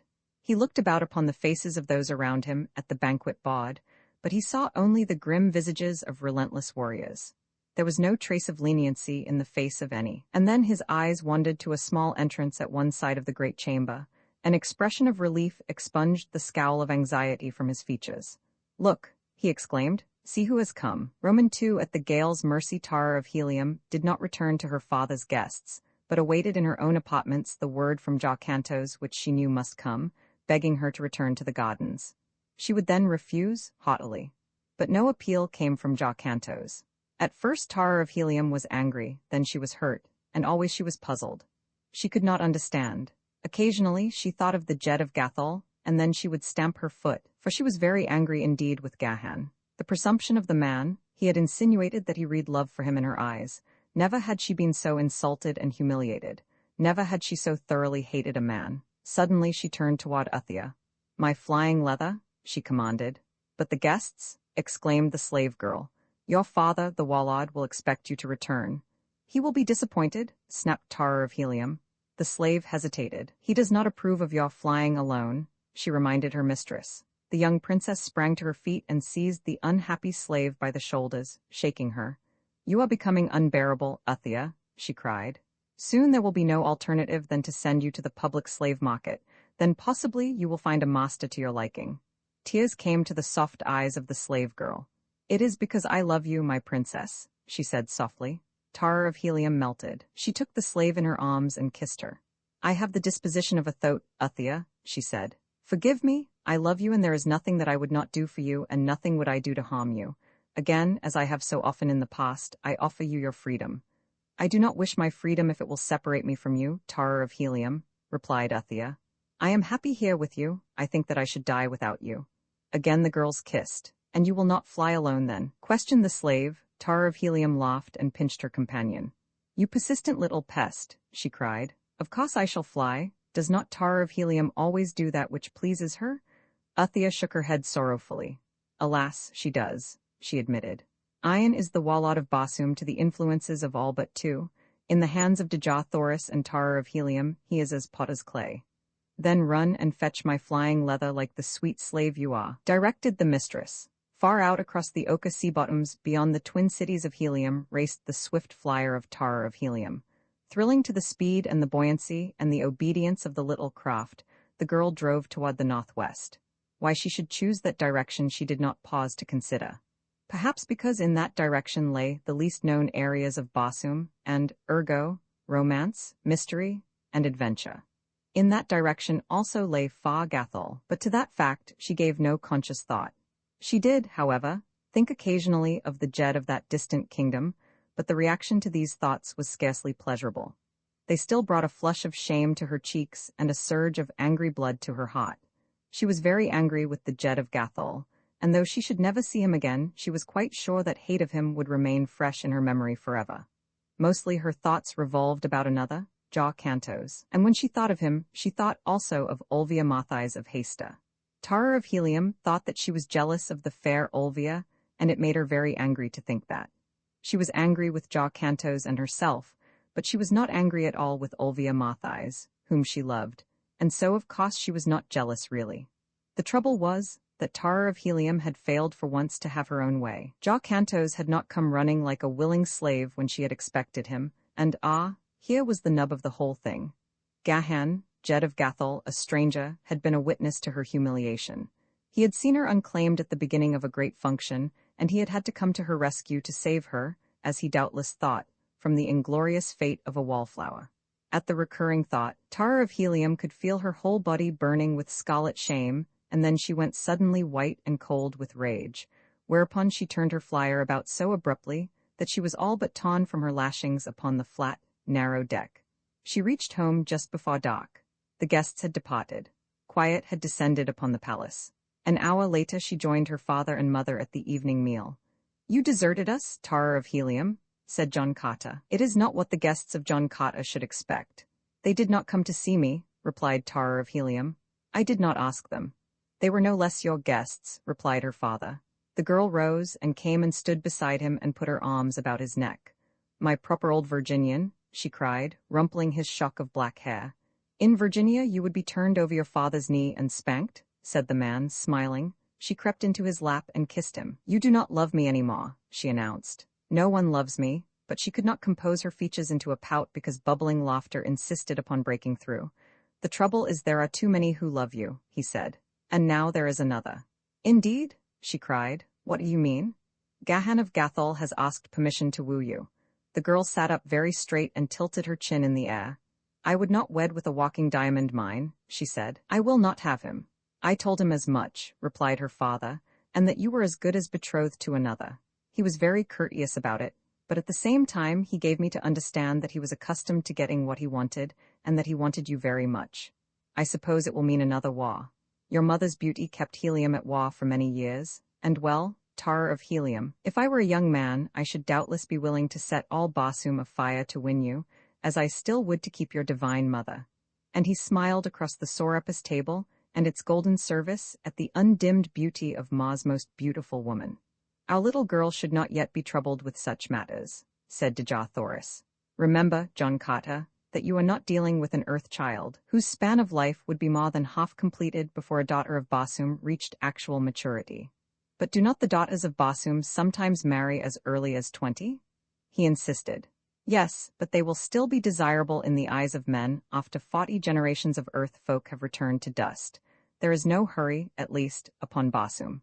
We do not fade and decay here as you tell me those of your planet do, though you, yourself, belie your own words. When the time seems proper, Tara of Helium shall wed with Jarkantos, and until then let us give the matter no further thought." "No," said the girl, "the subject irks me, and I shall not marry Jarkantos or another. I do not intend to wed." Her father and mother looked at her and smiled. "When Gahan of Gathol returns he may carry you off," said the farmer. "He is gone?" asked the girl. "His flyer departs for Gathol in the morning," John Carter replied. "I have seen the last of him then," remarked Tara of Helium with a sigh of relief. "He says not," returned John Carter. The girl dismissed the subject with a shrug, and the conversation passed to other topics. A letter had arrived from Thuvir of Toth, who was visiting at her father's cot while Carthoris, her mate, hunted in Okkar. Word had been received that the Tharks and Wahoons were again at war, or rather that there had been an engagement, for war was their habitual state. In the memory of man, there had been no peace between these two savage green hordes, only a single temporary truce. 2 new battleships had been launched at Hasta. A little band of holy Therns was attempting to revive the ancient and discredited religion of Isis, who they claimed still lived in spirit and had communicated with them. There were rumors of war from Dusar. A scientist claimed to have discovered human life on the further moon. A madman had attempted to destroy the atmosphere plant. 7 people had been assassinated in Greater Helium during the last 10 zodes, the equivalent of an Earth day. Following the meal, Dejah Thoris and the Wallad played at Jeton, the Basumian game of chess, which is played upon a board of 100 alternate black and orange squares. One player has 20 black pieces, the other, 20 orange pieces. A brief description of the game may interest those Earth readers who care for chess, and will not be lost upon those who pursue this narrative to its conclusion, since before they are done, they will find that a knowledge of Jeton will add to the interest and the thrills that are in store for them. The men are placed upon the board, as in chess, upon the first 2 rows next the players. In order from left to right on the line of squares nearest the players, the Jeton pieces are warrior, padwa, dwa, flyer, chief, princess, flyer, dwa, padwa, warrior. In the next line, all are panthons except the end pieces, which are called thoats and represent mounted warriors. The panthons, which are represented as warriors with 1 feather, may move 1 space in any direction except backward. The thoats, mounted warriors with 3 feathers, may move 1 straight and 1 diagonal, and may jump intervening pieces. Warriors, foot soldiers with 2 feathers, straight in any direction, or diagonally. 2 spaces, padwas, lieutenants wearing 2 feathers, 2 diagonal in any direction, or combination. Dwas, captains wearing 3 feathers, 3 spaces straight in any direction, or combination.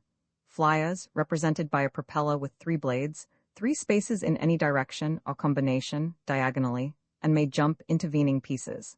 The chief, indicated by a diadem with 10 jewels, 3 spaces in any direction, straight or diagonal. Princess, diadem with a single jewel, same as chief, and can jump intervening pieces. The game is won when a player places any of his pieces on the same square with his opponent's princess, or when a chief takes a chief.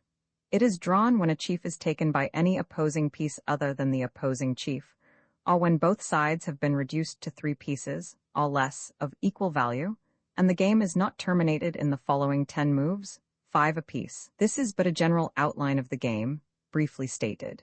It was this game that Dejah Thoris and John Carter were playing when Tara of Helium bid them good night, retiring to her own quarters and her sleeping silks and furs. "Until morning, my beloved," she called back to them as she passed from the apartment, nor little did she guess, nor her parents, that this might indeed be the last time that they would ever set eyes upon her. The morning broke dull and gray. Ominous clouds billowed restlessly and low. Beneath them, torn fragments scudded toward the northwest. From her window, Tara of Helium looked out upon this unusual scene. Dense clouds seldom overcast the Basumian sky. At this hour of the day, it was her custom to ride one of those small thoats that are the saddle animals of the Red Martians, but the sight of the billowing clouds lured her to a new adventure. Uthia still slept, and the girl did not disturb her. Instead, she dressed quietly and went to the hangar upon the roof of the palace, directly above her quarters where her own swift flyer was housed. She had never driven through the clouds. It was an adventure that always she had longed to experience. The wind was strong, and it was with difficulty that she maneuvered the craft from the hangar without accident, but once away, it raced swiftly out above the twin cities. The buffeting winds caught and tossed it, and the girl laughed aloud in sheer joy of the resultant thrills. She handled the little ship like a veteran, though few veterans would have faced the menace of such a storm in so light a craft. Swiftly she rose toward the clouds, racing with the scudding streamers of the storm-swept fragments, and a moment later she was swallowed by the dense masses billowing above. Here was a new world, a world of chaos unpeopled except for herself. But it was a cold, damp, lonely world, and she found it depressing after the novelty of it had been dissipated by an overpowering sense of the magnitude of the forces surging about her. Suddenly she felt very lonely, and very cold, and very little. Hurriedly, therefore, she rose until presently her craft broke through into the glorious sunlight that transformed the upper surface of the summer element into rolling masses of burnished silver. Here it was still cold, but without the dampness of the clouds, and in the eye of the brilliant sun, her spirits rose with the mounting needle of her altimeter.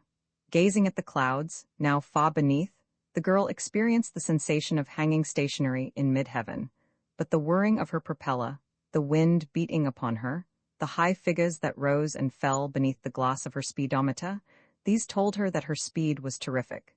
It was then that she determined to turn back. The first attempt she made above the clouds, but it was unsuccessful. To her surprise, she discovered that she could not even turn against the high wind, which rocked and buffeted the frail craft. Then she dropped swiftly to the dock, and windswept zone between the hurtling clouds and the gloomy surface of the shadowed ground.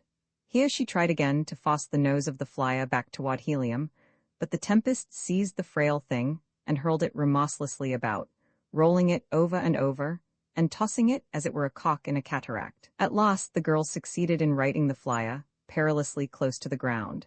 Never before had she been so close to death, yet she was not terrified. Her coolness had saved her, that, and the strength of the deck lashings that held her. Traveling with the storm she was safe, but where was it bearing her? She pictured the apprehension of her father and mother when she failed to appear at the morning meal. They would find her flyer missing, and they would guess that somewhere in the path of the storm it lay a wrecked and tangled mass upon her dead body, and then brave men would go out in search of her, risking their lives, and that lives would be lost in the search, she knew, for she realized now that never in her lifetime had such a tempest raged upon Basum. She must turn back. She must reach Helium before her mad lust for thrills had cost the sacrifice of a single courageous life. She determined that greater safety and likelihood of success lay above the clouds, and once again she rose through the chilling, wind-tossed vapor. Her speed again was terrific, for the wind seemed to have increased rather than to have lessened. She sought gradually to check the swift flight of her craft, but though she finally succeeded in reversing her moat of the wind, but carried her on as it would. Then it was that Tara of Helium lost her temper. Had her world not always bowed in acquiescence to her every wish?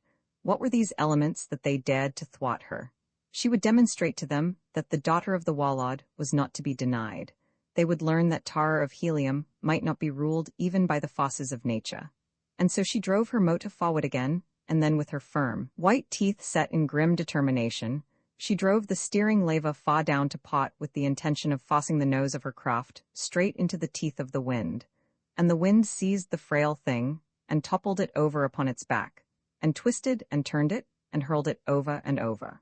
The propeller raced for an instant in an air pocket, and then the tempest seized it again and twisted it from its shaft, leaving the girl helpless upon an unmanageable atom that rose and fell, and rolled and tumbled, the spot of the elements she had defied. Tara of Helium's first sensation was one of surprise, that she had failed to have her own way. Then she commenced to feel concern, not for her own safety, but for the anxiety of her parents and the dangers that the inevitable searches must face. She reproached herself for the thoughtless selfishness that had jeopardized the peace and safety of others. She realized her own grave danger, too, but she was still unterrified, as befitted the daughter of Dejar Thoris and John Carter. She knew that her buoyancy tanks might keep her afloat indefinitely, but she had neither food nor water, and she was being borne toward the least-known area of Barsoom. Perhaps it would be better to land immediately and await the coming of the searchers, rather than to allow herself to be carried still further from Helium, thus greatly reducing the chances of early discovery. But when she dropped toward the ground, she discovered that the violence of the wind rendered an attempt to land tantamount to destruction, and she rose again, rapidly. Carried along a few hundred feet above the ground, she was better able to appreciate the titanic proportions of the storm than when she had flown in the comparative serenity of the zone above the clouds. For now, she could distinctly see the effect of the wind upon the surface of Barsoom. The air was filled with dust and flying bits of vegetation, and when the storm carried her across an irrigated area of farmland, she saw great trees and stone walls and buildings lifted high in air and scattered broadcast over the devastated country. And then she was carried swiftly on to other sights that forced in upon her consciousness a rapidly growing conviction that after all Tara of Helium was a very small and insignificant and helpless person. It was quite a shock to her self-pride while it lasted, and toward evening she was ready to believe that it was going to last forever. There had been no abatement in the ferocity of the tempest, nor was there indication of any. She could only guess at the distance she had been carried, for she could not believe in the correctness of the high figures that had been piled upon the record of her odometer. They seemed unbelievable, and yet, had she known it, they were quite true. In 12 hours she had flown and been carried by the storm full 7,000 hods. Just before dark, she was carried over one of the deserted cities of ancient Mars. It was Taqwa's, but she did not know it. Had she might readily have been forgiven for abandoning the last vestige of hope, for to the people of Helium Taqwa's seems as remote as do the South Sea Islands to us. And still the tempest, its fury unabated, bore her on. All that night she hurtled through the dark beneath the clouds, or rose to race through the moonlit void beneath the glory of Barsoom's 2 satellites. She was cold and hungry and altogether miserable, but her brave little spirit refused to admit that her plight was hopeless, even though reason proclaimed the truth. Her reply to reason, sometimes spoken aloud in sudden defiance, recalled the Spartan stubbornness of her sire in the face of certain annihilation. I still live. That morning there had been an early visitor at the palace of the Wallad. It was Gahan, Jed of Gathol. He had arrived shortly after the absence of Tara of Helium had been noted, and in the excitement he had remained unannounced until John Carter had happened upon him in the great reception corridor of the palace, as the Wallad was hurrying out to arrange for the dispatch of ships in search of his daughter. Gahan read the concern upon the face of the Wallad. "Forgive me if I intrude, John Carter," he said. "I but came to ask the indulgence of another day, since it would be foolhardy to attempt to navigate a ship in such a storm." "Remain, Gahan, a welcome guest until you choose to leave us," replied the Wallad, "but you must forgive any seeming inattention upon the part of Helium until my daughter is restored to us." "You daughter, restored, what do you mean?" exclaimed the Gatholian. "I do not understand." "She is gone together with her light flyer. That is all we know. We can only assume that she decided to fly before the morning meal and was caught in the clutches of the tempest. You will pardon me, Gahan, if I leave you abruptly. I am arranging to send ships in search of her." But Gahan, Jed of Gathol, was already speeding in the direction of the palace gate. There he leaped upon a waiting thoat, and followed by 2 warriors in the metal of Gathol, he dashed through the avenues of helium toward the palace that had been set aside for his entertainment. Roman 20, the charge of cowardice. Gahan, watching through the aperture between the hangings, saw the frantic flight of their pursuers. A grim smile rested upon his lips as he viewed the mad scramble for safety, and saw them throw away their swords and fight with one another to be first from the chamber of fear. And when they were all gone, he turned back toward Tara, the smile still upon his lips. But the smile died the instant that he turned, for he saw that Tara had disappeared. "Tara," he called in a loud voice, for he knew that there was no danger that their pursuers would return. But there was no response, unless it was a faint sound as of cackling laughter from afar.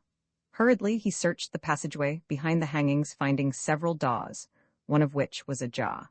Through this he entered the adjoining chamber, which was lighted more brilliantly for the moment by the soft rays of hurtling Thuria taking her mad way through the heavens. Here he found the dust upon the floor disturbed, and the imprint of sandals.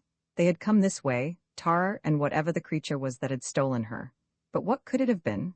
Gahan, a man of culture and high intelligence, held few, if any, superstitions.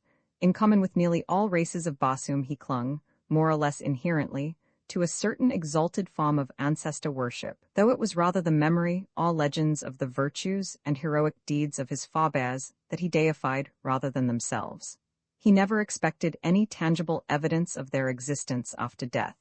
He did not believe that they had the power either for good or for evil other than the effect that their example, while living, might have had upon following generations. He did not believe, therefore, in the materialization of dead spirits. If there was a life hereafter, he knew nothing of it, for he knew that science had demonstrated the existence of some material cause for every seemingly supernatural phenomenon of ancient religions and superstitions. Yet he was at a loss to know what power might have removed Tara so suddenly and mysteriously from his side in a chamber that had not known the presence of man for 5,000 years. In the darkness, he could not see whether there were the imprints of other sandals than Tara's, only that the dust was disturbed, and when it led him into gloomy corridors, he lost the trail altogether. A perfect labyrinth of passages and apartments were now revealed to him as he hurried on through the deserted quarters of Omai. Here was an ancient bath, doubtless that of the Jedak himself, and again he passed through a room in which a meal had been laid upon a table 5,000 years before, the untasted breakfast of Omai, perhaps. There passed before his eyes, in the brief moments that he traversed the chambers, a wealth of ornaments and jewels and precious metals that surprised even the Jed of Gathol, whose harness was of diamonds and platinum, and whose riches were the envy of a world. But at last his search of Omai's chambers ended in a small closet, in the floor of which was the opening to a spiral runway leading straight down into Stygian darkness. The dust at the entrance of the closet had been freshly disturbed, and as this was the only possible indication that Gahan had of the direction taken by the abductor of Tara, it seemed as well to follow on as to search elsewhere. So, without hesitation, he descended into the utter darkness below. Feeling with a foot before taking a forward step, his descent was necessarily slow. But Gahan was a Basumian, and so knew the pitfalls that might await the unwary in such dark, forbidden portions of a Jedak's palace.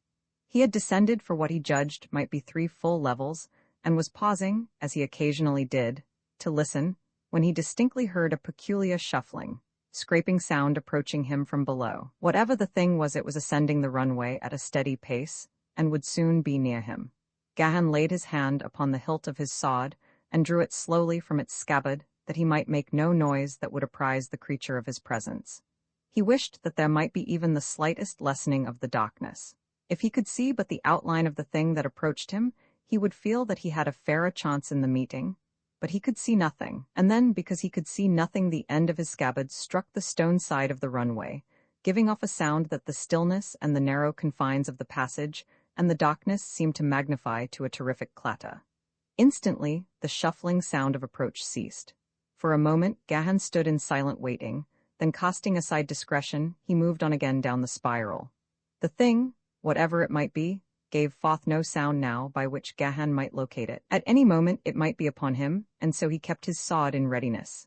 Down, ever downward the steep spiral led. The darkness and the silence of the tomb surrounded him, yet somewhere ahead was something. He was not alone in that horrid place.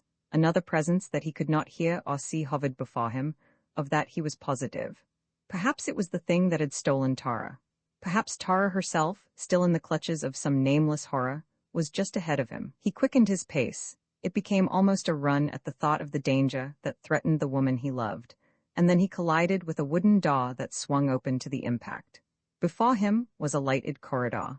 On either side were chambers. He had advanced but a short distance from the bottom of the spiral when he recognized that he was in the pits below the palace. A moment later, he heard behind him the shuffling sound that had attracted his attention in the spiral runway. Wheeling about, he saw the author of the sound emerging from a doorway he had just passed. It was Gek the Kaldane. "Gek," exclaimed Gahan. "It was you in the runway. Have you seen Tara of Helium?" "It was I in the spiral," replied the Kaldane, "but I have not seen Tara of Helium. I have been searching for her." "Where is she?" "I do not know," replied the Gotholian, "but we must find her and take her from this place." "We may find her," said Gek, "but I doubt our ability to take her away. It is not so easy to leave Manator as it is to enter it. I may come and go at will, through the ancient burrows of the Ulcios, but you are too large for that, and your lungs need more air than may be found in some of the deeper runways." "But you thaw?" exclaimed Gahan. "Have you heard aught of him or his intentions?" "I have heard much," replied Gek. "He camps at the Gate of Enemies. That spot he holds and his warriors lie just beyond the gate, but he has not sufficient force to enter the city and take the palace. An hour since, and you might have made your way to him, but now every avenue is strongly guarded since Otah learned that Akar had escaped to Uthaw." "Akar has escaped and joined Uthaw?" exclaimed Gahan. "But little more than an hour since. I was with him when a warrior came, a man whose name is Tassa, who brought a message from you. It was decided that Tassa should accompany Akor in an attempt to reach the camp of Uthaw, the great Jed of Manatos, and exact from him the assurances you required. Then, Uthaw was to return and take food to you and the Princess of Helium. I accompanied them. We won through easily and found Uthaw more than willing to respect your every wish. But when Tassa would have returned to you, the way was blocked by the warriors of Otah. Then it was that I volunteered to come to you and report and find food and drink, and then go forth among the Gotholian slaves of Maneta, and prepare them for their part in the plan that Uthaw and Tassa conceived." "And what was this plan?" "Uthaw has sent for reinforcements. To Manatos he has sent, and to all the outlying districts that are his. It will take a month to collect and bring them hither, and in the meantime, the slaves within the city are to organize secretly, stealing and hiding arms against the day that the reinforcements arrive. When that day comes, the forces of Uthaw will enter the Gate of Enemies, and as the warriors of Otah rush to repulse them, the slaves from Gathol will fall upon them from the rear with the majority of their numbers, while the balance will assault the palace. They hope thus to divert so many from the gate that Uthaw will have little difficulty in forcing an entrance to the city." "Perhaps they will succeed," commented Gahan, "but the warriors of Otar are many, and those who fight in defense of their homes and their Jeddak have always an advantage. Ah, Gek, would that we had the great warships of Gathol or of Helium to pour their merciless fire into the streets of Maneta, while Uthaw marched to the palace over the corpses of the slain." He paused, deep in thought, and then turned his gaze again upon the Kaldane.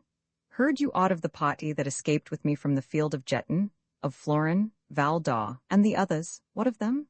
10 of these won through to Uthor at the Gate of Enemies and were well received by him. 8 fell in the fighting upon the way. Val Daw and Florin live, I believe, for I am sure that I heard Uthor address 2 warriors by these names." "Good," exclaimed Gahan. "Go then, through the burrows of the Ulcios, to the Gate of Enemies, and carry to Florin the message that I shall write in his own language.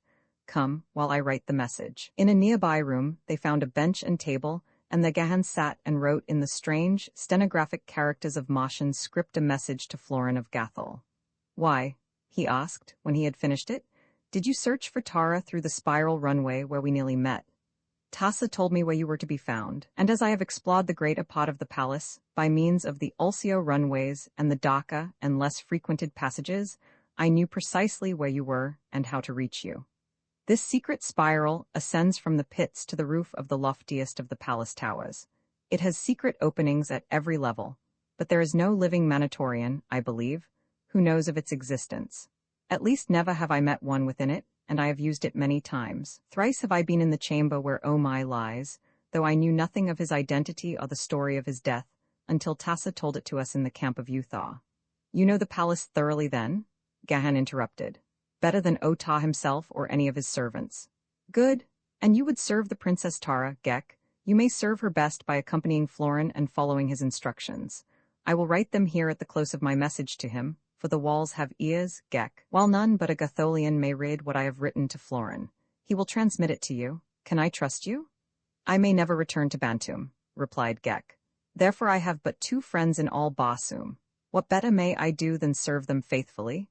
You may trust me, Gatholian, who with a woman of your kind has taught me that there be finer and nobler things than perfect mentality uninfluenced by the unreasoning tuitions of the heart.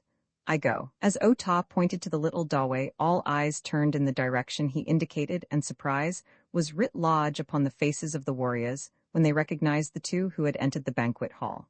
There was Igus, and he dragged behind him one who was gagged and whose hands were fastened behind with a ribbon of tough silk. It was the slave girl. Igus' cackling laughter rose above the silence of the room. I, he shrilled. What the young warriors of Otah cannot do, old Igus does alone. Only a Koffel may capture a Koffel, growled one of the chiefs who had fled from the chambers of Omai. Igus laughed. Terror turned your heart to water, he replied, and shame your tongue to libel. This be no Koffel, but only a woman of Helium, her companion a warrior who can match blades with the best of you and cut your putrid hearts. Not so in the days of Igus' youth. Ah, then were there men in Maneta. Well do I recall that day that I— Peace, doddering fool, commanded Otah. Where is the man? Where I found the woman, in the death chamber of Omai. Let your wise and brave chieftains go thither and fetch him. I am an old man, and could bring but one. You have done well, Igus. Otah hastened to assure him, for when he learned that Gahan might still be in the haunted chambers he wished to appease the wrath of Igus, knowing well the vitriolic tongue and temper of the Ancient One. You think she is no Koffel then, Igus? He asked, wishing to carry the subject from the man who was still at large. No more than you, replied the ancient taxidermist. Otah looked long and searchingly at Tara of Helium. All the beauty that was hers seemed suddenly to be carried to every fiber of his consciousness. She was still garbed in the rich harness of a black princess of Jetton, and as Otah the Jeddak gazed upon her he realized that never before had his eyes rested upon a more perfect figure, a more beautiful face. She is no Koffel, he murmured to himself. She is no Koffel, and she is a princess of Helium, and by the golden hair of the holy Hekadah, she is beautiful. Take the gag from her mouth and release her hands, he commanded aloud. Make room for the Princess Tara of Helium at the side of Otah of Maneta. She shall dine as becomes a princess. Slaves did as Otah bid, and Tara of Helium stood with flashing eyes behind the chair that was offered her. Sit, commanded Otah. The girl sank into the chair. I sit as a prisoner, she said, not as a guest at the board of my enemy, Otah of Maneta. Otah motioned his followers from the room. I would speak alone with the Princess of Helium, he said. The company and the slaves withdrew, and once more the Jeddak of Maneta turned toward the girl. Otah of Maneta would be your friend, he said. Tara of Helium sat with arms folded upon her small, firm breasts, her eyes flashing from behind narrowed lids, nor did she deign to answer his overture. Otah leaned closer to her. He noted the hostility of her bearing, and he recalled his first encounter with her. She was a she-banth, but she was beautiful. She was by far the most desirable woman that Otah had ever looked upon, and he was determined to possess her. He told her so. I could take you as my slave, he said to her, but it pleases me to make you my wife. You shall be Jadar of Maneta. You shall have 7 days in which to prepare for the great honor that Otah is conferring upon you, and at this hour of the 7th day, you shall become an empress and the wife of Otah in the throne room of the Jeddaks of Maneta. He struck a gong that stood beside him upon the table, and when a slave appeared he bade him recall the company.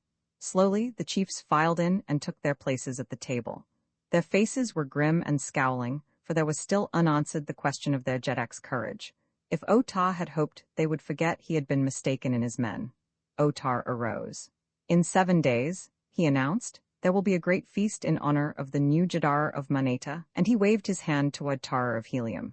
The ceremony will occur at the beginning of the 7th Zode 5 in the throne room. In the meantime, the Princess of Helium will be cared for in the tower of the women's quarters of the palace.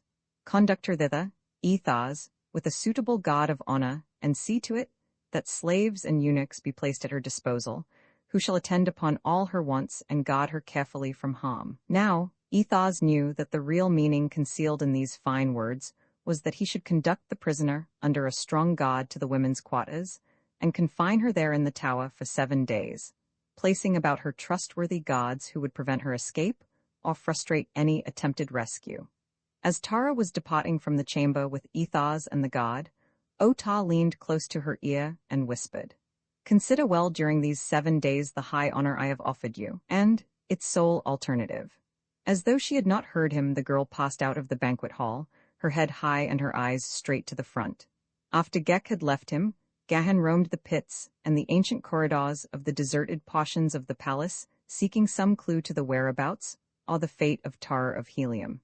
He utilized the spiral runway, in passing from level to level until he knew every foot of it from the pits to the summit of the high tower, and into what apartments it opened at the various levels, as well as the ingenious and hidden mechanism that operated the locks of the cleverly concealed doors leading to it.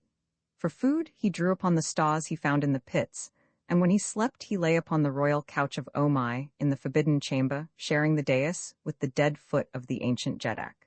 In the palace about him seethed, all unknown to Gahan, a vast unrest. Warriors and chieftains pursued the duties of their vocations with dour faces, and little knots of them were collecting here and there, and with frowns of anger discussing some subject that was uppermost in the minds of all.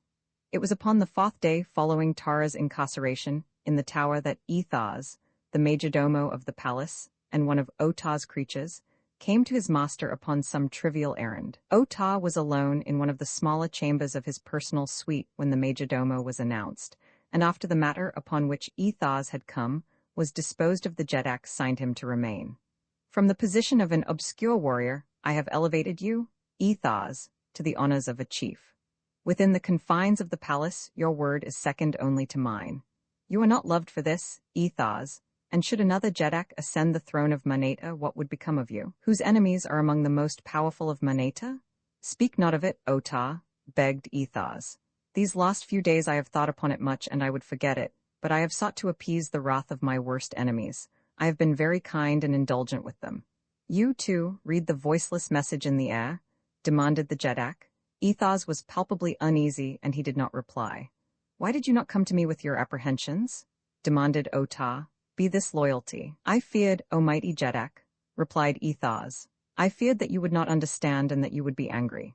"What know you? Speak the whole truth," commanded Ota. "There is much unrest among the chieftains and the warriors," replied Ethos. "Even those who were your friends fear the power of those who speak against you." "What say they?" growled the Jedak. "They say that you are afraid to enter the apartments of Omai in search of the slave tyrann." "Oh, do not be angry with me, Jedak. It is but what they say that I repeat. I, your loyal Ethos, believe no such foul slander." "No, no, why should I fear?" demanded Ota. "We do not know that he is there. Did not my chiefs go thither and see nothing of him? But they say that you did not go," pursued Ethos, "and that they will have none of a coward upon the throne of Maneta." "They said that treason?" Otar almost shouted. "They said that and more, great Jedak," answered the majordomo. "They said that not only did you fear to enter the chambers of Omai, but that you feared the slave tyrann, and they blame you for your treatment of Akar, whom they all believe to have been murdered at your command. They were fond of Akar, and there are many now who say aloud that Akar would have made a wondrous Jedak." "They dare?" screamed Ota. "They dare suggest the name of a slave's bastard for the throne of Ota? He is your son, Ota," Ethos reminded him. "Nor is there a more beloved man in Maneta.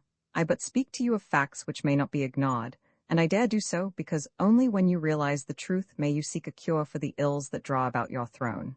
Ota had slumped down upon his bench. Suddenly he looked shrunken and tired and old. "Cursed be the day," he cried, "that saw those 3 strangers enter the city of Maneta. Would that Uda had been spared to me. He was strong, my enemies feared him, but he is gone dead at the hands of that hateful slave, Tyrann. May the curse of Isis be upon him. My Jedak, what shall we do?"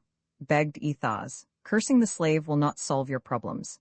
But the great feast and the marriage is but 3 days off," pleaded Ota. It shall be a great gala occasion. The warriors and the chiefs all know that it is the custom. Upon that day gifts and honors shall be bestowed. Tell me who are most bitter against me. I will send you among them, and let it be known that I am planning rewards for their past services to the throne. We will make jeds of chiefs and chiefs of warriors, and grant them palaces and slaves. Ethars? The other shook his head. It will not do, Otah. They will have nothing of your gifts or honors. I have heard them say as much. What do they want? Demanded Otah. They want a Jeddak as brave as the bravest, replied Ethars, though his knees shook as he said it. They think I am a coward, cried the Jeddak. They say you are afraid to go to the apartments of Omai the Cruel. For a long time Otah sat, his head sunk upon his breast, staring blankly at the floor. Tell them, he said at last in a hollow voice that sounded not at all like the voice of a great Jeddak. Tell them that I will go to the chambers of Omai and search for Tiran the slave. Roman 21 a risk for love he is a craven and he called me doddering fool? The speaker was Igos and he addressed a knot of chieftains in one of the chambers of the palace of Otah, Jeddak of Maneta. If Akar was alive there were a Jeddak for us. Who says that Akor is dead? Demanded one of the chiefs. Where is he then? Asked Igos. Have not others disappeared whom Otah thought too well beloved for men so near the throne as they? The chief shook his head. And I thought that, knew it, rather. I'd join you Thor at the gate of enemies. Sint, cautioned one. Here comes the liquor of feet, and all eyes were turned upon the approaching Ethars. Friends? He exclaimed as he stopped among them, but his friendly greeting elicited not but a few surly nods. Have you heard the news? He continued, unabashed by treatment to which he was becoming accustomed. What, has Otah seen an ulcio and fainted? Demanded Igos with broad sarcasm. Men have died for less than that, ancient one. Ethars reminded him. I am safe, retorted Igos, for I am not a brave and populous son of the Jeddak of Maneta. This was indeed open treason, but Ethars feigned not to hear it. He ignored Igos and turned to the others. Otah goes to the chamber of Omai this night in search of Tiran the slave, he said. He sorrows that his warriors have not the courage for so mean a duty, and that their Jeddak is thus compelled to arrest a common slave. With which taunt Ethars passed on to spread the word in other parts of the palace. As a matter of fact, the latter part of his message was purely original with himself, and he took great delight in delivering it to the discomfiture of his enemies. As he was leaving the little group of men Igos called after him. At what hour does Otah intend visiting the chambers of Omai? He asked. Toward the end of the 8th Zode, 6 replied the majordomo, and went his way. We shall see, stated Igos. What shall we see? Asked a warrior. We shall see whether Otah visits the chamber of Omai. How? I shall be there myself, and if I see him I will know that he has been there. If I don't see him I will know that he has not, explained the old taxidermist. Is there anything there to fill an honest man with fear? Asked a chieftain. What have you seen? It was not so much what I saw, though that was bad enough, as what I heard, said Igos. Tell us, what heard and saw you? I saw the dead Omai, said Igos. The others shuddered. And you went not mad? They asked. Am I mad? Retorted Igos, and you will go again? Yes, then indeed you are mad, cried one. You saw the dead Omai, but what heard you that was worse? Whispered another. I saw the dead Omai lying upon the floor of his sleeping chamber with one foot tangled in the sleeping silks and furs upon his couch. I heard horrid moans and frightful screams. And you are not afraid to go there again? Demanded several. The dead cannot harm me, said Igos. He has lain thus for 5,000 years, nor can a sound harm me. I heard it once and live, I can hear it again. It came from almost at my side where I hid behind the hangings and watched the slave Tiran before I snatched the woman away from him. Igos, you are a very brave man, said a chieftain. Otah called me doddering fool, and I would face worse dangers than lie in the forbidden chambers of Omai to know it if he does not visit the chamber of Omai. Then indeed shall Otah fall? The night came and the Zodes dragged, and the time approached when Otah, Jeddak of Maneta, was to visit the chamber of Omai in search of the slave Tiran. To us, who may doubt the existence of malignant spirits, his fear may seem unbelievable, for he was a strong man, an excellent swordsman, and a warrior of great repute. But the fact remained that Otah of Maneta was nervous with apprehension as he strode the corridors of his palace toward the deserted halls of Omai, and when he stood at last with his hand upon the door that opened from the dusty corridor to the very apartments themselves, he was almost paralyzed with terror. He had come alone for 2 very excellent reasons. the first of which was that thus none might note his terror-stricken state nor his defection, should he fail at the last moment, and the other was that should he accomplish the thing alone, or be able to make his chiefs believe that he had, the credit would be far greater than were he to be accompanied by warriors. But though he had started alone, he had become aware that he was being followed, and he knew that it was because his people had no faith in either his courage or his veracity. He did not believe that he would find the slave Turan. He did not very much want to find him, for though Ota was an excellent swordsman and a brave warrior in physical combat, he had seen how Turan had played with Udar, and he had no stomach for a passage at arms with one whom he knew outclassed him. And so, Ota stood with his hand upon the door, afraid to enter, afraid not to. But at last his fear of his own warriors, watching behind him, grew greater than the fear of the unknown behind the ancient door, and he pushed the heavy skeel aside and entered. Silence and gloom and the dust of centuries lay heavy upon the chamber. From his warriors, he knew the route that he must take to the horrid chamber of Omai, and so he forced his unwilling feet across the room before him, across the room where the Jeton players sat at their eternal game, and came to the short corridor that led into the room of Omai. His naked sword trembled in his grasp. He paused after each forward step to listen, and when he was almost at the door of the ghost-haunted chamber, his heart stood still within his breast, and the cold sweat broke from the clammy skin of his forehead. For from within there came to his affrighted ears the sound of muffled breathing. Then it was that Otar of Maneta came near to fleeing from the nameless horror that he could not see, but that he knew lay waiting for him in that chamber just ahead. But again came the fear of the wrath and contempt of his warriors and his chiefs. They would degrade him, and they would slay him into the bargain. There was no doubt of what his fate would be should he flee the apartments of Omai in terror.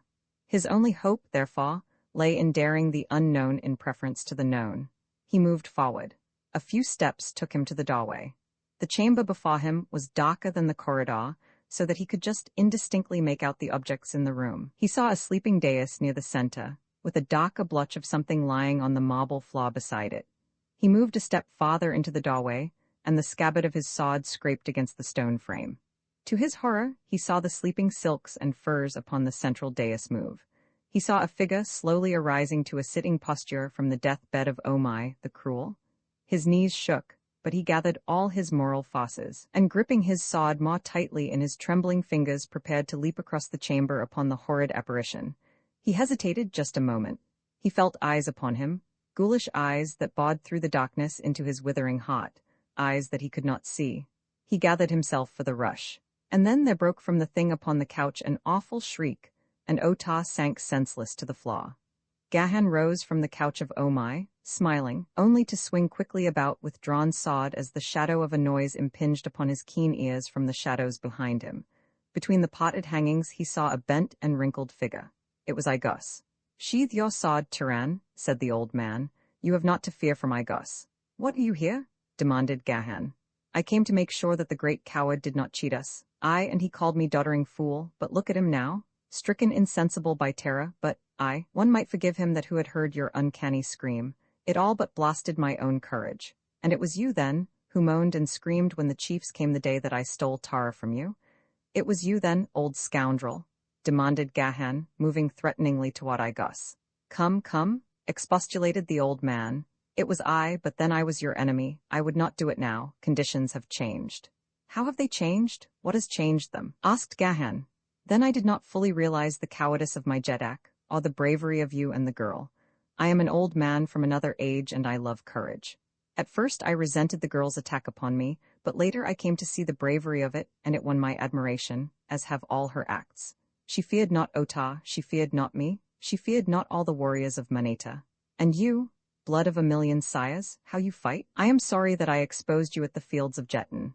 I am sorry that I dragged the girl Tara back to Ota. I would make amends. I would be your friend. Here is my sword at your feet." And drawing his weapon, Igos cast it to the floor in front of Gahan. The Gotholian knew that scarce the most abandoned of knaves would repudiate this solemn pledge, and so he stooped, and picking up the old man's sword returned it to him, hilt first, in acceptance of his friendship. "Where is the Princess Tara of Helium?" asked Gahan. "Is she safe?" "She is confined in the tower of the women's quarters awaiting the ceremony that is to make her Jadara of Maneta," replied Igos. "This thing dared think that Tara of Helium would mate with him. growled Gahan. "I will make short work of him if he is not already dead from fright," and he stepped toward the fallen Otah to run his sword through the Jedak's heart. "No," cried Igos. "Slay him not, and pray that he be not dead if you would save your princess." "How is that?" asked Gahan.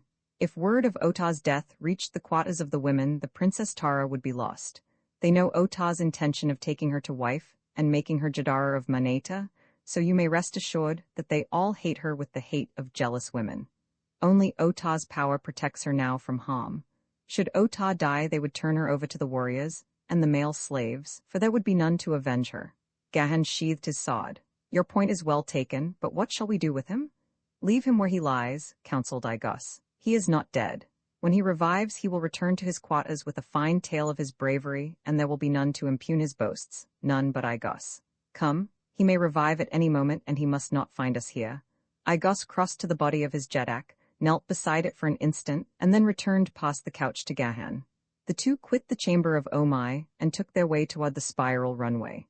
Here Igos led Gahan to a higher level and out upon the roof of that portion of the palace from where he pointed to a high tower quite close by. "There," he said, "lies the Princess of Helium, and quite safe she will be until the time of the ceremony." "Safe, possibly, from other hands, but not from her own," said Gahan. "She will never become Jadara of Maneta. First will she destroy herself." "She would do that?" asked Igos. "She will, unless you can get word to her that I still live and that there is yet hope," replied Gahan. "I cannot get word to her," said Igos. "The quarters of his women Otah guards with jealous hand. Here are his most trusted slaves and warriors, yet even so, thick among them are countless spies, so that no man knows which be which. No shadow falls within those chambers that is not marked by 100 eyes." Gahan stood gazing at the lighted windows of the high tower in the upper chambers of which Tara of Helium was confined. "I will find a way, Igos," he said. "There is no way," replied the old man. For some time they stood upon the roof beneath the brilliant stars and hurtling moons of dying Mars, laying their plans against the time that Tara of Helium should be brought from the high tower to the throne room of Otah. It was then, and then alone, argued Igos, that any hope of rescuing her might be entertained. Just how far he might trust the other Gahan did not know, and so he kept to himself the knowledge of the plan that he had forwarded to Florin and Valdar by Gek. But he assured the ancient taxidermist that if he were sincere in his oft-repeated declaration that Otah should be denounced and superseded, he would have his opportunity on the night that the Jedak sought to wed the Heliometic princess. "Your time shall come then, Igos," Gahan assured the other, "and if you have any party that thinks as you do, prepare them for the eventuality that will succeed Otah's presumptuous attempt to wed the daughter of the Wallad. Where shall I see you again, and when?" "I go now to speak with Tara, Princess of Helium." "I like your boldness," said Igos, "but it will avail you not. You will not speak with Tara, Princess of Helium, though doubtless the blood of many Manitorians will drench the floors of the women's quarters before you are slain." Gahan smiled. "I shall not be slain. Where and when shall we meet? But you may find me in Omai's chamber at night. That seems the safest retreat in all Maneta for an enemy of the Jedak in whose palace it lies." "I go? And may the spirits of your ancestors surround you," said Igos. After the old man had left him, Gahan made his way across the roof to the high tower, which appeared to have been constructed of concrete and afterward elaborately carved, its entire surface being covered with intricate designs cut deep into the stone-like material of which it was composed. Though wrought ages since, it was but little weather-worn owing to the aridity of the Martian atmosphere, the infrequency of rains, and the rarity of dust storms. To scale it, though, presented difficulties and danger that might have deterred the bravest of men. That would, doubtless, have deterred Gahan, had he not felt that the life of the woman he loved depended upon his accomplishing the hazardous feat. Removing his sandals and laying aside all of his harness and weapons other than a single belt supporting a dagger, the Gatholian essayed the dangerous ascent. Clinging to the carvings with hands and feet, he worked himself slowly aloft, avoiding the windows and keeping upon the shadowy side of the tower, away from the light of Thuria and Cluros. The tower rose some 50 feet above the roof of the adjacent part of the palace, comprising 5 levels or floors with windows looking in every direction. A few of the windows were balconied, and these more than the others he sought to avoid, although, it being now near the close of the 9th Zode, there was little likelihood that many were awake within the tower. His progress was noiseless, and he came at last, undetected, to the windows of the upper level. These, like several of the others he had passed at lower levels, were heavily barred, so that there was no possibility of his gaining ingress to the apartment where Tara was confined. Darkness hid the interior behind the first window that he approached. The second opened upon a lighted chamber where he could see a guard sleeping at his post outside a door. Here also was the top of the runway, leading to the next level below. Passing still farther around the tower, Gahan approached another window, but now he clung to that side of the tower, which ended in a courtyard 100 feet below, and in a short time the light of Thuria would reach him. He realized that he must hasten, and he prayed that behind the window he now approached he would find Tara of Helium. Coming to the opening, he looked in upon a small chamber dimly lighted. In the center was a sleeping dais upon which a human form lay beneath silks and furs. A bare arm, protruding from the coverings, lay exposed against a black and yellow striped auloch skin, an arm of wondrous beauty about which was clasped an armlet that Gahan knew. No other creature was visible within the chamber, all of which was exposed to Gahan's view. Pressing his face to the bars, the Gatholian whispered her dear name. The girl stirred, but did not awaken. Again he called, but this time louder. Tara sat up and looked about, and at the same instant a huge eunuch leaped to his feet from where he had been lying on the floor close by that side of the dais farthest from Gahan. Simultaneously, the brilliant light of Thuria flashed full upon the window, where Gahan clung, silhouetting him plainly to the two within. Both sprang to their feet.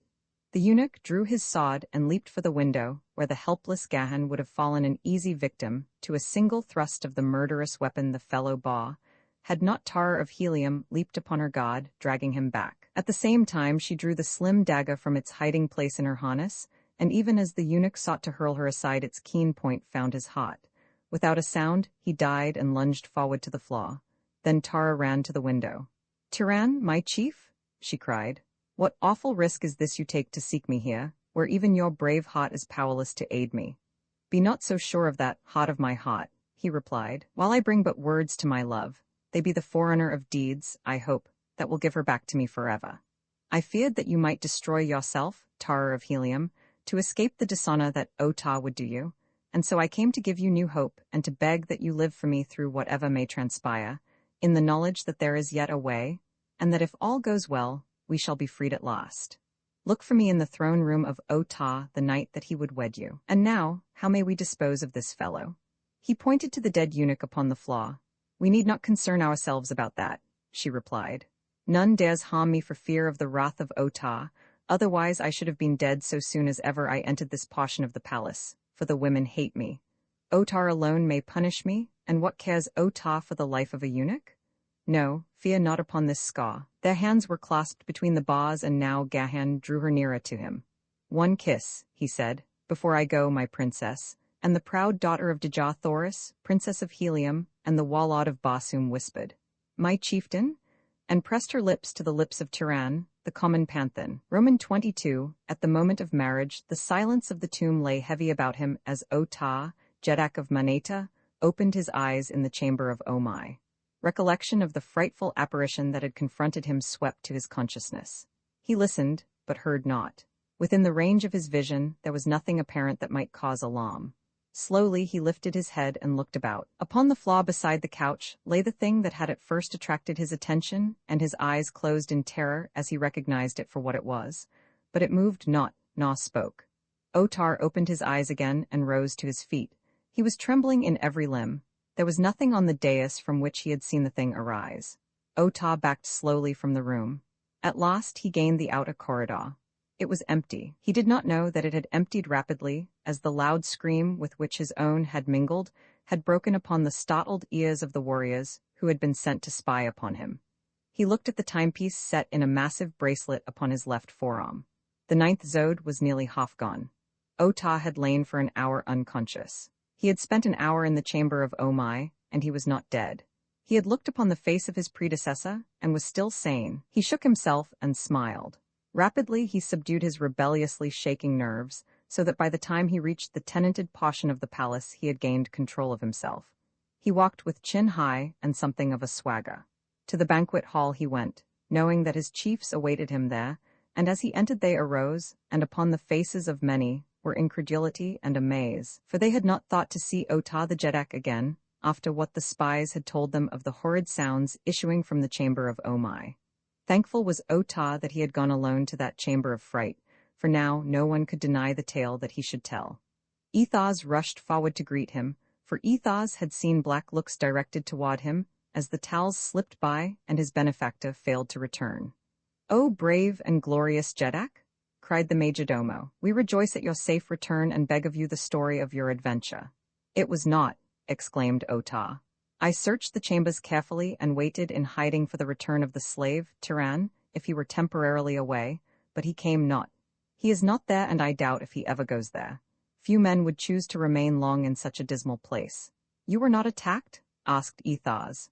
"You heard no screams nor moans." "I heard hideous noises and saw phantom figures, but they fled before me so that never could I lay hold of one, and I looked upon the face of Omai, and I am not mad. I even rested in the chamber beside his corpse." In a far corner of the room, a bent and wrinkled old man hid a smile behind a golden goblet of strong brew. "Come, let us drink," cried Ota, and reached for the dagger, the pommel of which he was accustomed to use to strike the gong which summoned slaves, but the dagger was not in its scabbard. Ota was puzzled. He knew that it had been there just before he entered the chamber of Omai, for he had carefully felt of all his weapons to make sure that none was missing. He seized instead a table utensil and struck the gong, and when the slaves came bade them bring the strongest brew for Ota and his chiefs. Before the dawn broke many were the expressions of admiration bellowed from drunken lips. Admiration for the courage of their Jedak, but some there were who still looked glum. Came at last the day that Ota would take the Princess Tara of Helium to wife. For hours slaves prepared the unwilling bride. 7 perfumed baths occupied 3 long and weary hours, then her whole body was anointed with the oil of pimelia blossoms and massaged by the deft fingers of a slave from distant Dusa. Her harness, all new and wrought for the occasion, was of the white hide of the great white apes of Basum, hung heavily with platinum and diamonds, fairly encrusted with them. The glossy mass of her jet hair had been built into a coiffure of stately and becoming grandeur, into which diamond-headed pins were stuck, until the whole scintillated as the stars in heaven upon a moonless night. But it was a sullen and defiant bride that they led from the high tower toward the throne room of Ota. The corridors were filled with slaves and warriors, and the women of the palace and the city who had been commanded to attend the ceremony. All the power and pride, wealth and beauty of Maneta were there. Slowly Tara, surrounded by a heavy guard of honor, moved along the marble corridors filled with people. At the entrance to the hall of chiefs, Ethos, the majordomo, received her. The hall was empty except for its ranks of dead chieftains upon their dead mounts. Through this long chamber, Ethos escorted her to the throne room, which also was empty, the marriage ceremony in Maneta differing from that of other countries of Basum. Here the bride would await the groom at the foot of the steps leading to the throne. The guests followed her in and took their places, leaving the central aisle from the hall of chiefs to the throne clear. For up this, Ota would approach his bride alone after a short solitary communion with the dead behind closed doors in the hall of chiefs. It was the custom. The guests had all filed through the hall of chiefs. The doors at both ends had been closed. Presently those at the lower end of the hall opened, and Otar entered. His black harness was ornamented with rubies and gold. His face was covered by a grotesque mask of the precious metal in which 2 enormous rubies were set for eyes, though below them were narrow slits through which the wearer could see. His crown was a fillet supporting carved feathers of the same metal as the mask. To the least detail, his regalia was that demanded of a royal bridegroom by the customs of Maneta, and now, in accordance with that same custom, he came alone to the hall of chiefs to receive the blessings and the counsel of the great ones of Maneta who had preceded him. As the doors at the lower end of the hall closed behind him, Ota, the Jedak, stood alone with the great dead. By the dictates of ages, no mortal eye might look upon the scene enacted within that sacred chamber. As the mighty of Maneta respected the traditions of Maneta, let us, too, respect those traditions of a proud and sensitive people. Of what concern to us the happenings in that solemn chamber of the dead? 5 minutes passed. The bride stood silently at the foot of the throne. The guests spoke together in low whispers until the room was filled with the hum of many voices. At length, the doors leading into the hall of chiefs swung open, and the resplendent bridegroom stood framed for a moment in the massive opening. A hush fell upon the wedding guests. With measured and impressive step, the groom approached the bride. Tara felt the muscles of her hot contract with the apprehension that had been growing upon her, as the coils of fate settled more closely about her, and no sign came from Turan. Where was he? What, indeed, could he accomplish now to save her? Surrounded by the power of Ota, with never a friend among them, her position seemed at last without vestige of hope. I still live, she whispered inwardly in a last brave attempt to combat the terrible hopelessness that was overwhelming her. But her fingers stole for reassurance to the slim blade that she had managed to transfer, undetected, from her old harness to the new. And now the groom was at her side and, taking her hand, was leading her up the steps to the throne, before which they halted and stood facing the gathering below. Came then, from the back of the room, a procession headed by the high dignitary whose office it was to make these two man and wife, and directly behind him, a richly clad youth bearing a silken pillow, on which lay the golden handcuffs, connected by a short length of chain of gold, with which the ceremony would be concluded, when the dignitary clasped a handcuff about the wrist of each, symbolizing their indissoluble union in the holy bonds of wedlock. Would Turan's promised succor come too late? Tara listened to the long, monotonous intonation of the wedding service. She heard the virtues of Otar extolled and the beauties of the bride. The moment was approaching and still no sign of Turan. But what could he accomplish should he succeed in reaching the throne room, other than to die with her? There could be no hope of rescue. The dignitary lifted the golden handcuffs from the pillow upon which they reposed. He blessed them and reached for Tara's wrist. The time had come. The thing could go no further, for alive or dead, by all the laws of Barsoom, she would be the wife of Otar of Maneta the instant the two were locked together. Even should rescue come then, or later, she could never dissolve those bonds, and Turan would be lost to her as surely as though death separated them. Her hand stole toward the hidden blade, but instantly the hand of the groom shot out and seized her wrist. He had guessed her intention. Through the slits in the grotesque mask, she could see his eyes upon her, and she guessed the sardonic smile that the mask hid. For a tense moment, the two stood thus. The people below them kept breathless silence, for the play before the throne had not passed unnoticed. Dramatic as was the moment, it was suddenly rendered trebly so by the noisy opening of the doors leading to the Hall of Chiefs. All eyes turned in the direction of the interruption to see another figure framed in the massive opening, a half-clad figure buckling the half-adjusted harness hurriedly in place, the figure of Ota, Jeddak of Maneta. "Stop!" he screamed, springing forward along the aisle toward the throne. "Seize the impostor?" All eyes shot to the figure of the groom before the throne. They saw him raise his hand and snatch off the golden mask, and Tara of Helium in wide-eyed incredulity looked up into the face of Turan the Panthan. "Turan the slave?" they cried then. "Death to him? Death to him?" "Wait!" shouted Turan, drawing his sword as a dozen warriors leaped forward. "Wait!" screamed another voice, old and cracked as Igos, the ancient taxidermist, sprang from among the guests and reached the throne steps ahead of the foremost warriors. At sight of the old man, the warriors paused, for age is held in great veneration among the peoples of Barsoom, as is true, perhaps, of all peoples whose religion is based to any extent upon ancestor worship. But Ota gave no heed to him, leaping instead swiftly toward the throne. "Stop, coward!" cried Igos. The people looked at the little old man in amazement. "Men of Maneta," he cackled in his thin, shrill voice, "wouldst be ruled by a coward and a liar? Down with him!" shouted Ota. "Not until I have spoken," retorted Igos. "It is my right. If I fail, my life is forfeit, that you all know and I know. I demand therefore to be heard. It is my right." "It is his right," echoed the voices of a score of warriors in various parts of the chamber.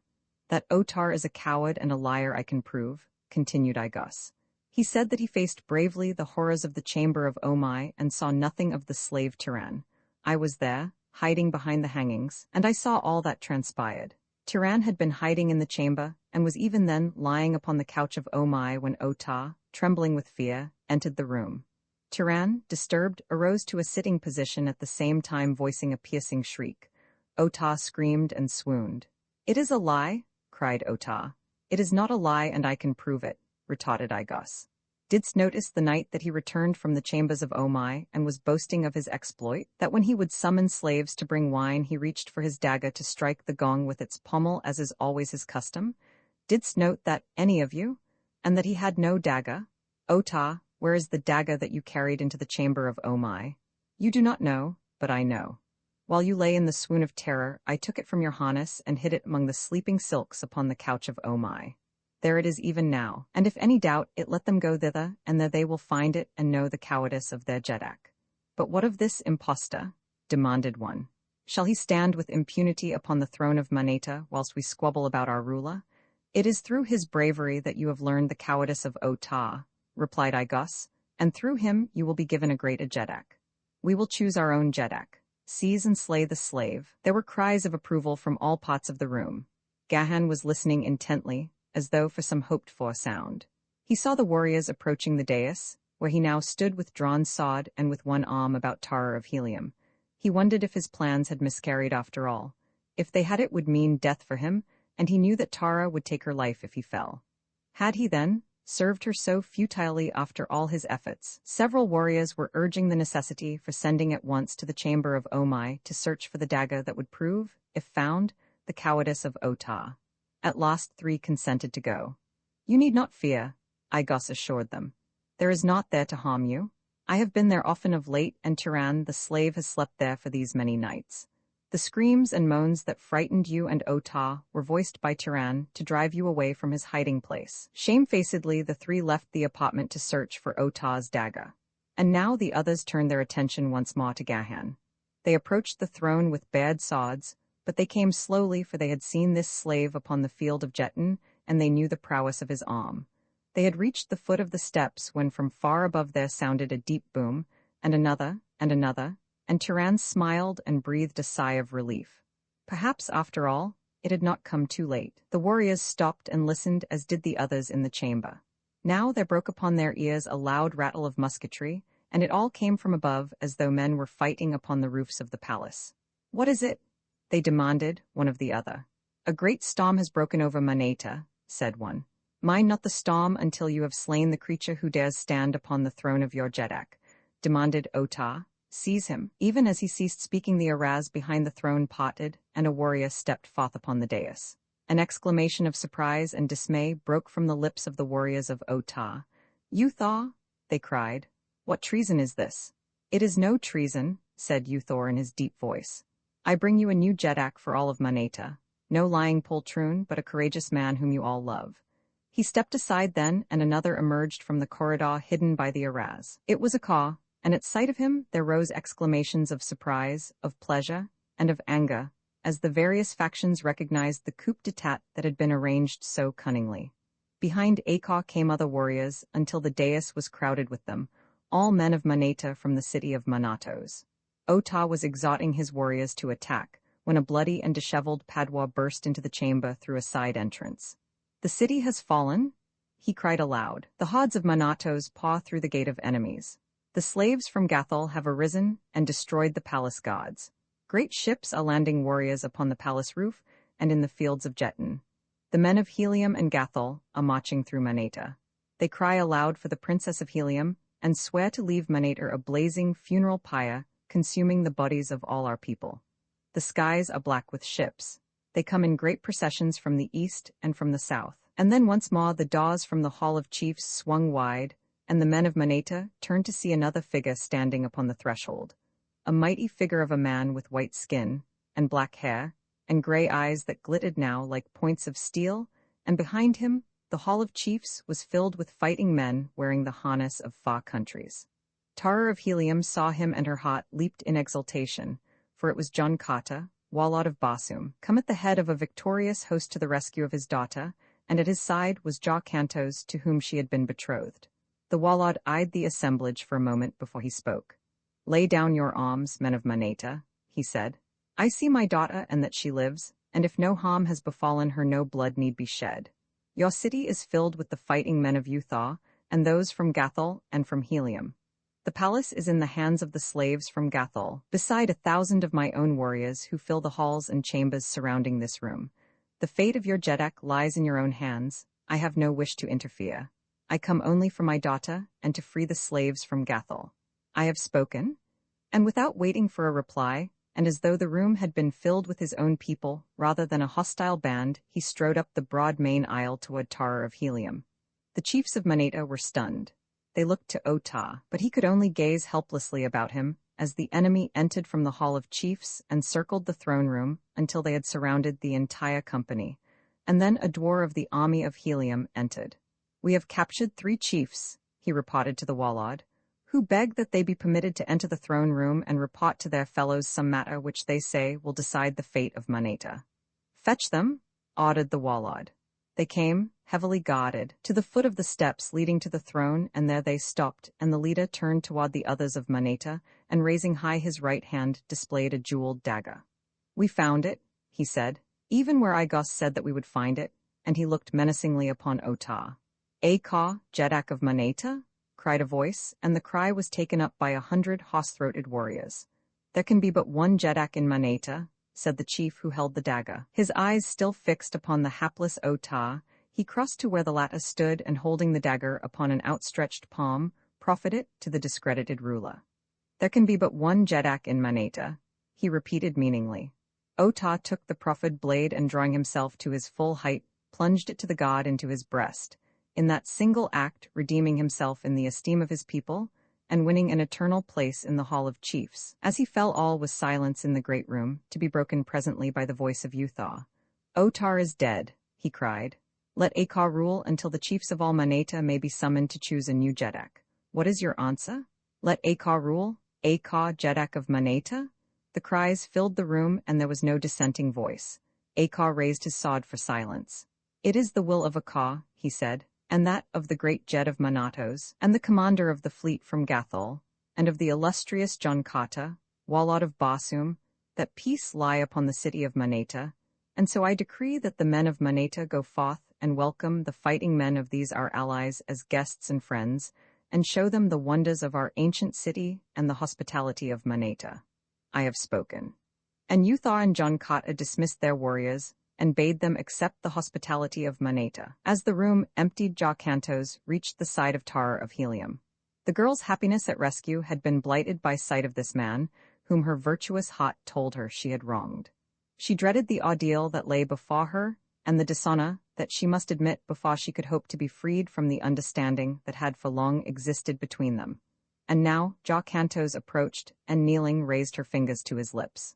"Beautiful daughter of Helium," he said, "how may I tell you the thing that I must tell you, of the dishonor that I have all unwittingly done you? I can but throw myself upon your generosity for forgiveness, but if you demand it, I can receive the dagger as honorably as did Otar." "What do you mean?" asked Tara of Helium. "What are you talking about? Why speak thus in riddles to one whose heart is already breaking?" Her heart already breaking? The outlook was anything but promising, and the young Padwa wished that he had died before ever he had had to speak the words he now must speak. "Tara of Helium," he continued, "we all thought you dead. For a long year have you been gone from Helium. I mourned you truly, and then, less than a moon since, I wed with Olvia Mathis." He stopped and looked at her with eyes that might have said, "Now strike me dead." "Oh, foolish man," cried Tara.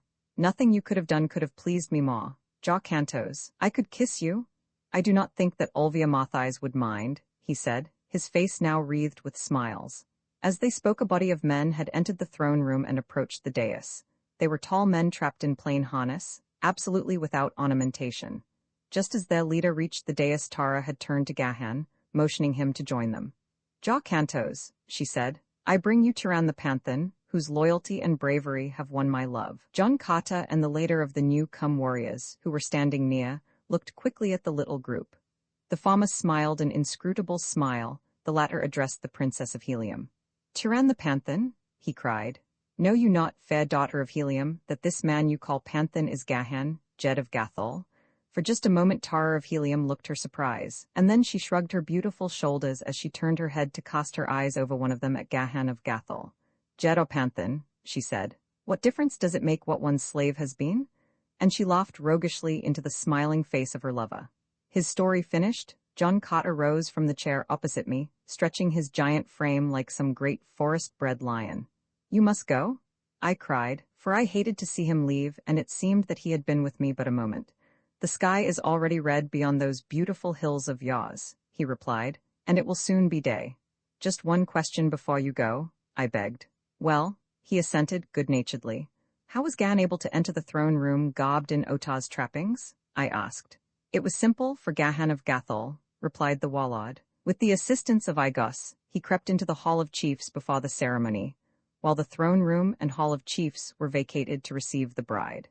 He came from the pits through the corridor that opened behind the arras at the rear of the throne, and passing into the Hall of Chiefs took his place upon the back of a riderless thoat, whose warrior was in Igos' repair room.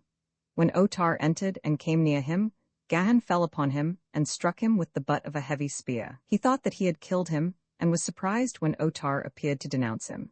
"And Gek, what became of Gek?" I insisted.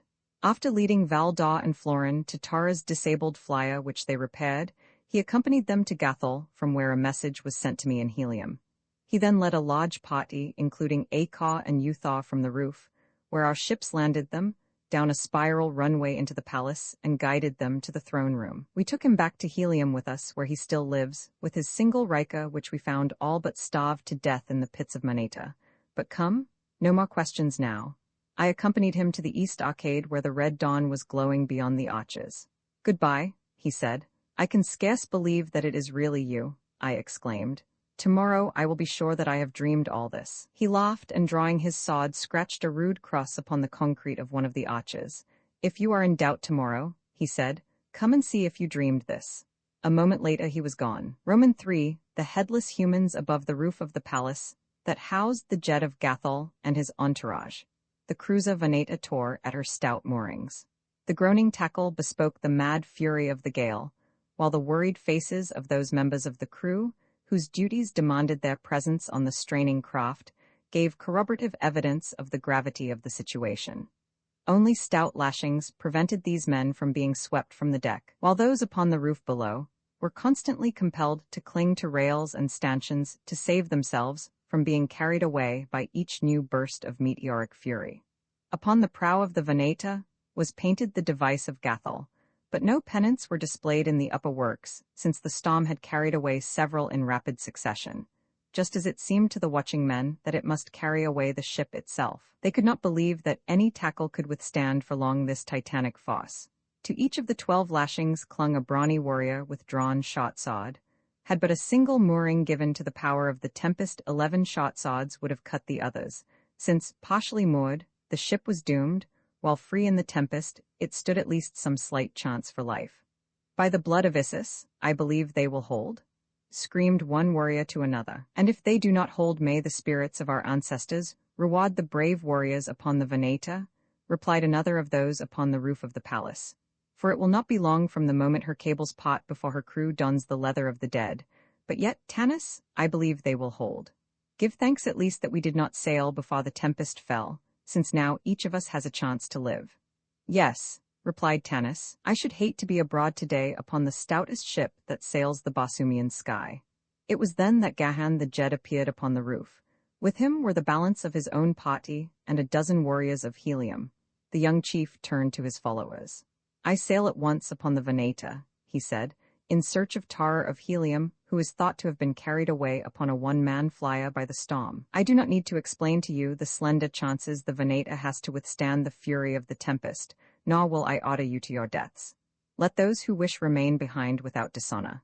The others will follow me." And he leaped for the rope ladder that lashed wildly in the gale. The first man to follow him was Tanis, and when the last reached the deck of the cruiser, there remained upon the palace roof only the 12 warriors of Helium, who, with naked swords, had taken the posts of the Gotholians at the moorings. Not a single warrior who had remained aboard the Veneta would leave her now.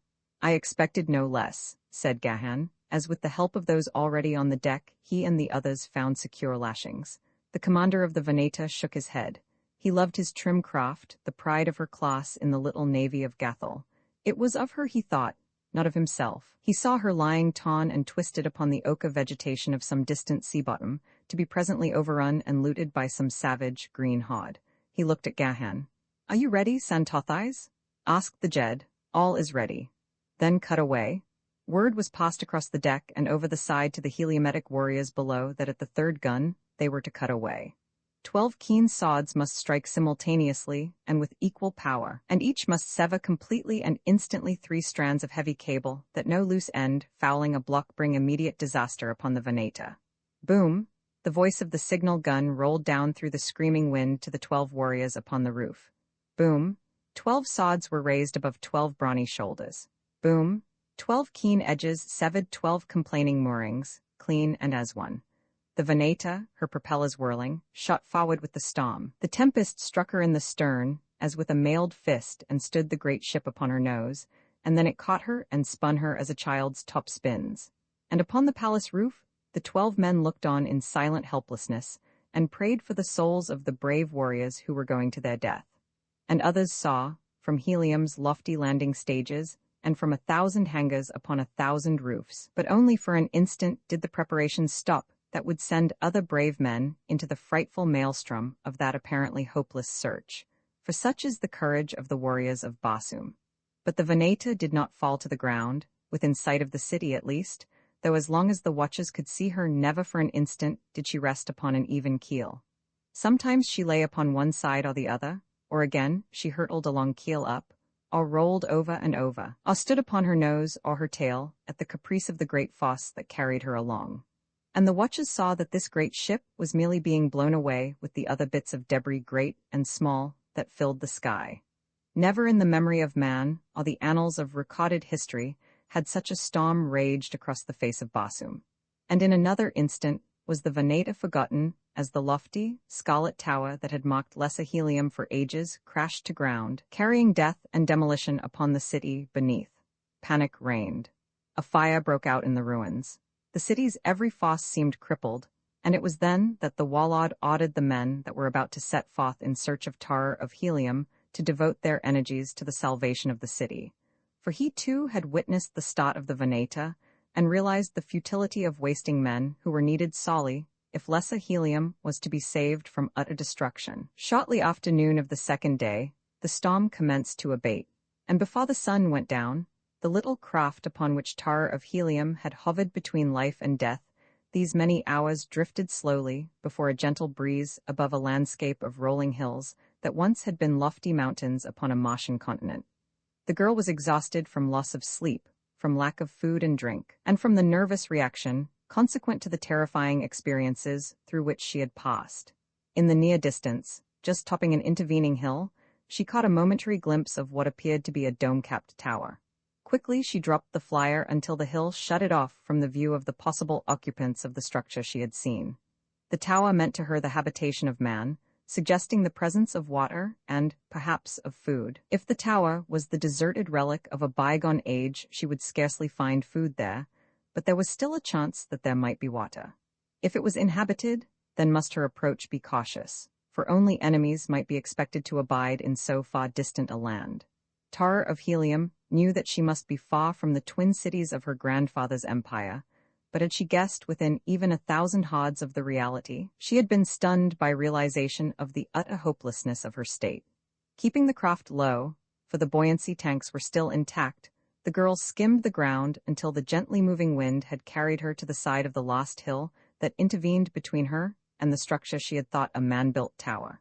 Here she brought the flyer to the ground among some stunted trees, and dragging it beneath one where it might be somewhat hidden from craft passing above, she made it fast and set forth to reconnoiter.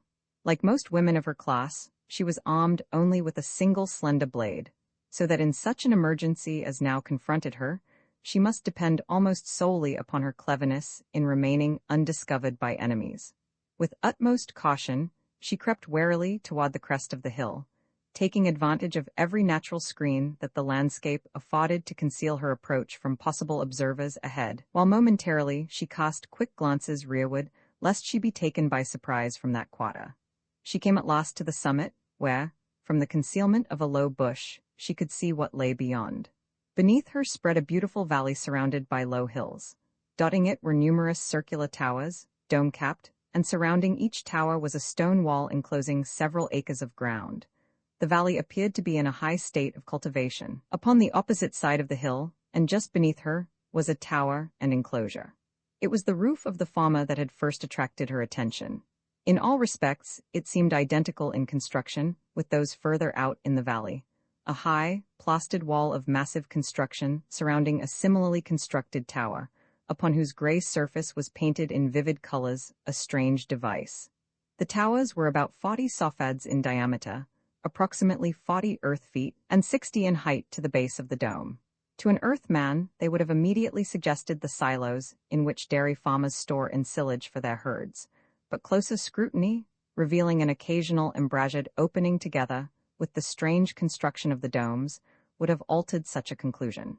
Tara of Helium saw that the domes seemed to be faced with innumerable prisms of glass, those that were exposed to the declining sun, scintillating so gorgeously as to remind her suddenly of the magnificent trappings of Gahan of Gathol.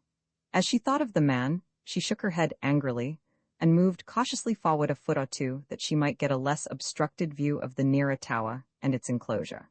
As Tara of Helium looked down into the enclosure surrounding the nearest tower, her brows contracted momentarily in frowning surprise, and then her eyes went wide in an expression of incredulity tinged with horror, for what she saw was a score or two of human bodies, naked and headless. For a long moment she watched, breathless, unable to believe the evidence of her own eyes, that these gruesome things moved and had life. She saw them crawling about on hands and knees over and across one another, searching about with their fingers. And she saw some of them at troughs, for which the others seemed to be searching, and those at the troughs were taking something from these receptacles, and apparently putting it in a hole where their necks should have been. They were not far beneath her. She could see them distinctly, and she saw that there were the bodies of both men and women, and that they were beautifully proportioned, and that their skin was similar to hers, but of a slightly lighter red.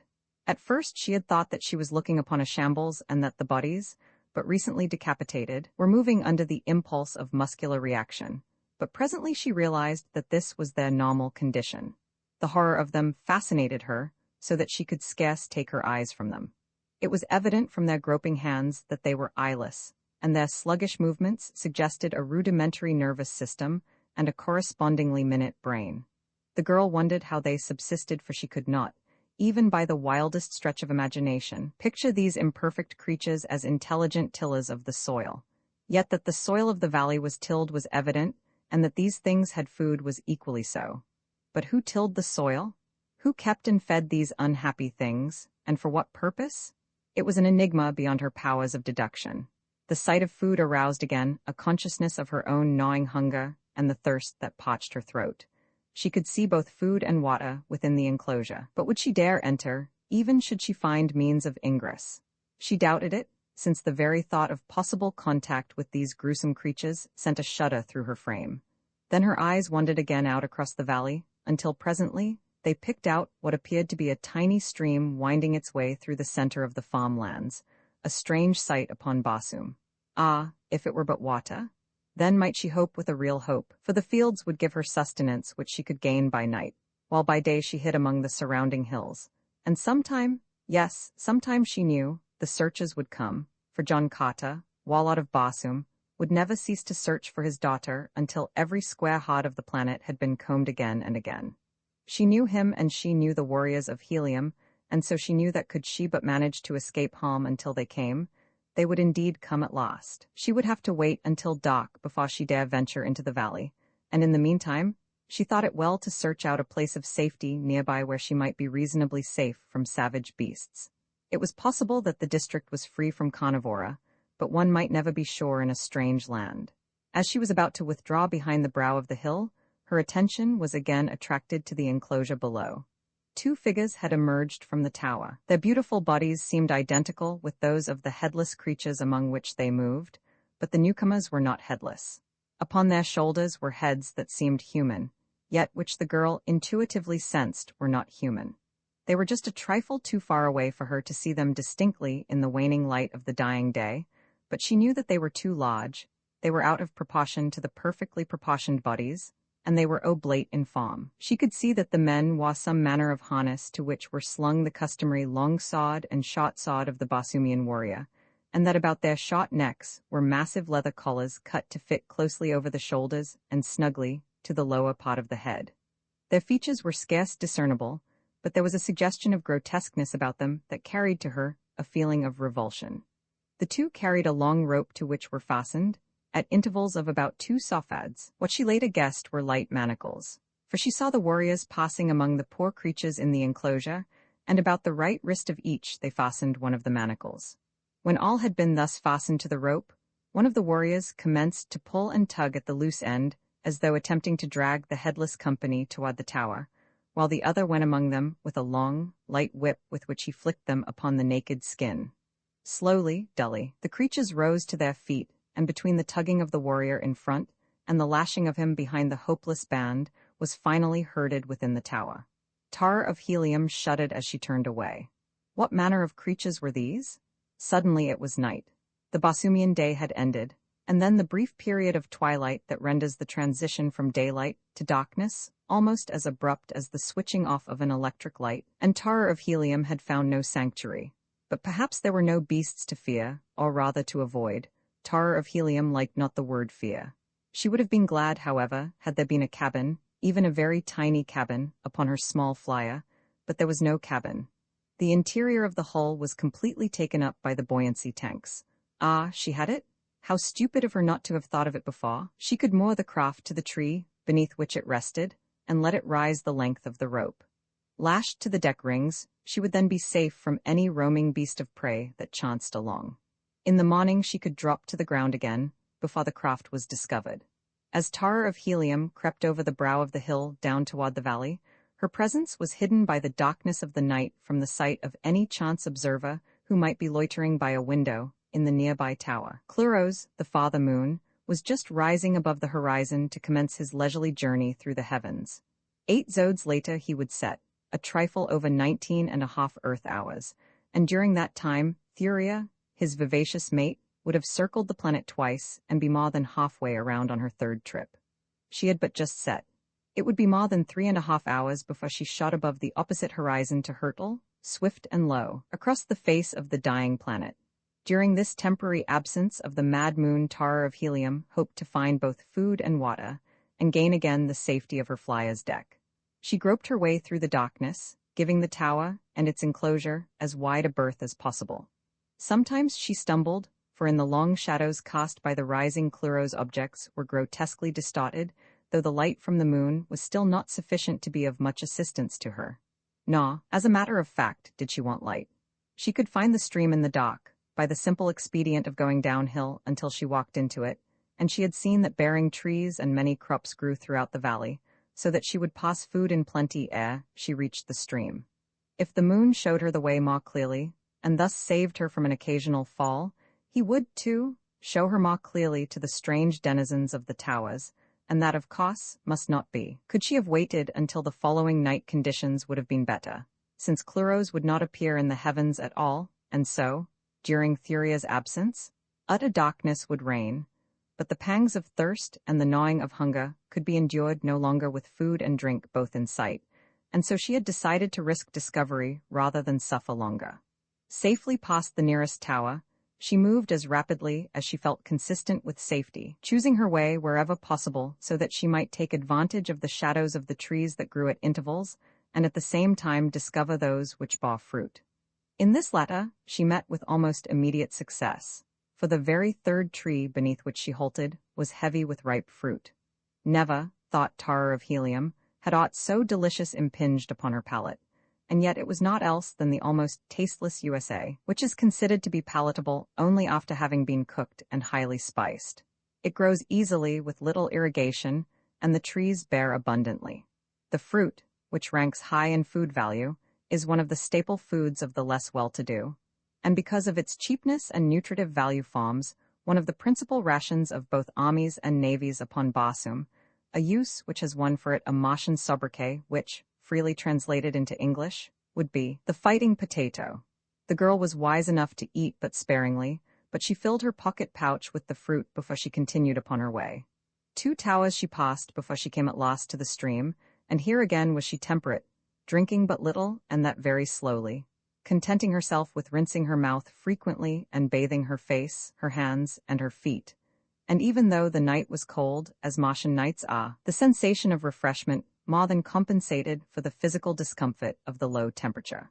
Replacing her sandals, she sought among the growing track near the stream for whatever edible berries or tubers might be planted there, and found a couple of varieties that could be eaten raw.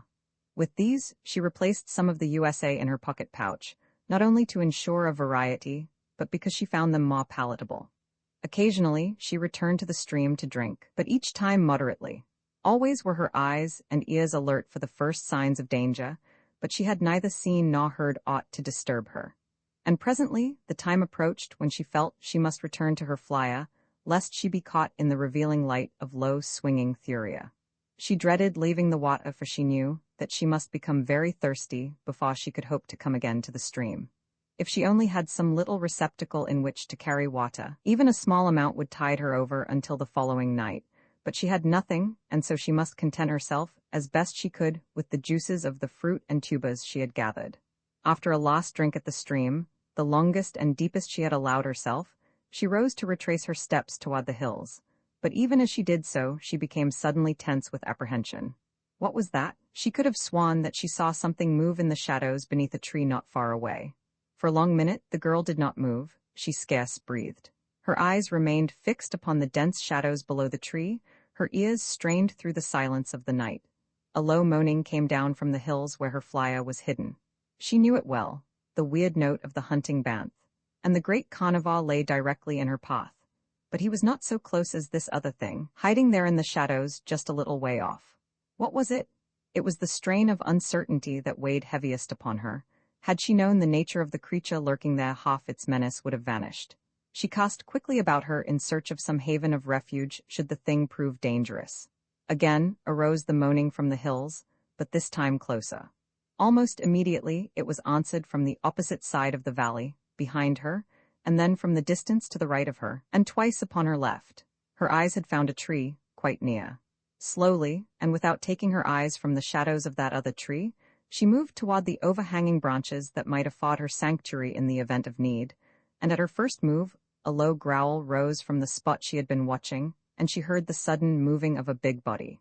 Simultaneously, the creature shot into the moonlight in full charge upon her, its tail erect, its tiny ears laid flat, its great mouth with its multiple rows of sharp and powerful fangs, already yawning for its prey, its 10 legs carrying it forward in great leaps, and now from the beast's throat issued the frightful roar with which it seeks to paralyze its prey. It was a banth, the great, maned lion of Basum. Tara of Helium saw it coming and leaped for the tree toward which she had been moving, and the banth realized her intention and redoubled his speed. As his hideous roar awakened the echoes in the hills, so too it awakened echoes in the valley. But these echoes came from the living throats of others of his kind, until it seemed to the girl that fate had thrown her into the midst of a countless multitude of these savage beasts. Almost incredibly swift is the speed of a charging banth, and fortunate it was that the girl had not been caught farther in the open.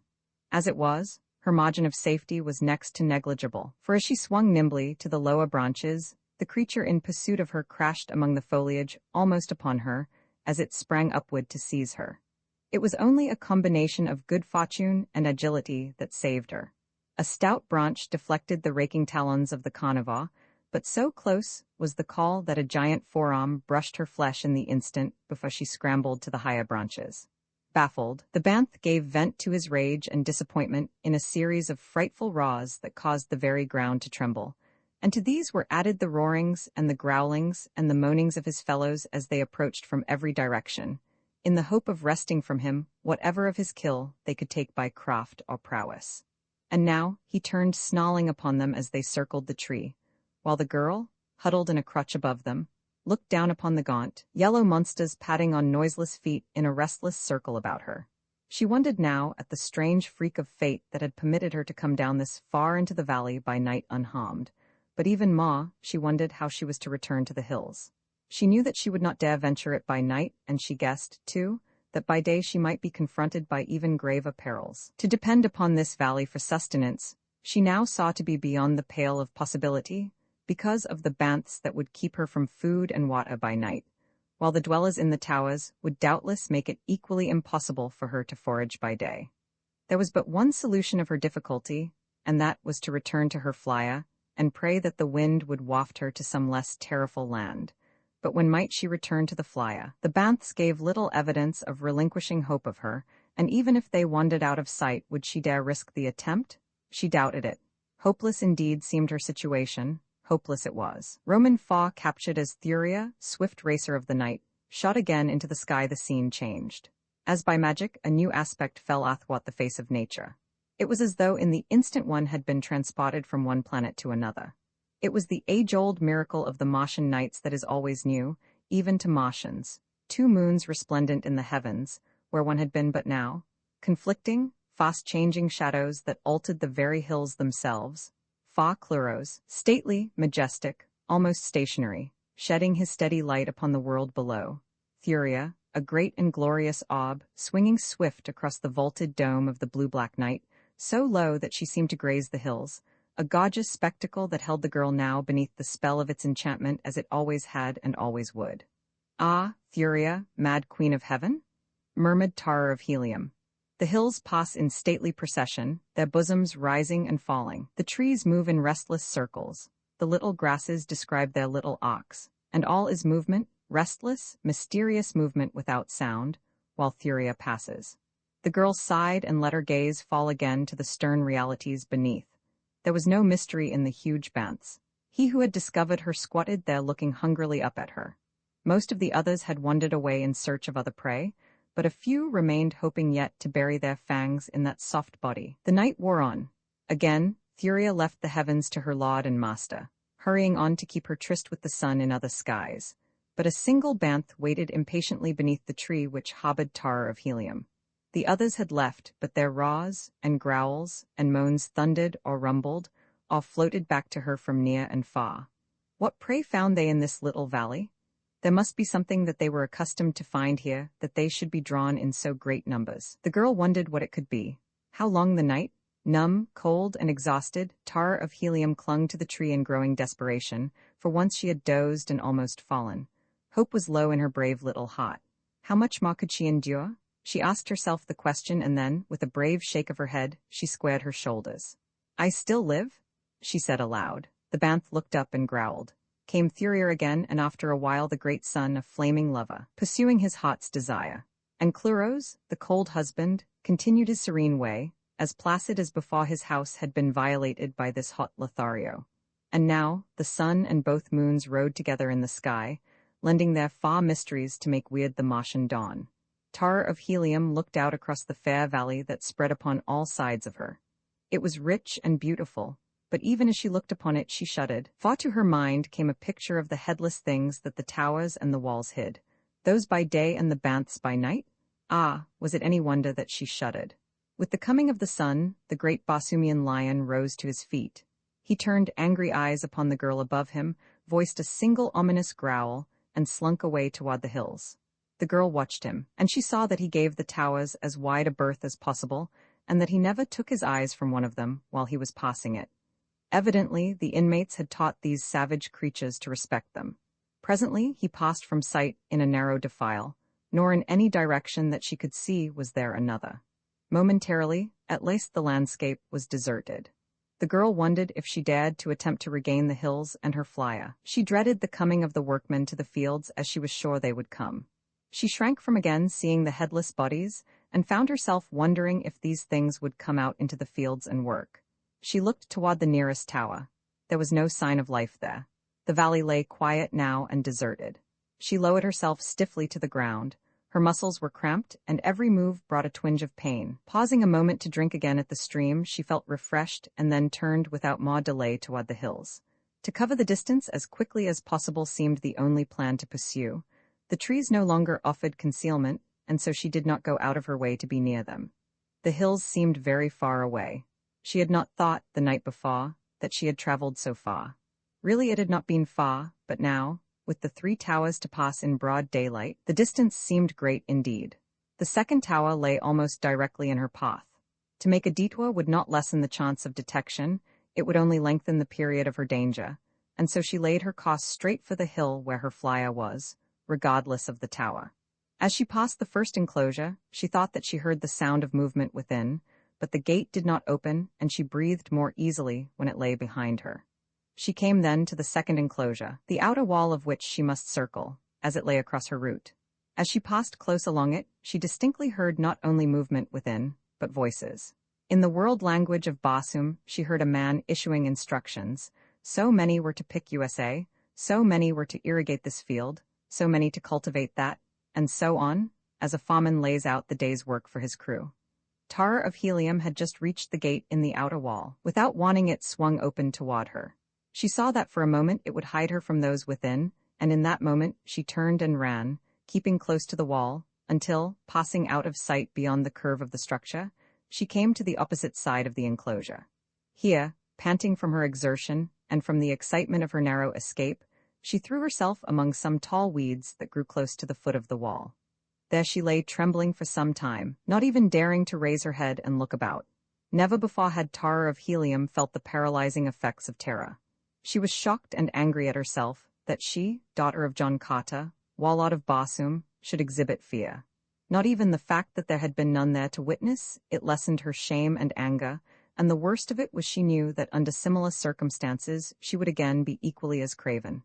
It was not the fear of death, she knew that. No, it was the thought of those headless bodies, and that she might see them, and that they might even touch her, lay hands upon her, seize her. She shuddered and trembled at the thought. After a while she gained sufficient command of herself to raise her head and look about. To her horror, she discovered that everywhere she looked she saw people working in the fields or preparing to do so. Workmen were coming from other towers. Little bands were passing to this field and that. There were even some already at work within 30 yards of her, about 100 yards. There were 10, perhaps, in the party nearest her, both men and women, and all were beautiful of form and grotesque of face. So meagre were their trappings that they were practically naked, a fact that was in no way remarkable among the tillers of the fields of Mars. Each wore the peculiar, high leather collar that completely hid the neck, and each wore sufficient other leather to support a single sword and a pocket pouch. The leather was very old and worn, showing long, hard service, and was absolutely plain with the exception of a single device upon the left shoulder. The heads, however, were covered with ornaments of precious metals and jewels, so that little more than eyes, nose, and mouth were discernible. These were hideously inhuman, and yet grotesquely human at the same time. The eyes were far apart and protruding, the nose scarce more than 2 small, parallel slits set vertically above a round hole that was the mouth. The heads were peculiarly repulsive, so much so that it seemed unbelievable to the girl that they formed an integral part of the beautiful bodies below them. So fascinated was Tara of Helium that she could scarce take her eyes from the strange creatures, a fact that was to prove her undoing, for in order that she might see them, she was forced to expose a part of her own head, and presently, to her consternation, she saw that one of the creatures had stopped his work and was staring directly at her. She did not dare move, for it was still possible that the thing had not seen her, or at least was only suspicious that some creature lay hid among the weeds. If she could allay this suspicion, by remaining motionless, the creature might believe that he had been mistaken and return to his work. But alas, such was not to be the case. She saw the thing call the attention of others to her, and almost immediately 4 or 5 of them started to move in her direction. It was impossible now to escape discovery. Her only hope lay in flight. If she could elude them and reach the hills and the flyer ahead of them, she might escape, and that could be accomplished in but one way: flight, immediate and swift. Leaping to her feet, she darted along the base of the wall, which she must skirt to the opposite side, beyond which lay the hill that was her goal. Her act was greeted by strange, whistling sounds from the things behind her, and casting a glance over her shoulder, she saw them all in rapid pursuit. There were also shrill commands that she halt, but to these she paid no attention. Before she had half-circled the enclosure, she discovered that her chances for successful escape were great, since it was evident to her that her pursuers were not so fleet as she. High indeed then were her hopes as she came in sight of the hill, but they were soon dashed by what lay before her. For there, in the fields that lay between, were fully 100 creatures similar to those behind her, and all were on the alert, evidently warned by the whistling of their fellows. Instructions and commands were shouted to and fro, with the result that those before her spread roughly into a great half-circle to intercept her, and when she turned to the right, hoping to elude the net, she saw others coming from fields beyond, and to the left the same was true. But Tara of Helium would not admit defeat. Without once pausing, she turned directly toward the center of the advancing semicircle, beyond which lay her single chance of escape, and as she ran, she drew her long, slim dagger. Like her valiant sire, if die she must, she would die fighting. There were gaps in the thin line confronting her, and toward the widest of one of these, she directed her course.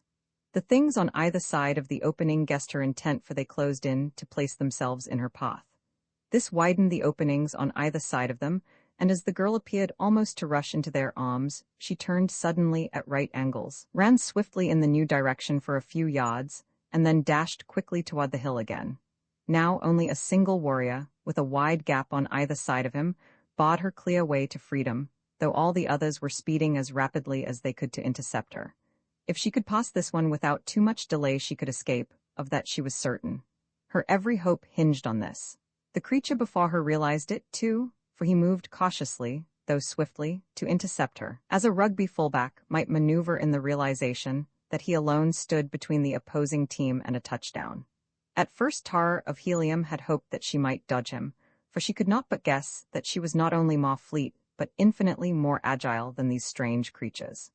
But soon, there came to her the realization that in the time consumed in an attempt to elude his grasp, his nearer fellows would be upon her, and escape then impossible. So she chose instead to charge straight for him, and when he guessed her decision he stood, half crouching and with outstretched arms, awaiting her.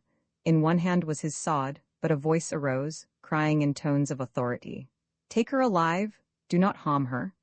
Instantly the fellow returned his sword to its scabbard, and then Tara of Helium was upon him. Straight for that beautiful body she sprang, and in the instant that the arms closed to seize her, her sharp blade drove deep into the naked chest. The impact hurled them both to the ground, and as Tara of Helium sprang to her feet again, she saw, to her horror, that the loathsome head had rolled from the body, and was now crawling away from her on 6 short, spider-like legs.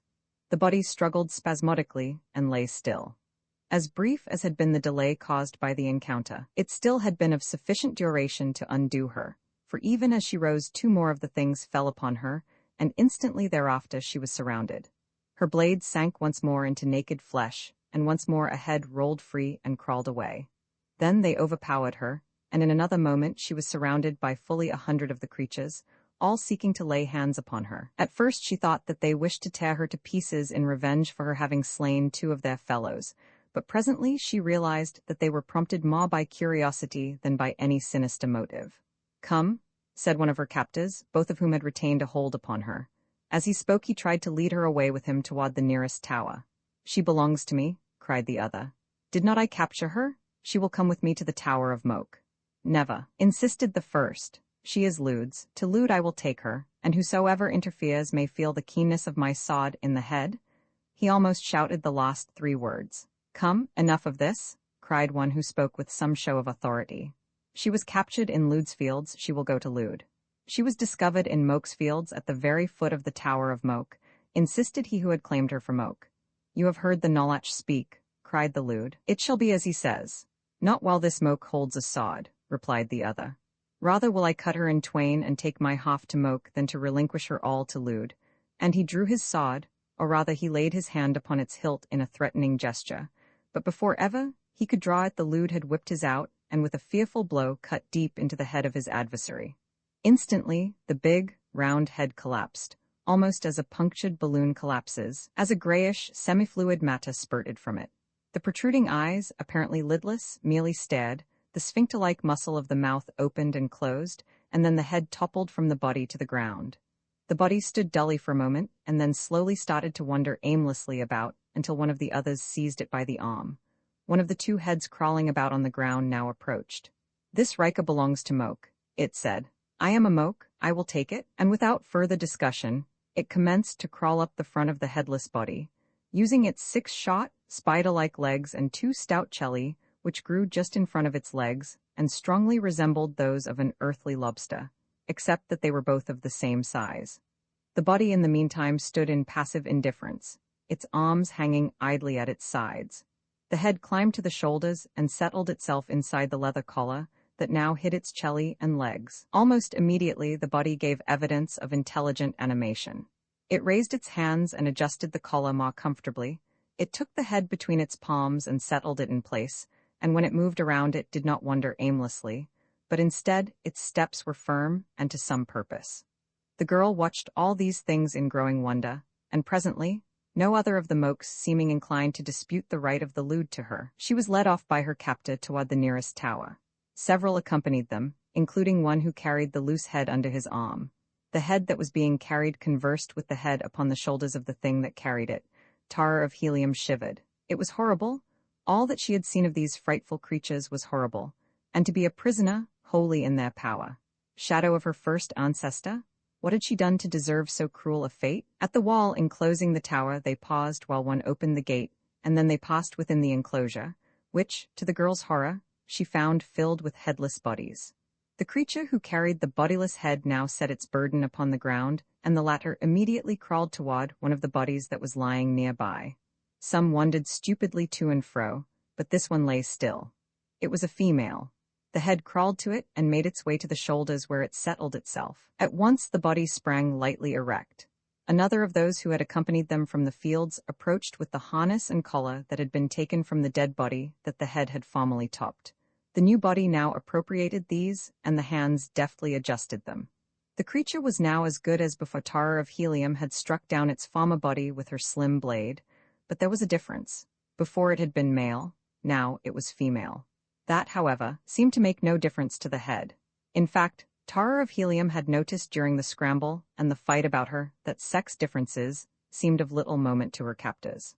Males and females had taken equal part in her pursuit, both were identically harnessed, and both carried swords, and she had seen as many females as males draw their weapons at the moment that a quarrel between the two factions seemed imminent. The girl was given but brief opportunity for further observation of the pitiful creatures in the enclosure as her captor, after having directed the others to return to the fields, led her toward the tower, which they entered, passing into an apartment about 10 feet wide and 20 long, in one end of which was a stairway leading to an upper level, and in the other, an opening to a similar stairway leading downward. The chamber, though on a level with the ground, was brilliantly lighted by windows in its inner wall, the light coming from a circular cot in the center of the tower. The walls of this cot appeared to be faced with what resembled glazed, white tile, and the whole interior of it was flooded with dazzling light, a fact which immediately explained to the girl the purpose of the glass prisms of which the domes were constructed. The stairways themselves were sufficient to cause remark, since in nearly all Bosumian architecture, inclined runways are utilized for purposes of communication between different levels, and especially is this true of the more ancient farms and of those of remote districts where fewer changes have come to alter the customs of antiquity. Down the stairway, her captor led Tara of Helium. Down and down through chambers still lighted from the brilliant well. Occasionally they passed others going in the opposite direction, and these always stopped to examine the girl and ask questions of her captor. I know nothing but that she was found in the fields, and that I caught her after a fight in which she slew 2 Rikas and in which I slew a Moke, and that I take her to Lude, to whom, of course, she belongs. If Lude wishes to question her, that is for Lude to do, not for me. Thus always he answered the curious. Presently they reached a room from which a circular tunnel led away from the tower, and into this the creature conducted her. The tunnel was some 7 feet in diameter, and flattened on the bottom to form a walk. For 100 feet from the tower, it was lined with the same tile-like material of the light, well and amply illuminated by reflected light from that source. Beyond it was faced with stone of various shapes and sizes, neatly cut and fitted together, a very fine mosaic without a pattern. There were branches, too, and other tunnels which crossed this, and occasionally openings not more than a foot in diameter, these latter being usually close to the floor. Above each of these smaller openings was painted a different device, while upon the walls of the larger tunnels at all intersections and points of convergence hieroglyphics appeared. These the girl could not read, though she guessed that they were the names of the tunnels, or notices indicating the points to which they led. She tried to study some of them out, but there was not a character that was familiar to her, which seemed strange, since, while the written languages of the various nations of Bosum differ, it still is true that they have many characters and words in common. She had tried to converse with her god, but he had not seemed inclined to talk with her, and she had finally desisted. She could not but note that he had offered her no indignities, nor had he been either unnecessarily rough or in any way cruel. The fact that she had slain 2 of the bodies with her dagger had apparently aroused no animosity or desire for revenge in the minds of the strange heads that surmounted the bodies, even those whose bodies had been killed. She did not try to understand it, since she could not approach the peculiar relationship between the heads and the bodies of these creatures from the basis of any past knowledge or experience of her own. So far, their treatment of her seemed to augur naught that might arouse her fears. Perhaps, after all, she had been fortunate to fall into the hands of these strange people, who might not only protect her from harm, but even aid her in returning to Helium. That they were repulsive and uncanny she could not forget, but if they meant her no harm she could, at least, overlook their repulsiveness. Renewed hope aroused within her a spirit of great cheerfulness, and it was almost blithely now that she moved at the side of her weird companion. She even caught herself humming a gay little tune that was then popular in Helium. The creature at her side turned its expressionless eyes upon her. "What is that noise that you are making?" it asked. "I was but humming an air," she replied. "Humming an air," he repeated. "I do not know what you mean, but do it again, I like it." This time she sang the words while her companion listened intently. His face gave no indication of what was passing in that strange head. It was as devoid of expression as that of a spider. It reminded her of a spider. When she had finished, he turned toward her again. "That was different," he said. "I liked that better, even, than the other. How do you do it?" "Why," she said, "it is singing. Do you not know what song is?" "No," he replied. "Tell me how you do it." "It is difficult to explain," she told him, "since any explanation of it presupposes some knowledge of melody and of music, while your very question indicates that you have no knowledge of either." "No," he said, "I do not know what you are talking about, but tell me how you do it." "It is merely the melodious modulations of my voice," she explained. "Listen." And again she sang. "I do not understand," he insisted, "but I like it. Could you teach me to do it?" "I do not know, but I shall be glad to try." "We will see what Lude does with you," he said. "If he does not want you, I will keep you, and you shall teach me to make sounds like that." At his request, she sang again as they continued their way along the winding tunnel, which was now lighted by occasional bulbs, which appeared to be similar to the radium bulbs with which she was familiar, and which were common to all the nations of Barsoom, insofar as she knew, having been perfected at so remote a period that their very origin was lost in antiquity.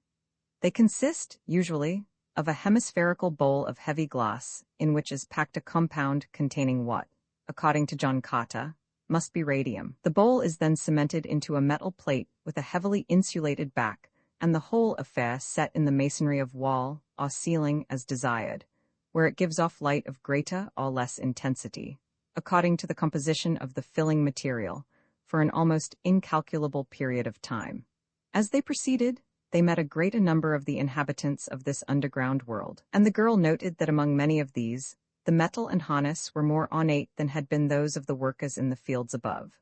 The heads and bodies, however, were similar, even identical, she thought. No one offered her harm, and she was now experiencing a feeling of relief almost akin to happiness, when her guide turned suddenly into an opening on the right side of the tunnel, and she found herself in a large, well-lighted chamber. The perfect brain the song that had been upon her lips as she entered died there, frozen by the sight of horror that met her eyes. In the center of the chamber, a headless body lay upon the floor, a body that had been partially devoured, while over and upon it crawled a half a dozen heads upon their short, spider legs, and they tore at the flesh of the woman with their chelly and carried the bits to their awful mouths. They were eating human flesh, eating it raw. Tara of Helium gasped in horror, and turning away covered her eyes with her palms. "Come," said her captor. "What is the matter?" "They are eating the flesh of the woman," she whispered in tones of horror. "Why not?" he inquired. "Did you suppose that we kept the Rika for labor alone? Ah, no, they are delicious when kept and fattened. Fortunate, too, are those that are bred for food, since they are never called upon to do aught but eat." "It is hideous?" she cried. He looked at her steadily for a moment, but whether in surprise, in anger, or in pity his expressionless face did not reveal. Then he led her on across the room past the frightful thing, from which she turned away her eyes. Lying about the floor near the walls were half a dozen headless bodies in harness. These she guessed had been abandoned temporarily by the feasting heads until they again required their services. In the walls of this room there were many of the small, round openings she had noticed in various parts of the tunnels, the purpose of which she could not guess. They passed through another corridor, and then into a second chamber, larger than the first and more brilliantly illuminated. Within were several of the creatures with heads and bodies assembled, while many headless bodies lay about near the walls. Here her captor halted and spoke to one of the occupants of the chamber. "I seek Lude," he said. "I bring to Lude a creature that I captured in the fields above." The others crowded about to examine Tara of Helium. One of them whistled, whereupon the girl learned something of the smaller openings in the walls, for almost immediately there crawled from them, like giant spiders, A scaw or more of the hideous heads. Each sought one of the recumbent bodies and fastened itself in place. Immediately the bodies reacted to the intelligent direction of the heads. They arose, the hands adjusted the leather collars, and put the balance of the harness in order. Then the creatures crossed the room to where Tara of Helium stood. She noted that their leather was more highly ornamented than that worn by any of the others she had previously seen, and so she guessed that these must be higher in authority than the others. Nor was she mistaken. The demeanor of her captor indicated it. He addressed them as one who holds intercourse with superiors. Several of those who examined her felt her flesh, pinching it gently between thumb and forefinger, a familiarity that the girl resented. She struck down their hands. "Do not touch me," she cried imperiously, for was she not a princess of Helium?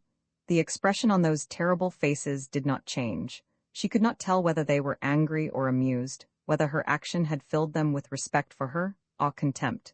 Only one of them spoke immediately. "She will have to be fattened more," he said. The girl's eyes went wide with horror. She turned upon her captor. "Do these frightful creatures intend to devour me?" she cried. "That is for Lude to say," he replied, and then he leaned closer so that his mouth was near her ear. "That noise you made which you called song pleased me," he whispered, "and I will repay you by warning you not to antagonize these Caldanes. They are very powerful. Lude listens to them. Do not call them frightful. They are very handsome. Look at their wonderful trappings, their gold, their jewels." "Thank you," she said. "You called them Caldanes. What does that mean?" "We are all Caldanes," he replied. "You too?" And she pointed at him, her slim finger directed toward his chest. "No, not this," he explained, touching his body. "This is a Rika, but this," and he touched his head, "is a Caldane. It is the brain, the intellect, the power that directs all things. The Rika," he indicated his body, "is nothing. It is not so much even as the jewels upon our harness, no, not so much as the harness itself. It carries us about. It is true that we would find difficulty getting along without it, but it has less value than harness or jewels because it is less difficult to reproduce." He turned again to the other Caldanes. "Will you notify Lude that I am here?" he asked. "Sept has already gone to Lude. He will tell him," replied one. "Where did you find this Rika with the strange Caldane that cannot detach itself?" The girl's captor narrated once more the story of her capture.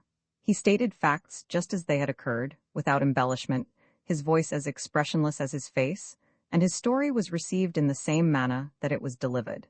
The creatures seemed totally lacking in emotion, or, at least, the capacity to express it. It was impossible to judge what impression the story made upon them, or even if they heard it. Their protruding eyes simply stared, and occasionally the muscles of their mouths opened and closed. Familiarity did not lessen the horror the girl felt for them. The more she saw of them, the more repulsive they seemed. Often her body was shaken by convulsive shudders as she looked at the Caldanes, but when her eyes wandered to the beautiful bodies, and she could for a moment expunge the heads from her consciousness, the effect was soothing and refreshing, though when the bodies lay, headless, upon the floor they were quite as shocking as the heads mounted on bodies. But by far the most gruesome and uncanny sight of all was that of the heads crawling about upon their spider legs. If one of these should approach and touch her Tara of Helium was positive that she should scream, while should one attempt to crawl up her person. Ugh. The very idea induced a feeling of faintness. Sept returned to the chamber. "Lude will see you and the captive. Come," he said, and turned toward a door opposite that through which Tara of Helium had entered the chamber. "What is your name?" His question was directed to the girl's captor. "I am Gek, third foreman of the fields of Lude," he answered. "And hers?" "I do not know. It makes no difference. Come." The patrician brows of Tara of Helium went high. It made no difference indeed. She, a princess of Helium, only daughter of the Warlord of Barsoom. "Wait," she cried. "It makes much difference who I am. If you are conducting me into the presence of your Jed, you may announce the Princess Tara of Helium, daughter of John Kata, the Warlord of Barsoom." "Hold your peace," commanded Sept. "Speak when you are spoken to. Come with me." The anger of Tara of Helium all but choked her. "Come," admonished Gek, and took her by the arm, and Tara of Helium came. She was not but a prisoner. Her rank and titles meant nothing to these inhuman monsters. They led her through a short, S-shaped passageway into a chamber entirely lined with the white, tile-like material with which the interior of the light wall was faced. Close to the base of the walls were numerous smaller apertures, circular in shape, but larger than those of similar aspect that she had noted elsewhere. The majority of these apertures were sealed. Directly opposite the entrance was one framed in gold, and above it, A peculiar device was inlaid in the same precious metal. Sept and Gek halted just within the room, the girl between them, and all three stood silently facing the opening in the opposite wall.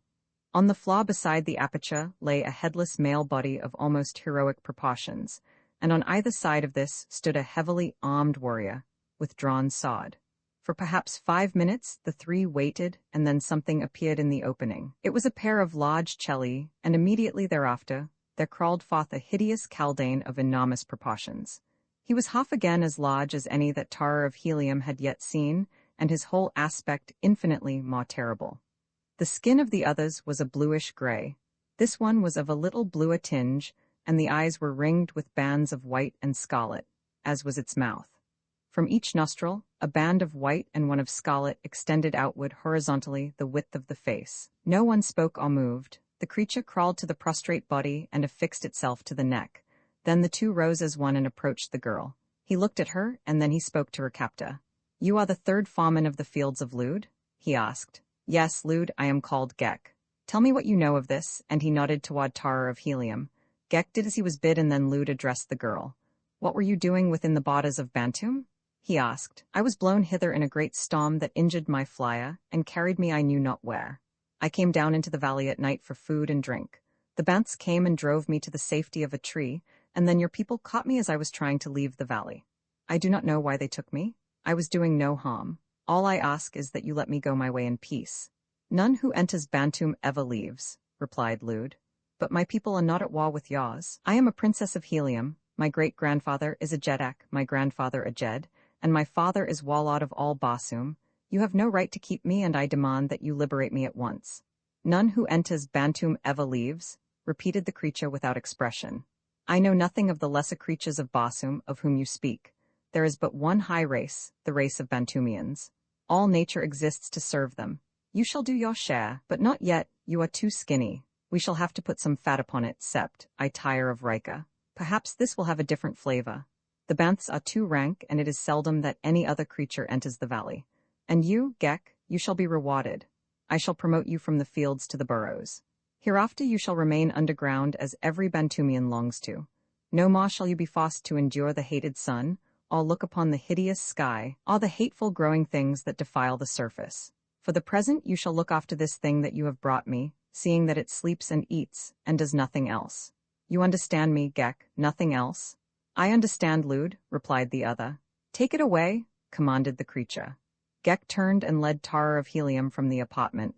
The girl was horrified by contemplation of the fate that awaited her, a fate from which it seemed there was no escape. It was only too evident that these creatures possessed no gentle or chivalric sentiments to which she could appeal, and that she might escape from the labyrinthine mazes of their underground burrows appeared impossible. Outside the audience chamber, Sept overtook them and conversed with Gek for a brief period. Then her keeper led her through a confusing web of winding tunnels until they came to a small apartment. "We are to remain here for a while. It may be that Lud will send for you again. If he does, you will probably not be fattened. He will use you for another purpose." It was fortunate for the girl's peace of mind that she did not realize what he meant. "Sing for me," said Gek presently. Tara of Helium did not feel at all like singing, but she sang, nevertheless, for there was always the hope that she might escape if given the opportunity, and if she could win the friendship of one of the creatures, her chances would be increased proportionately. All during the ordeal, for such it was to the overwrought girl, Gek stood with his eyes fixed upon her. "It is wonderful," he said when she had finished, "but I did not tell Lud. You noticed that I did not tell Lud about it. Had he known, he would have had you sing to him, and that would have resulted in your being kept with him, that he might hear you sing whenever he wished. But now I can have you all the time."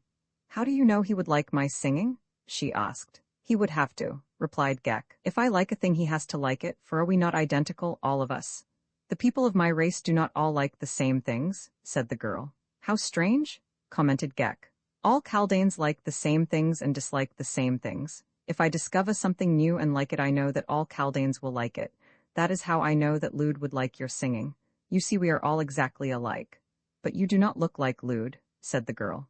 "Lud is king. He is larger and more gorgeously marked, but otherwise he and I are identical, and why not? Did not Lud produce the egg from which I hatched?" "What?" queried the girl. "I do not understand you." Yes, explained Gek, all of us are from Lud's eggs just as all the swarm of Moke are from Moke's eggs. Oh, exclaimed Tara of Helium understandingly, you mean that Lud has many wives and that you are the offspring of one of them. No, not that at all, replied Gek. Lud has no wife. He lays the eggs himself. You do not understand. Tara of Helium admitted that she did not. I will try to explain then, said Gek, if you will promise to sing to me later. I promise, she said. We are not like the Rikas, he began. They are creatures of a low order, like yourself and the Banths and such things. We have no sex, not one of us except our king, who is bisexual. He produces many eggs from which we, the workers and the warriors, are hatched, and 1 in every 1,000 eggs is another king egg, from which a king is hatched. Did you notice the sealed openings in the room where you saw Lud? Sealed in each of those is another king. If one of them escaped, he would fall upon Lud and try to kill him, and if he succeeded, we should have a new king. But there would be no difference. His name would be Lud and all would go on as before, for are we not all alike? Lud has lived a long time and has produced many kings, so he lets only a few live that there may be a successor to him when he dies. The others he kills. Why does he keep more than one? Queried the girl. Sometimes accidents occur, replied Gek, and all the kings that a swarm has saved are killed. When this happens, the swarm comes and obtains another king from a neighboring swarm.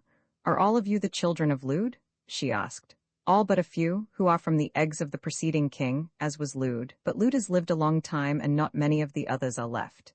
You live a long time or shot? Tar asked. A very long time.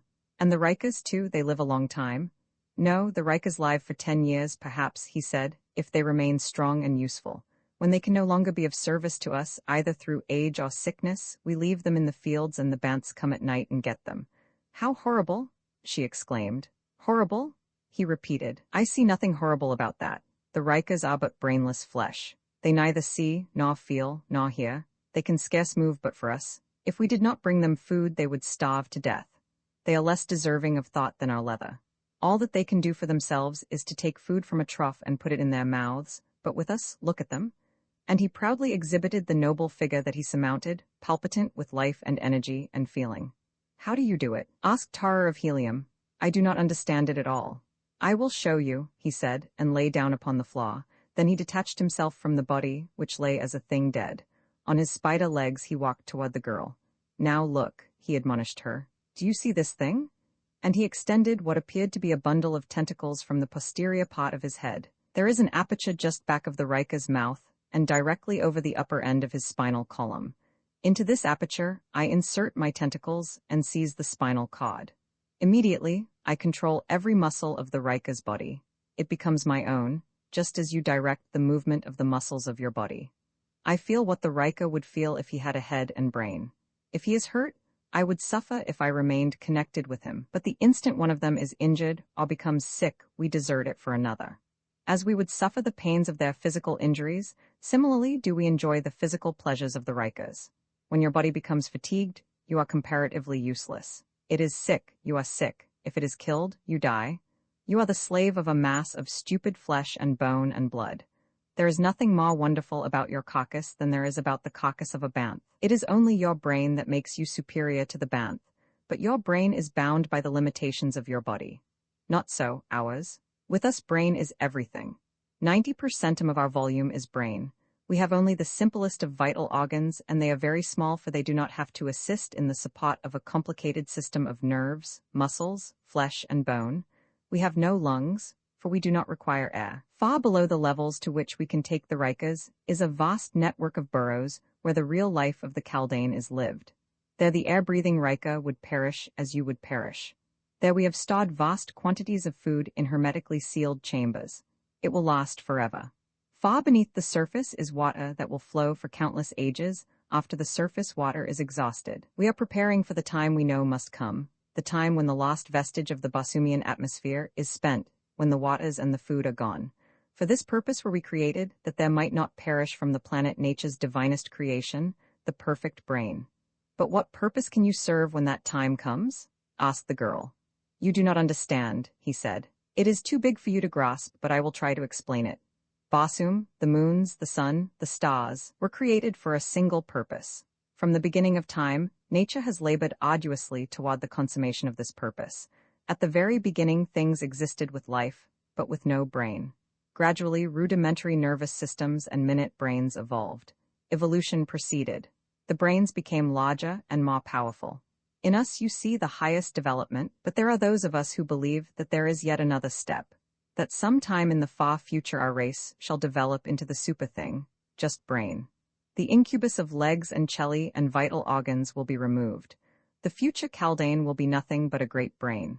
Deaf, dumb, and blind it will lie sealed in its buried vault far beneath the surface of Basum, just a great, wonderful, beautiful brain with nothing to distract it from eternal thought. You mean it will just lie there and think, cried Tara of Helium. Just that, he exclaimed. Could aught be more wonderful? Yes, replied the girl. I can think of a number of things that would be infinitely more wonderful. Vi in the toils of horror, what the creature had told her gave Tara of Helium food for thought.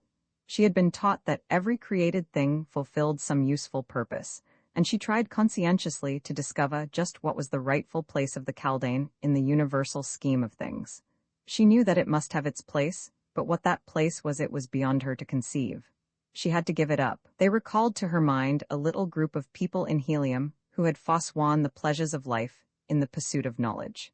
They were rather patronizing in their relations with those whom they thought not so intellectual. They considered themselves quite superior.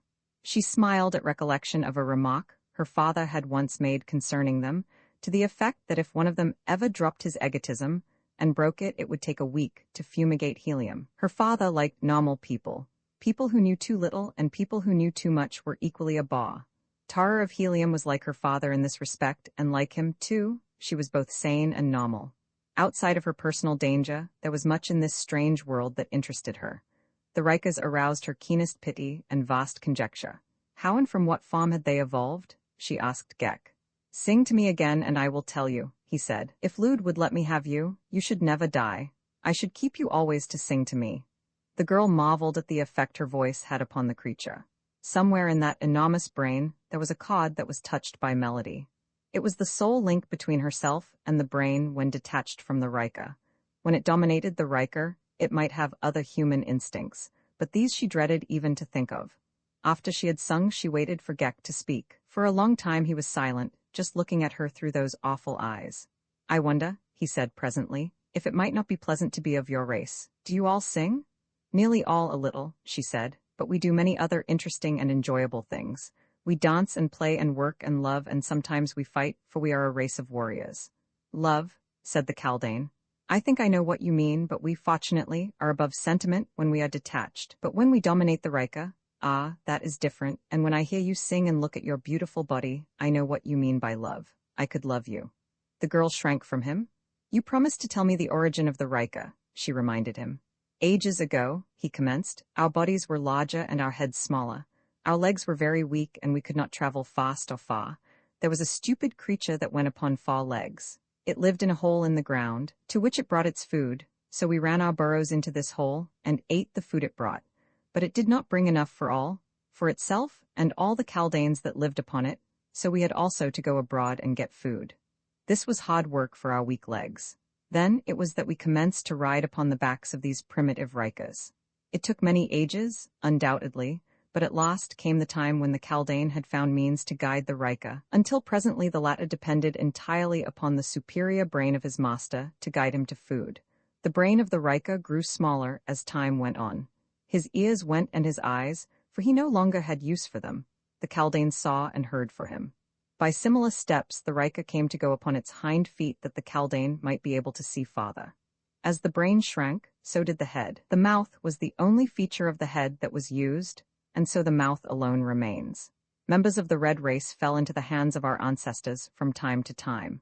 They saw the beauties and the advantages of the form that nature had given the red race over that which the Rika was developing into. By intelligent crossing, the present Rika was achieved. He is really solely the product of the superintelligence of the Kaldane. He is our body, to do with as we see fit, just as you do what you see fit with your body, only we have the advantage of possessing an unlimited supply of bodies. Do you not wish that you were a Kaldane? For how long they kept her in the subterranean chamber Tara of Helium did not know. It seemed a very long time. She ate and slept and watched the interminable lines of creatures that passed the entrance to her prison. There was a laden line passing from above carrying food, food, food. In the other line, they returned empty-handed. When she saw them, she knew that it was daylight above. When they did not pass, she knew it was night, and that the banths were about devouring the rikas that had been abandoned in the fields the previous day. She commenced to grow pale and thin. She did not like the food they gave her. It was not suited to her kind, nor would she have eaten overmuch palatable food for the fear of becoming fat. The idea of plumpness had a new significance here, a horrible significance. Gek noted that she was growing thin and white. He spoke to her about it, and she told him that she could not thrive thus beneath the ground, that she must have fresh air and sunshine, or she would wither and die. Evidently, he carried her words to Lud, since it was not long after that he told her that the king had ordered that she be confined in the tower, and to the tower she was taken. She had hoped against hope that this very thing might result from her conversation with Gek.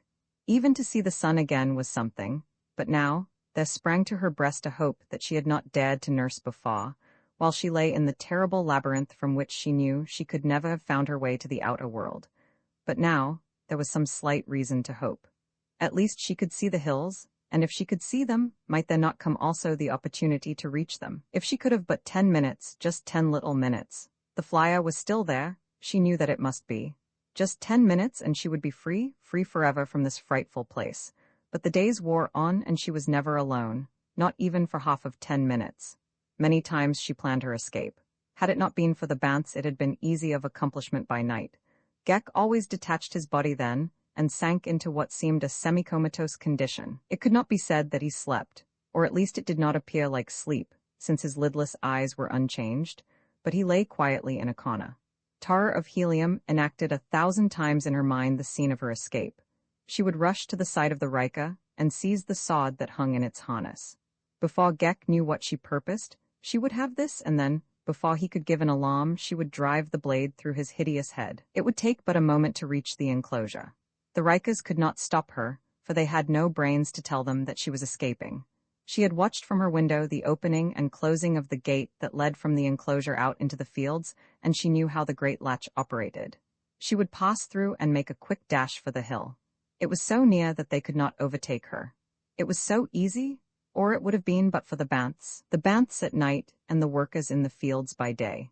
Confined to the tower, and without proper exercise or food, the girl failed to show the improvement that her captors desired. Gek questioned her, in an effort to learn why it was that she did not grow round and plump, that she did not even look as well as when they had captured her. His concern was prompted by repeated inquiries on the part of Lud, and finally resulted in suggesting to Tara of Helium a plan whereby she might find a new opportunity of escape. "I am accustomed to walking in the fresh air and the sunlight," she told Gek. "I cannot become as I was before if I am to be always shut away in this one chamber, breathing poor air and getting no proper exercise. Permit me to go out in the fields every day and walk about while the sun is shining. Then I am sure I shall become nice and fat."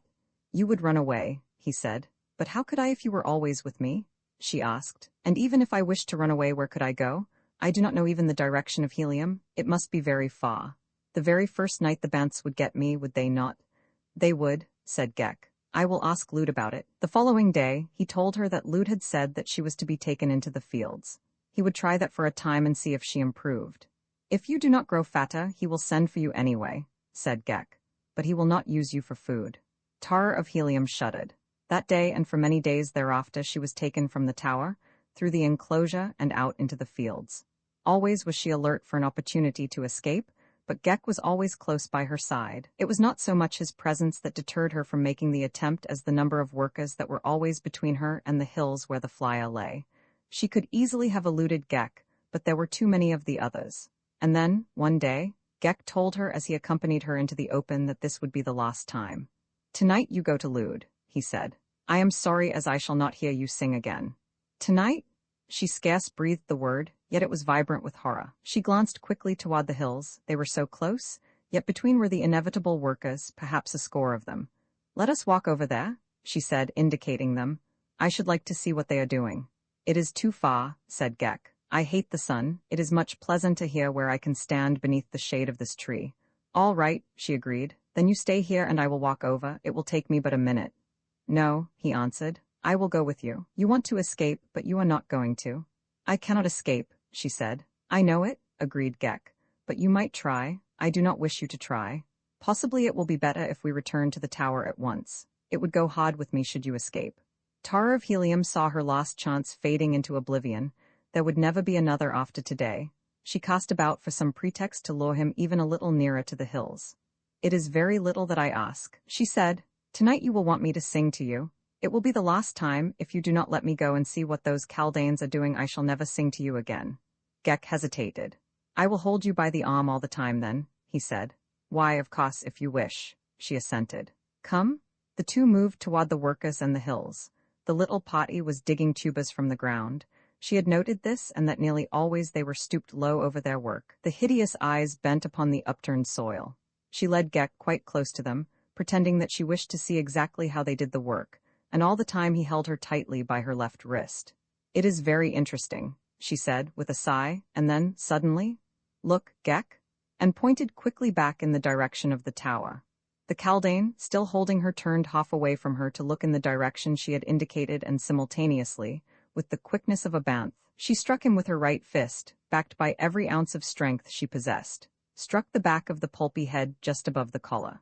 The blow was sufficient to accomplish her design, dislodging the Chaldane from its rika and tumbling it to the ground.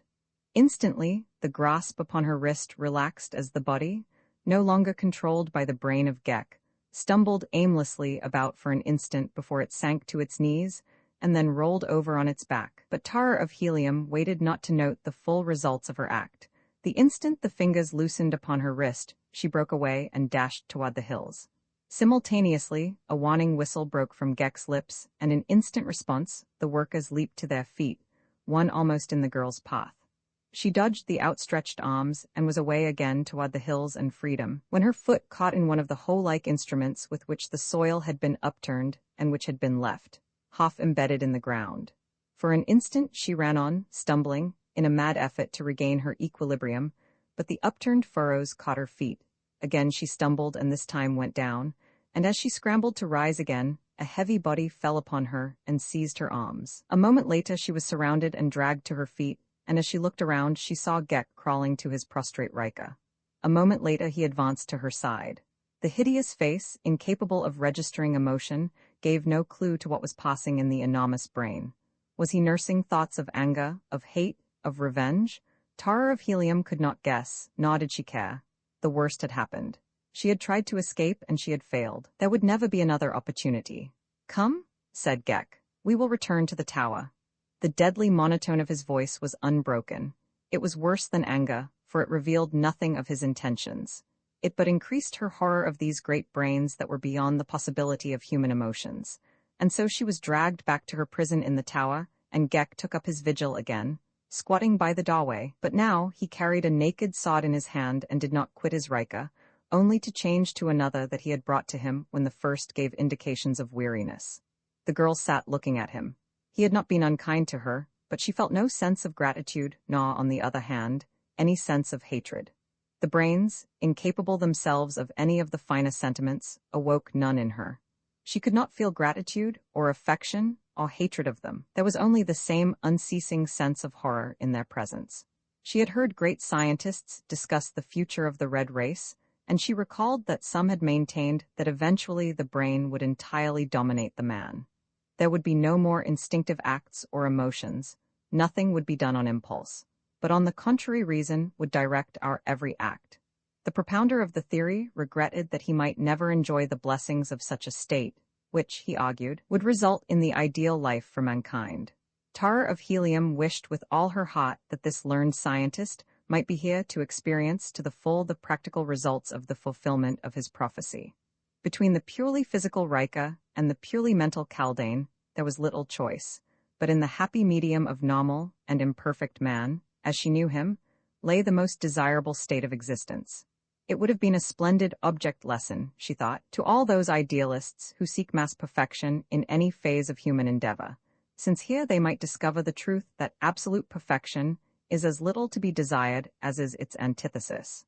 Gloomy were the thoughts that filled the mind of Tara of Helium as she awaited the summons from Lude, the summons that could mean for her but one thing, death. She guessed why he had sent for her, and she knew that she must find the means for self-destruction before the night was over. But still she clung to hope and to life. She would not give up until there was no other way. She startled Gek once by exclaiming aloud, almost fiercely, "I still live?" "What do you mean?" asked the Kaldane. "I mean just what I say," she replied. "I still live, and while I live I may still find a way. Dead, there is no hope." "Find a way to what?" he asked. "To life and liberty and mine own people," she responded. "None who enters Bantum ever leaves." He droned. She did not reply, and after a time he spoke again. "Sing to me," he said. It was while she was singing that 4 warriors came to take her to Lude. They told Gek that he was to remain where he was. "Why?" asked Gek. "You have displeased Lude," replied one of the warriors. "How?" demanded Gek. "You have demonstrated a lack of uncontaminated reasoning power. You have permitted sentiment to influence you, thus demonstrating that you are a defective. You know the fate of defectives." "I know the fate of defectives, but I am no defective," insisted Gek. "You permitted the strange noises which issue from her throat to please and soothe you, knowing well that their origin and purpose had nothing whatever to do with logic or the powers of reason. This in itself constitutes an unimpeachable indictment of weakness. Then, influenced doubtless by an illogical feeling of sentiment, you permitted her to walk abroad in the fields to a place where she was able to make an almost successful attempt to escape. Your own reasoning power, were it not defective, would convince you that you are unfit. The natural and reasonable consequence is destruction. Therefore you will be destroyed in such a way that the example will be beneficial to all other Kaldanes of the swarm of Lude. In the meantime you will remain where you are." "You are right," said Gek. "I will remain here until Lude sees fit to destroy me in the most reasonable manner." Tara of Helium shot a look of amazement at him as they led her from the chamber. Over her shoulder she called back to him, "Remember, Gek, you still live?" Then they led her along the interminable tunnels to where Lude awaited her. When she was conducted into his presence, he was squatting in a corner of the chamber upon his 6 spidery legs. Near the opposite wall lay his Rika, its beautiful form trapped in gorgeous harness, a dead thing without a guiding Kaldane. Lude dismissed the warriors who had accompanied the prisoner. Then he sat with his terrible eyes fixed upon her, and without speaking for some time. Tara of Helium could but wait. What was to come she could only guess. When it came would be sufficiently the time to meet it. There was no necessity for anticipating the end. Presently Lude spoke. "You think to escape," he said, in the deadly, expressionless monotone of his kind, the only possible result of orally expressing reason uninfluenced by sentiment. "You will not escape. You are merely the embodiment of 2 imperfect things, an imperfect brain and an imperfect body. The 2 cannot exist together in perfection. There you see a perfect body." He pointed toward the Rika. "It has no brain. Here," and he raised one of his celli to his head, "is the perfect brain. It needs no body to function perfectly and properly as a brain. You would pit your feeble intellect against mine. Even now you are planning to slay me. If you are thwarted in that you expect to slay yourself, you will learn the power of mind over matter. I am the mind, you are the matter. What brain you have is too weak and ill-developed to deserve the name of brain. You have permitted it to be weakened by impulsive acts dictated by sentiment. It has no value. It has practically no control over your existence. You will not kill me. You will not kill yourself. When I am through with you, you shall be killed if it seems the logical thing to do. You have no conception of the possibilities for power which lie in a perfectly developed brain. Look at that Rika. He has no brain. He can move but slightly of his own volition. An inherent mechanical instinct that we have permitted to remain in him allows him to carry food to his mouth, but he could not find food for himself. We have to place it within his reach and always in the same place. Should we put food at his feet and leave him alone, he would starve to death. But now, watch what a real brain may accomplish." He turned his eyes upon the Rika and squatted there glaring at the insensate thing. Presently, to the girl's horror, the headless body moved. It rose slowly to its feet and crossed the room to Lude. It stooped and took the hideous head in its hands. It raised the head and set it on its shoulders. "What chance have you against such power?" asked Lude. "As I did with the Rika, so can I do with you." Tara of Helium made no reply. Evidently no vocal reply was necessary. "You doubt my ability?" stated Lude, which was precisely the fact, though the girl had only thought it, she had not said it. Lude crossed the room and lay down. Then he detached himself from the body and crawled across the floor until he stood directly in front of the circular opening through which she had seen him emerge the day that she had first been brought to his presence. He stopped there and fastened his terrible eyes upon her. He did not speak, but his eyes seemed to be boring straight to the center of her brain. She felt an almost irresistible force urging her toward the Kaldane. She fought to resist it. She tried to turn away her eyes, but she could not. They were held as in horrid fascination upon the glittering, lidless orbs of the great brain that faced her.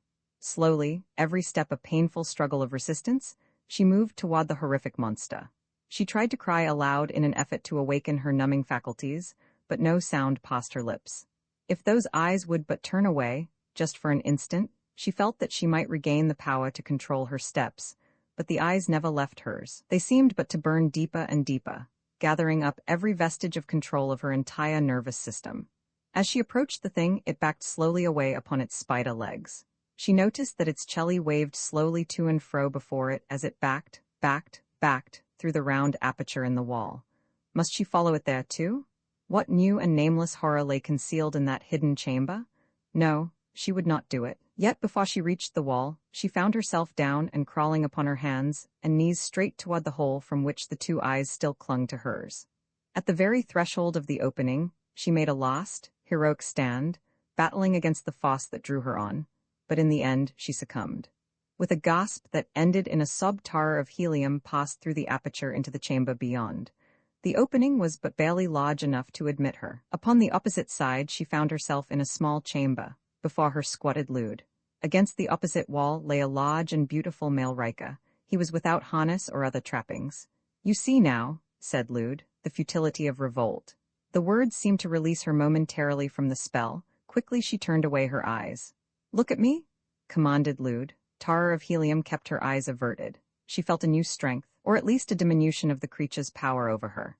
Had she stumbled upon the secret of its uncanny domination over her will? She dared not hope. With eyes averted, she turned toward the aperture through which those baleful eyes had drawn her. Again, Lude commanded her to stop, but the voice alone lacked all authority to influence her. It was not like the eyes. She heard the creature whistle and knew that it was summoning assistance, but because she did not dare look toward it, she did not see it turn and concentrate its gaze upon the great, headless body lying by the further wall. The girl was still slightly under the spell of the creature's influence. She had not regained full and independent domination of her powers.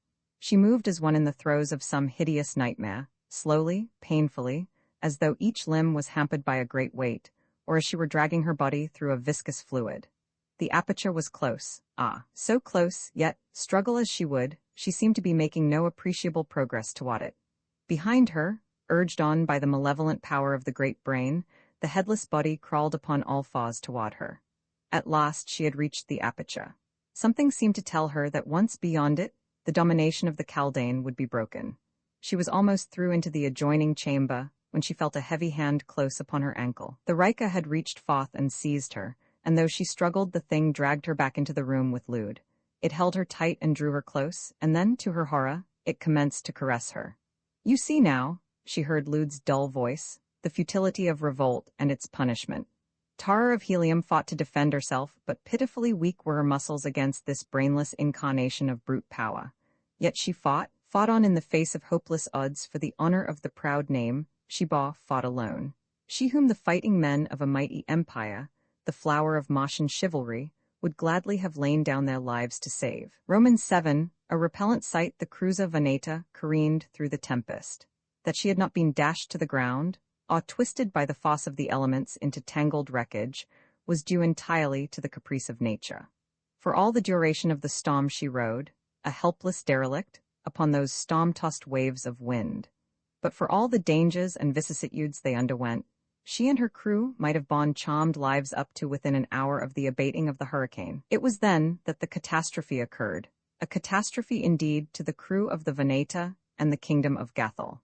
The men had been without food or drink since leaving Helium, and they had been hurled about and buffeted in their lashings until all were worn to exhaustion.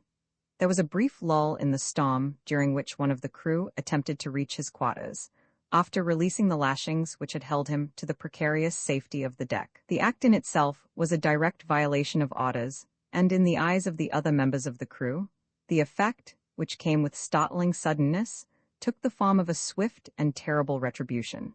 Scarce had the man released the safety snaps ere a swift arm of the storm monster encircled the ship, rolling it over and over, with the result that the foolhardy warrior went overboard at the first turn. unloosed from their lashing by the constant turning and twisting of the ship and the force of the wind. The boarding and landing tackle had been trailing beneath the keel, a tangled mass of cordage and leather.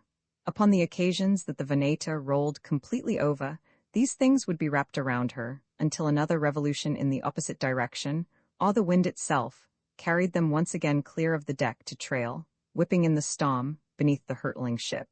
Into this fell the body of the warrior, and as a drowning man clutches at a straw, so the fellow clutched at the tangled cordage that caught him and arrested his fall. With the strength of desperation he clung to the cordage, seeking frantically to entangle his legs and body in it. With each jerk of the ship, his handholds were all but torn loose, and though he knew that eventually they would be, and that he must be dashed to the ground beneath, yet he fought with the madness that is born of hopelessness for the pitiful second which but prolonged his agony.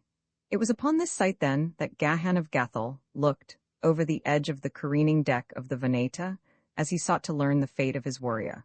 Lashed to the gunwale close at hand, a single landing leather that had not fouled the tangled mass beneath whipped free from the ship's side, the hook snapping at its outer end. The Jed of Gathol grasped the situation in a single glance. Below him, one of his people looked into the eyes of death. To the Jed's hand lay the means for succor. There was no instant's hesitation. Casting off his deck lashings, he seized the landing leather and slipped over the ship's side. Swinging like a bob upon a mad pendulum, he swung far out and back again, turning and twisting 3,000 feet above the surface of Barsoom, and then, at last, the thing he had hoped for occurred. He was carried within reach of the cottage where the warrior still clung, though with rapidly diminishing strength. Catching one leg on a loop of the tangled strands, Gahan pulled himself close enough to seize another quite near to the fellow. Clinging precariously to this new hold, the Jed slowly drew in the landing leather, down which he had clambered until he could grasp the hook at its end. This he fastened to a ring in the warrior's harness, just before the man's weakened fingers slipped from their hold upon the cordage. Temporarily, at least, he had saved the life of his subject, and now he turned his attention toward ensuring his own safety. Inextricably entangled in the mess to which he was clinging were numerous other landing hooks such as he had attached to the warrior's harness, and with one of these he sought to secure himself until the storm should abate sufficiently to permit him to climb to the deck. But even as he reached for one that swung near him, the ship was caught in a renewed burst of the storm's fury. The thrashing cordage whipped and snapped to the lunging of the great craft, and one of the heavy metal hooks, lashing through the air, struck the Jed of Gathol fair between the eyes. Momentarily stunned, Gahan's fingers slipped from their hold upon the cordage, and the man shot downward through the thin air of dying maws toward the ground 3,000 feet beneath, while upon the deck of the rolling Veneta, his faithful warriors clung to their lashings, all unconscious of the fate of their beloved leader. Nor was it until more than an hour later, after the storm had materially subsided, that they realized he was lost, or knew the self-sacrificing heroism of the act that had sealed his doom. The Veneta now rested upon an even keel as she was carried along by a strong, though steady, wind. The warriors had cast off their deck lashings, and the officers were taking account of losses and damage when a weak cry was heard from oversides, attracting their attention to the man hanging in the cottage beneath the keel. Strong arms hoisted him to the deck, and then it was that the crew of the Veneta learned of the heroism of their Jed and his end. How far they had traveled since his loss they could only vaguely guess, nor could they return in search of him in the disabled condition of the ship. It was a saddened company that drifted onward through the air toward whatever destination fate was to choose for them. And Gahan, Jed of Gathol, what of him? Plummet-like he fell for 1,000 feet, and then the storm seized him in its giant clutch and bore him far aloft again. As a bit of paper borne upon a gale, he was tossed about in midair, the spot and plaything of the wind. Over and over it turned him, and upward and downward it carried him, but after each new sally of the element he was brought nearer to the ground. The freaks of cyclonic storms are the rule of cyclonic storms, since such storms are in themselves freaks. They uproot and demolish giant trees, and in the same gust they transport frail infants for miles and deposit them unharmed in their wake. And so it was with Gahan of Gathol. Expecting momentarily to be dashed to destruction, he presently found himself deposited gently upon the soft ochre moss of a dead sea bottom, bodily no worse off for his harrowing adventure than in the possession of a slight swelling upon his forehead where the metal hook had struck him. Scarcely able to believe that fate had dealt thus gently with him, The Jed arose slowly, as though more than half convinced that he should discover crushed and splintered bones that would not support his weight. But he was intact. He looked about him in a vain effort at orientation. The air was filled with flying dust and debris. The sun was obliterated. His vision was confined to a radius of a few hundred yards of ochre moss and dust-filled air. 500 yards away in any direction, there might have arisen the walls of a great city, and he not known it. It was useless to move from where he was until the air cleared, since he could not know in what direction he was moving, and so he stretched himself upon the moss and waited, pondering the fate of his warriors and his ship, but giving little thought to his own precarious situation. Lashed to his harness were his swords, his pistols, and a dagger, and in his pocket pouch a small quantity of the concentrated rations that form a part of the equipment of the fighting men of Barsoom. These things together with trained muscles, high courage, and an undaunted spirit sufficed him for whatever misadventures might lie between him and Gathol, which lay in what direction he knew not, nor at what distance. The wind was falling rapidly, and with it the dust that obscured the landscape. That the storm was over he was convinced, but he chafed at the inactivity the low visibility put upon him, nor did conditions better materially before night fell, so that he was forced to await the new day at the very spot at which the tempest had deposited him. Without his sleeping silks and furs, he spent a far from comfortable night, and it was with feelings of unmixed relief that he saw the sudden dawn burst upon him. The air was now clear, and in the light of the new day, he saw an undulating plain stretching in all directions about him, while to the northwest there were barely discernible the outlines of low hills. Toward the southeast of Gathol was such a country, and as Gahan surmised the direction and the velocity of the storm to have carried him somewhere in the vicinity of the country, he thought he recognized. He assumed that Gathol lay behind the hills he now saw, whereas, in reality, it lay far to the northeast. It was 2 days before Gahan had crossed the plain and reached the summit of the hills from which he hoped to see his own country, only to meet at last with disappointment. Before him stretched another plain, of even greater proportions than that he had but just crossed, and beyond this other hills. In one material respect, this plain differed from that behind him, in that it was dotted with occasional, isolated hills. Convinced, however, that Gathol lay somewhere in the direction of his search, he descended into the valley, and bent his steps toward the northwest. For weeks, Gahan of Gathol crossed valleys and hills in search of some familiar landmark that might point his way toward his native land, but the summit of each succeeding ridge revealed but another unfamiliar view. He saw few animals and no men, until he finally came to the belief that he had fallen upon that fabled area of ancient Barsoom, which lay under the curse of her olden gods, the once rich and fertile country whose people in their pride and arrogance had denied the deities, and whose punishment had been extermination. And then, one day, he scaled low hills and looked into an inhabited valley, a valley of trees and cultivated fields and plots of ground, enclosed by stone walls surrounding strange towers. He saw people working in the fields, but he did not rush down to greet them. First he must know more of them, and whether they might be assumed to be friends or enemies. Hidden by concealing shrubbery, he crawled to a vantage point upon a hill that projected further into the valley, and here he lay upon his belly watching the workers closest to him. They were still quite a distance from him, and he could not be quite sure of them, but there was something verging upon the unnatural about them. Their heads seemed out of proportion to their bodies, too large.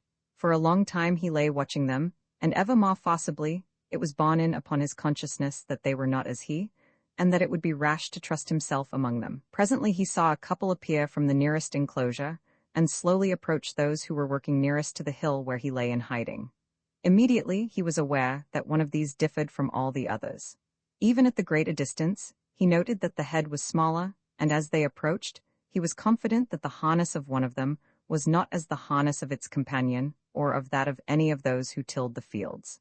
The two stopped often, apparently in argument, as though one would proceed in the direction that they were going while the other demurred. But each time, the smaller one reluctant consent from the other, and so they came closer and closer to the last line of workers toiling between the enclosure from which they had come in the hill where Gahan of Gathol lay watching, and then suddenly the smaller figure struck its companion full in the face. Gahan, horrified, saw the latter's head topple from its body, saw the body stagger and fall to the ground. The man half rose from his concealment, the better to view the happening in the valley below. The creature that had felled its companion was dashing madly in the direction of the hill upon which he was hidden. It dodged one of the workers that sought to seize it. Gahan hoped that it would gain its liberty. Why, he did not know other than at closer range it had every appearance of being a creature of his own race. Then he saw it stumble and go down, and instantly its pursuers were upon it. Then it was that Gahan's eyes chanced to return to the figure of the creature the fugitive had felled. What horror was this that he was witnessing? Or were his eyes playing some ghastly joke upon him? No, impossible though it was true. The head was moving slowly to the fallen body. It placed itself upon the shoulders, the body rose, and the creature, seemingly as good as new, ran quickly to where its fellows were dragging the hapless captive to its feet. The watchers saw the creature take its prisoner by the arm and lead it back to the enclosure. And even across the distance that separated them from him, he could note dejection and utter hopelessness in the bearing of the prisoner, and too, he was half convinced that it was a woman, perhaps a red Martian of his own race. Could he be sure that this was true, he must make some effort to rescue her, even though the customs of his strange world required it only in case she was of his own country. But he was not sure. She might not be a red Martian at all, or, if she were, it was as possible that she sprang from an enemy people as not. His first duty was to return to his own people with as little personal risk as possible, and though the thought of adventure stirred his blood, he put the temptation aside with a sigh, and turned away from the peaceful and beautiful valley that he longed to enter, for it was his intention to skirt its eastern edge and continue his search for Gathol beyond. As Gahan of Gathol turned his steps along the southern slopes of the hills that bound Bantum upon the south and east, his attention was attracted toward a small cluster of trees a short distance to his right. The low sun was casting long shadows. It would soon be night. The trees were off the path that he had chosen, and he had little mind to be diverted from his way. But as he looked again, he hesitated. There was something there besides boles of trees and underbrush. There were suggestions of familiar lines of the handicraft of man. Gahan stopped and strained his eyes in the direction of the thing that had arrested his attention. No, he must be mistaken. The branches of the trees and a low bush had taken on an unnatural semblance in the horizontal rays of the setting sun. He turned and continued upon his way, but as he cast another side glance in the direction of the object of his interest, the sun's rays were shot back into his eyes from a glistening point of radiance among the trees. Gahan shook his head and walked quickly toward the mystery, determined now to solve it. The shining object still lured him on, and when he had come closer to it, his eyes went wide in surprise, for the thing they saw was naught else than the jewel-encrusted emblem upon the prow of a small flyer. Gahan, his hand upon his shot-sword, moved silently forward, but as he neared the craft he saw that he had naught to fear, for it was deserted. Then he turned his attention toward the emblem. As its significance was flashed to his understanding, his face paled and his heart went cold. It was the insignia of the house of the Warlord of Basum. Instantly, he saw the dejected figure of the captive being led back to her prison in the valley just beyond the hills. Tara of Helium, and he had been so near to deserting her to her fate. The cold sweat stood in beads upon his brow. A hasty examination of the deserted craft unfolded to the young Jed the whole tragic story. The same tempest that had proved his undoing had borne Tara of Helium to this distant country. Here, doubtless, she had landed in hope of obtaining food and water since, without a propeller, she could not hope to reach her native city or any other friendly pot other than by the merest caprice of fate.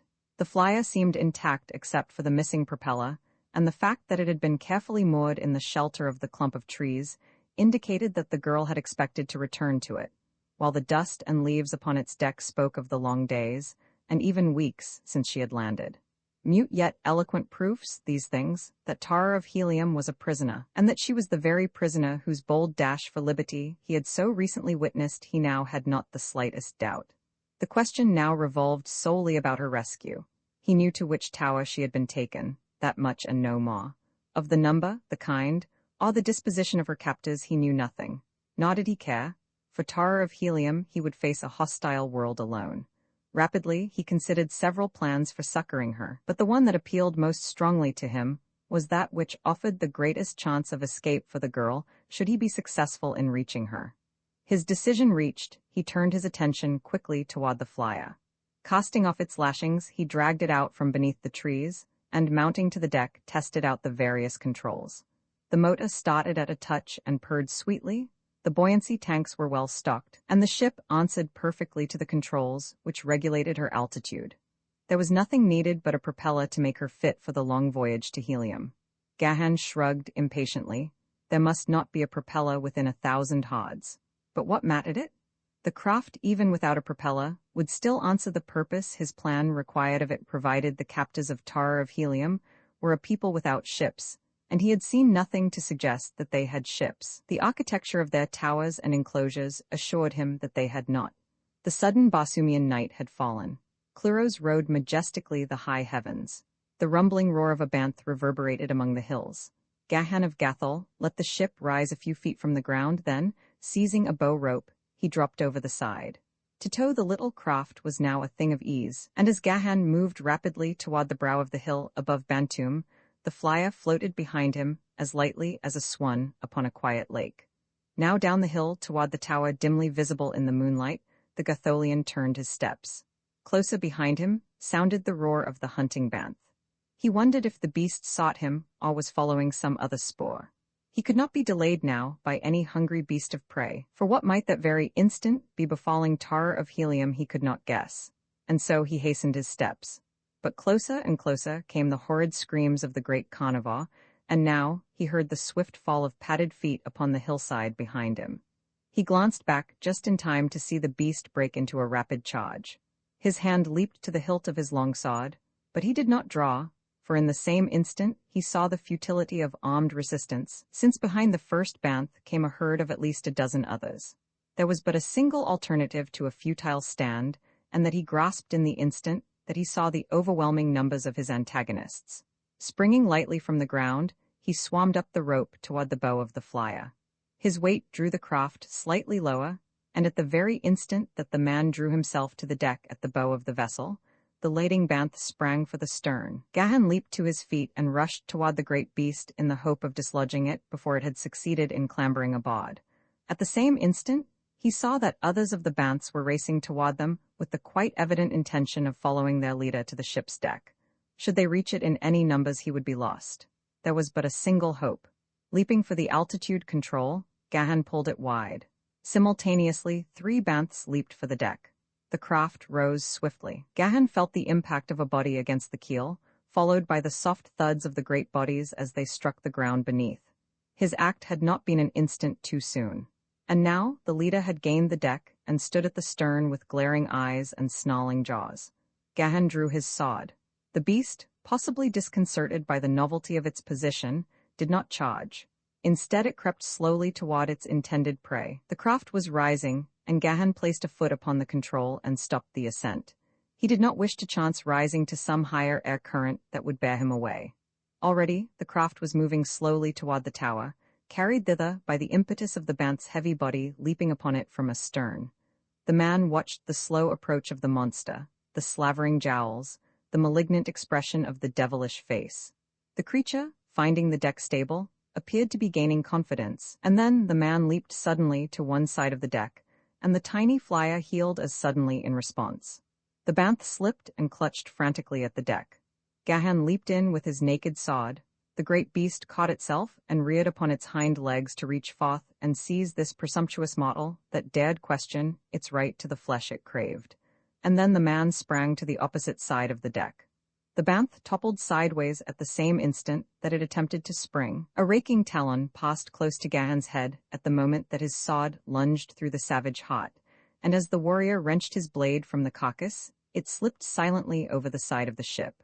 A glance below showed that the vessel was drifting in the direction of the tower to which Gahan had seen the prisoner led. In another moment or two, it would be directly over it. The man sprang to the control and let the craft drop quickly toward the ground, where followed the banths, still hot for their prey. To land outside the enclosure spelled certain death, while inside he could see many forms huddled upon the ground as in sleep. The ship floated now but a few feet above the wall of the enclosure. There was nothing for it but to risk all on a bold bid for fortune, or drift helplessly past without hope of returning through the banth-infested valley, from many points of which he could now hear the roars and growls of these fierce Basumian lions. Slipping over the side, Gahan descended by the trailing anchor rope until his feet touched the top of the wall, where he had no difficulty in arresting the slow drifting of the ship. Then he drew up the anchor and lowered it inside the enclosure. Still, there was no movement upon the part of the sleepers beneath. They lay as dead men. Dull lights shone from openings in the tower, but there was no sign of guard or waking inmate. Clinging to the rope, Gahan lowered himself within the enclosure, where he had his first close view of the creatures lying there in what he had thought sleep. With a half-smothered exclamation of horror, the man drew back from the headless bodies of the Rikers. At first he thought them the corpses of decapitated humans like himself, which was quite bad enough. But when he saw them move and realized that they were endowed with life, his horror and disgust became even greater. Here, then, was the explanation of the thing he had witnessed that afternoon, when Tara of Helium had struck the head from her captor and Gahan had seen the head crawl back to its body. And to think that the pearl of helium was in the power of such hideous things as these. Again the man shuddered, but he hastened to make fast the flyer, clamber again to its deck, and lower it to the floor of the enclosure. Then he strode toward a door in the base of the tower, stepping lightly over the recumbent forms of the unconscious Rikers, and crossing the threshold, disappeared within. Roman ate close work. Gek, in his happier days third foreman of the fields of Lud, sat nursing his anger and his humiliation. Recently something had awakened within him the existence of which he had never before even dreamed. Had the influence of the strange captive woman aught to do with this unrest and dissatisfaction? He did not know. He missed the soothing influence of the noise she called singing. Could it be that there were other things more desirable than cold logic and undefiled brain power? Was well-balanced imperfection more to be sought after then than the high development of a single characteristic? He thought of the great, ultimate brain toward which all Chaldaeans were striving. It would be deaf and dumb and blind. 1,000 beautiful strangers might sing and dance about it, but it could derive no pleasure from the singing or the dancing, since it would possess no perceptive faculties. Already had the Chaldaeans shut themselves off from most of the gratifications of the senses. Gek wondered if much was to be gained by denying themselves still further, and with the thought came a question as to the whole fabric of their theory. After all, perhaps the girl was right. What purpose could a great brain serve sealed in the bowels of the earth? And he, Gek, was to die for this theory. Lud had decreed it. The injustice of it overwhelmed him with rage, but he was helpless. There was no escape. Beyond the enclosure, the Banths awaited him. Within, his own kind, equally as merciless and ferocious. Among them, there was no such thing as love, or loyalty, or friendship. They were just brains. He might kill Lud, but what would that profit him? Another king would be loosed from his sealed chamber, and Gek would be killed. He did not know it, but he would not even have the poor satisfaction of satisfied revenge, since he was not capable of feeling so abstruse a sentiment. Gek, mounted upon his Rika, paced the floor of the tower chamber in which he had been ordered to remain. Ordinarily, he would have accepted the sentence of Lud with perfect equanimity, since it was but the logical result of reason, but now it seemed different. The stranger woman had bewitched him. Life appeared a pleasant thing. There were great possibilities in it. The dream of the ultimate brain had receded into a tenuous haze far in the background of his thoughts. At that moment, there appeared in the doorway of the chamber a red warrior with naked sword. He was a male counterpart of the prisoner, whose sweet voice had undermined the cold, calculating reason of the Chaldaean. "Silence," admonished the newcomer, his straight brows gathered in an ominous frown and the point of his long sword playing menacingly before the eyes of the Chaldaean. "I seek the woman, Tara of Helium. Where is she? If you value your life, speak quickly and speak the truth." If he valued his life, it was a truth that Gek had but just learned, he thought quickly. After all, a great brain is not without its uses. Perhaps here lay escape from the sentence of Lud. "You are of her kind?" he asked. "You come to rescue her?" "Yes." "Listen, then, I have befriended her, and because of this I am to die. If I help you to liberate her, will you take me with you?" Gahan of Gathol eyed the weird creature from crown to foot, the perfect body, the grotesque head, the expressionless face. Among such as these had the beautiful daughter of Helium been held captive for days and weeks. "If she lives and is unharmed," he said, "I will take you with us." "When they took her from me she was alive and unharmed," replied Gek. "I cannot say what has befallen her since. Lud sent for her." "Who is Lud? Where is he? Lead me to him." Gahan spoke quickly in tones vibrant with authority. "Come then," said Gek, leading the way from the apartment and down a stairway toward the underground burrows of the Chaldaeans. "Lud is my king. I will take you to his chambers." "Hasten," urged Gahan. "Sheathe your sword," warned Gek. so that should we pass others of my kind I may say to them that you are a new prisoner with some likelihood of winning their belief. Gahan did as he was bid, but warning the Chaldean that his hand was ever ready at his dagger's hilt. You need have no fear of treachery, said Gek.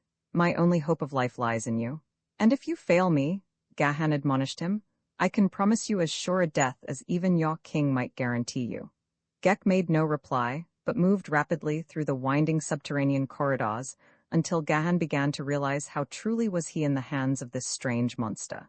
If the fellow should prove false, it would profit Gahan nothing to slay him, since without his guidance the red man might never hope to retrace his way to the tower and freedom. Twice they met and were accosted by other Chaldaeans, but in both instances Gek's simple statement that he was taking a new prisoner to Lud appeared to allay all suspicion, and then at last they came to the antechamber of the king. Here now, red man, thou must fight if ever, whispered Gek. Enter there, and he pointed to a doorway before them. And you? Asked Gahan, still fearful of treachery. My Riker is powerful, replied the Chaldaean. I shall accompany you and fight at your side, as well die thus as in Tacha later at the will of Lud. Come. But Gahan had already crossed the room and entered the chamber beyond. Upon the opposite side of the room was a circular opening guarded by 2 warriors. Beyond this opening, he could see 2 figures struggling upon the floor, and the fleeting glimpse he had of one of the faces suddenly endowed him with the strength of 10 warriors and the ferocity of a wounded banth. It was Tara of Helium, fighting for her honor or her life. The warriors, startled by the unexpected appearance of a red man, stood for a moment in dumb amazement, and in that moment Gahan of Gathol was upon them, and one was down, a sword thrust through its heart. Strike at the heads, whispered the voice of Gek in Gahan's ear. The latter saw the head of the fallen warrior crawl quickly within the aperture leading to the chamber where he had seen Tara of Helium in the clutches of a headless body. Then the sword of Gek struck the Chaldaean of the remaining warrior from its Rika, and Gahan ran his sword through the repulsive head. Instantly the red warrior leaped for the aperture, while close behind him came Gek. Look not upon the eyes of Lud, warned the Chaldaean, or you are lost. Within the chamber, Gahan saw Tara of Helium in the clutches of a mighty body, while close to the wall upon the opposite side of the apartment crouched the hideous, spider-like Lud. Instantly, the king realized the menace to himself, and sought to fasten his eyes upon the eyes of Gahan, and in doing so he was forced to relax his concentration upon the Riker in whose embraces Tara struggled, so that almost immediately the girl found herself able to tear away from the awful, headless thing. As she rose quickly to her feet, she saw for the first time the cause of the interruption of Lud's plans. A red warrior? Her heart leaped in rejoicing and thanksgiving. What miracle of fate had sent him to her? She did not recognize him, though, this travel-worn warrior in the plain harness, which showed no single jewel. How could she have guessed him the same as the scintillant creature of platinum and diamonds that she had seen for a brief hour under such different circumstances at the cot of her august sire? Lud saw Gek following the strange warrior into the chamber. Strike him down, Gek, commanded the king. Strike down the stranger and your life shall be yours. Gahan glanced at the hideous face of the king. Seek not his eyes, screamed Tara in warning, but it was too late. Already, the horrid hypnotic gaze of the king Chaldaean had seized upon the eyes of Gahan. The red warrior hesitated in his stride. His sword point drooped slowly toward the floor. Tara glanced toward Gek. She saw the creature glaring with his expressionless eyes upon the broad back of the stranger. She saw the hand of the creature's Rika creeping stealthily toward the hilt of its dagger. And then Tara of Helium raised her eyes aloft and pawed forth the notes of Ma's most beautiful melody, the Song of Love. Gek drew his dagger from its sheath. His eyes turned toward the singing girl. Lud's glance wavered from the eyes of the man to the face of Tara, and the instant that the latter's song distracted his attention from his victim, Gahan of Gathol shook himself, and as with a supreme effort of will fastened his eyes to the wall above Lud's hideous head. Gek raised his dagger above his right shoulder, took a single quick step forward, and struck. The girl's song ended in a stifled scream as she leaped forward with the evident intention of frustrating the Chaldaean's purpose. But she was too late, and well it was, for an instant later she realized the purpose of Gek's act as she saw the dagger fly from his hand, pass Gahan's shoulder, and sink full to the god in the soft face of Lud. "Come," cried the assassin, "we have no time to lose," and started for the aperture through which they had entered the chamber. But in his stride, he paused as his glance was arrested by the form of the mighty Rika lying prone upon the floor, a king's Rika, the most beautiful, the most powerful, that the breeders of Bantum could produce. Gek realized that in his escape, he could take with him but a single Rika, and there was none in Bantum that could give him better service than this giant lying here. Quickly he transferred himself to the shoulders of the great, inert hulk. Instantly the latter was transformed to a sentient creature, filled with pulsing life and alert energy. "Now," said the Kaldane, "we are ready. Let whoso would revert to nothingness impede me." Even as he spoke, he stooped and crawled into the chamber beyond, while Gahan, taking Tara by the arm, motioned her to follow. The girl looked him full in the eyes for the first time. "The gods of my people have been kind," she said. "You came just in time. To the thanks of Tara of Helium shall be added those of the Warlord of Basum and his people. Thy reward shall surpass thy greatest desires." Gahan of Gathol saw that she did not recognize him, and quickly he checked the warm greeting that had been upon his lips. "Be thou Tara of Helium or another," he replied, "is immaterial. To serve thus a red woman of Basum is in itself sufficient reward." As they spoke, the girl was making her way through the aperture after Gek, and presently all three had quitted the apartments of Lud and were moving rapidly along the winding corridors toward the tower. Gek repeatedly urged them to greater speed, but the red men of Basum were never keen for retreat, and so the two that followed him moved all too slowly for the Kaldane. "There are none to impede our progress," urged Gahan. "So why tax the strength of the princess by needless haste? I fear not so much opposition ahead, for there are none there who know the thing that has been done in Lud's chambers this night. But the Kaldane of one of the warriors who stood guard before Lud's apartment escaped, and you may count it a truth that he lost no time in seeking aid. That it did not come before we left is due solely to the rapidity with which events transpired in the king's one room. Long before we reach the tower, they will be upon us from behind, and that they will come in numbers far superior to ours, and with great and powerful Rikas I well know." Nor was Gek's prophecy long in fulfillment. Presently, the sounds of pursuit became audible in the distant clanking of accoutrements and the whistling call to arms of the Kaldanes. "The tower is but a short distance now," cried Gek.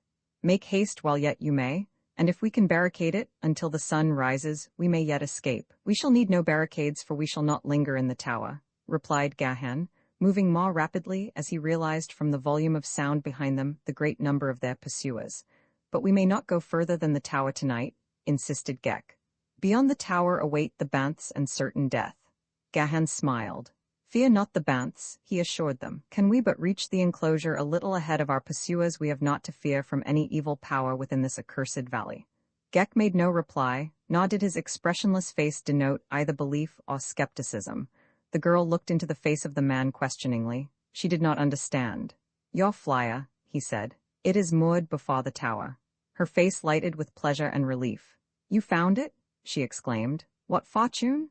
"It was fortune indeed," he replied, "since it not only told that you were a prisoner here, but it saved me from the Banths as I was crossing the valley from the hills to this tower into which I saw them take you this afternoon after your brave attempt at escape." "How did you know it was I?" she asked, her puzzled brows scanning his face as though she sought to recall from past memories some scene in which he figured. "Who is there but knows of the loss of the Princess Tara of Helium?" he replied, "and when I saw the device upon your flyer, I knew at once, though I had not known when I saw you among them in the fields a short time earlier. Too great was the distance for me to make certain whether the captive was man or woman. Had chance not divulged the hiding place of your flyer, I had gone my way, Tara of Helium. I shudder to think how close was the chance at that. But for the momentary shining of the sun upon the emblazoned device on the prow of your craft, I had passed on unknowing." The girl shuddered. "The gods sent you?" she whispered reverently. "The gods sent me, Tara of Helium," he replied. "But I do not recognize you," she said. "I have tried to recall you, but I have failed. Your name, what may it be?" "It is not strange that so great a princess should not recall the face of every roving panthan of Basum," he replied with a smile. "But your name?" insisted the girl. "Call me Tiran," replied the man, for it had come to him that if Tara of Helium recognized him as the man whose impetuous avowal of love had angered her that day in the gardens of the Warlord, her situation might be rendered infinitely less bearable than were she to believe him a total stranger. Then, too, as a simple panthan too, he might win a greater degree of her confidence by his loyalty and faithfulness, and a place in her esteem that seemed to have been closed to the resplendent jet of Gathol. They had reached the tower now, and as they entered it from the subterranean corridor, A backward glance revealed the van of their pursuers, hideous Kaldanes mounted upon swift and powerful Rikers. As rapidly as might be the three ascended the stairways leading to the ground level, but after them, even more rapidly, came the minions of Lude. Gek led the way, grasping one of Tara's hands the more easily to guide and assist her, while Gahan of Gathol followed a few paces in their rear, his beard sawed ready for the assault that all realized must come upon them now before ever they reached the enclosure and the flyer. "Let Gek drop behind to your side," said Tara, "and fight with you. There is but room for a single blade in these narrow corridors," replied the Gatholian. "Hasten on with Gek and Win to the deck of the flyer. Have your hand upon the control, and if I come far enough ahead of these to reach the dangling cable, you can rise at my word, and I can clamber to the deck at my leisure. But if one of them emerges first into the enclosure, you will know that I shall never come, and you will rise quickly and trust to the gods of our ancestors to give you a fair breeze in the direction of a more hospitable people." Tara of Helium shook her head. "We will not desert you, Panthan," she said. Gahan, ignoring her reply, spoke above her head to Gek. "Take her to the craft moored within the enclosure," he commanded. "It is our only hope. Alone, I may win to its deck, but have I to wait upon you two at the last moment, the chances are that none of us will escape. Do as I bid." His tone was haughty and arrogant, the tone of a man who has commanded other men from birth, and whose will has been law. Tara of Helium was both angered and vexed. She was not accustomed to being either commanded or ignored, but with all her royal pride she was no fool, and she knew the man was right, that he was risking his life to save hers, so she hastened on with Gek as she was bid, and after the first flush of anger she smiled, for the realization came to her that this fellow was but a rough, untutored warrior, skilled not in the finer usages of cultured cots. His heart was right, though, a brave and loyal heart, and gladly she forgave him the offense of his tone and manner.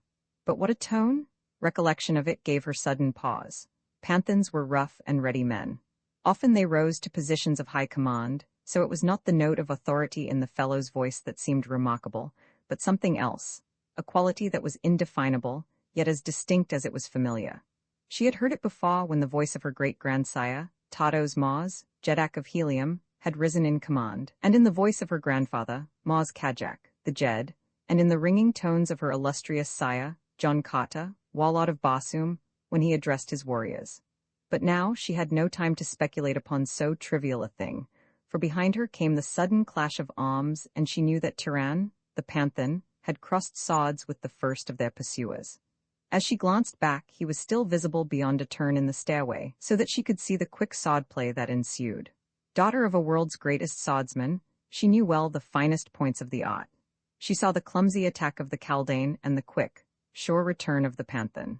As she looked down from above upon his almost naked body, trapped only in the simplest of unadorned harness, and saw the play of the lithe muscles beneath the red bronze skin, and witnessed the quick and delicate play of his sword point, to her sense of obligation was added a spontaneous admission of admiration that was but the natural tribute of a woman to skill and bravery, and, perchance, some trifle to manly symmetry and strength.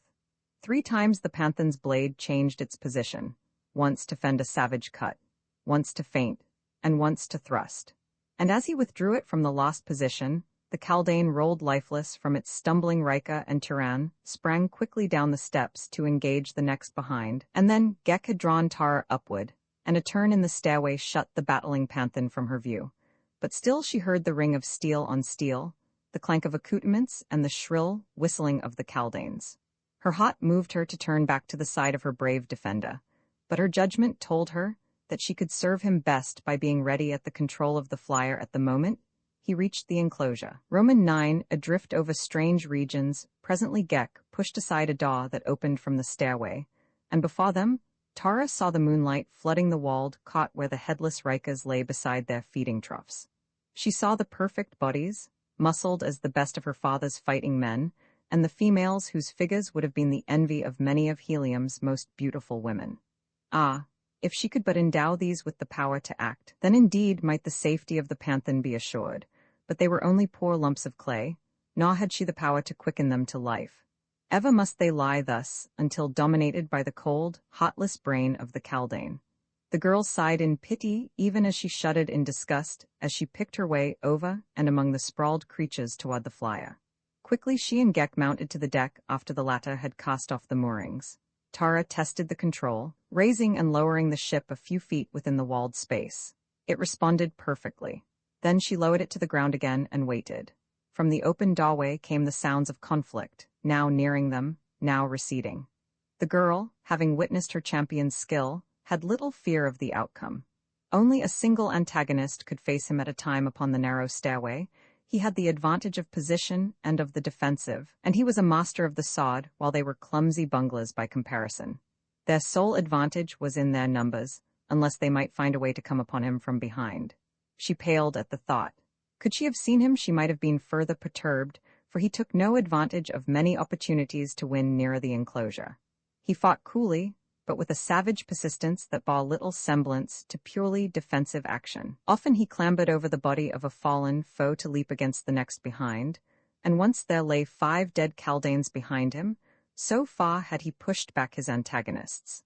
They did not know it, these Kaldanes that he fought, nor did the girl awaiting him upon the flyer, but Gahan of Gathol was engaged in a more alluring spot than winning to freedom, for he was avenging the indignities that had been put upon the woman he loved. But presently he realized that he might be jeopardizing her safety uselessly, and so he struck down another before him, and turning leaped quickly up the stairway, while the lading Kaldanes slipped upon the brain-covered floor and stumbled in pursuit. Gahan reached the enclosure 20 paces ahead of them and raced toward the flyer. "Rise," he shouted to the girl. "I will ascend the cable." Slowly the small craft rose from the ground as Gahan leaped the inert bodies of the Rikas lying in his path. The first of the pursuers sprang from the tower, just as Gahan seized the trailing rope. "Faster," he shouted to the girl above, "or they will drag us down." But the ship seemed scarcely to move, though in reality she was rising as rapidly as might have been expected of a one-man flyer carrying a load of 3. Gahan swung free above the top of the wall, but the end of the rope still dragged the ground as the Kaldanes reached it. They were pouring in a steady stream from the tower into the enclosure. The leader seized the rope. "Quick," he cried. "Lay hold and we will drag them down." It needed but the weight of a few to accomplish his design. The ship was stopped in its flight and then, to the horror of the girl, she felt it being dragged steadily downward. Gahan, too, realized the danger and the necessity for instant action. Clinging to the rope with his left hand, he had wound a leg about it, leaving his right hand free for his long sword which he had not sheathed. A downward cut clove the soft head of a Kaldane, and another severed the taut rope beneath the panthan's feet.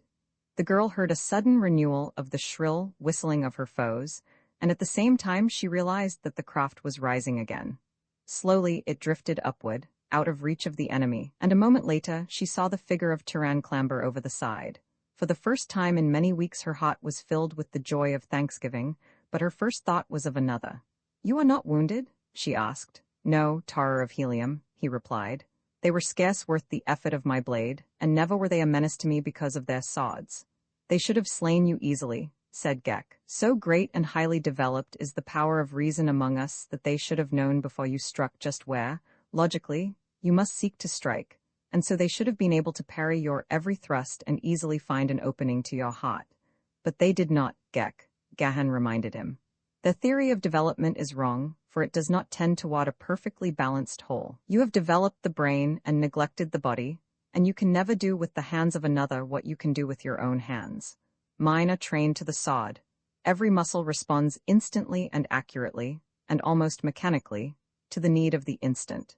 I am scarcely objectively aware that I think when I fight, so quickly does my point take advantage of every opening, or spring to my defense if I am threatened, that it is almost as though the cold steel had eyes and brains. You, with your Kaldane brain and your Rika body, never could hope to achieve in the same degree of perfection those things that I can achieve. Development of the brain should not be the sum total of human endeavor. The richest and happiest peoples will be those who attain closest to well-balanced perfection of both mind and body, and even these must always be short of perfection. In absolute and general perfection lies stifling monotony and death. Nature must have contrasts. She must have shadows as well as highlights, sorrow with happiness, both wrong and right, and sin as well as virtue. Always have I been taught differently, replied Gek. But since I have known this woman and you, of another race, I have come to believe that there may be other standards fully as high and desirable as those of the Kaldanes. At least I have had a glimpse of the thing you call happiness, and I realize that it may be good even though I have no means of expressing it. I cannot laugh nor smile, and yet within me is a sense of contentment when this woman sings. A sense that seems to open before me wondrous vistas of beauty and unguessed pleasure that far transcend the cold joys of a perfectly functioning brain. I would that I had been born of thy race. Caught by a gentle current of air, the flyer was drifting slowly toward the northeast, across the valley of Bantum. Below them lay the cultivated fields, and one after another, they passed over the strange towers of Moke and Nolach, and the other kings of the swarms that inhabited this weird and terrible land. Within each enclosure surrounding the towers grovelled the rikas, repellent, headless things, beautiful yet hideous. A lesson, those, remarked Gahan, indicating the rikas in an enclosure above which they were drifting at the time, to that fortunately small minority of our race which worships the flesh and makes a god of appetite. You know them, Tarer of Helium. They can tell you exactly what they had at the midday meal 2 weeks ago, and how the loin of the thoat should be prepared, and what drink should be served with the rump of the zitida. Tarer of Helium laughed. But not one of them could tell you the name of the man whose painting took the Jedak's award in the Temple of Beauty this year, she said. Like the rikas, their development has not been balanced. Fortunate, indeed, are those in which there is combined a little good and a little bad, a little knowledge of many things outside their own callings, a capacity for love and a capacity for hate, for such as these can look with tolerance upon all, unbiased by the egotism of him whose head is so heavy on one side that all his brains run to that point. As Gahan ceased speaking, Gek made a little noise in his throat, as one does who would attract attention. You speak as one who has thought much upon many subjects. Is it, then, possible that you of the red race have pleasure in thought? Do you know aught of the joys of introspection? Do reason and logic form any part of your lives? Most assuredly, replied Gahan, but not to the extent of occupying all our time, at least not objectively. You, Gek, are an example of the egotism of which I spoke. Because you and your kind devote your lives to the worship of mind, you believe that no other created beings think. And possibly we do not in the sense that you do, who think only of yourselves and your great brains. We think of many things that concern the welfare of a world. Had it not been for the red men of Basum, even the Chaldaeans had perished from the planet.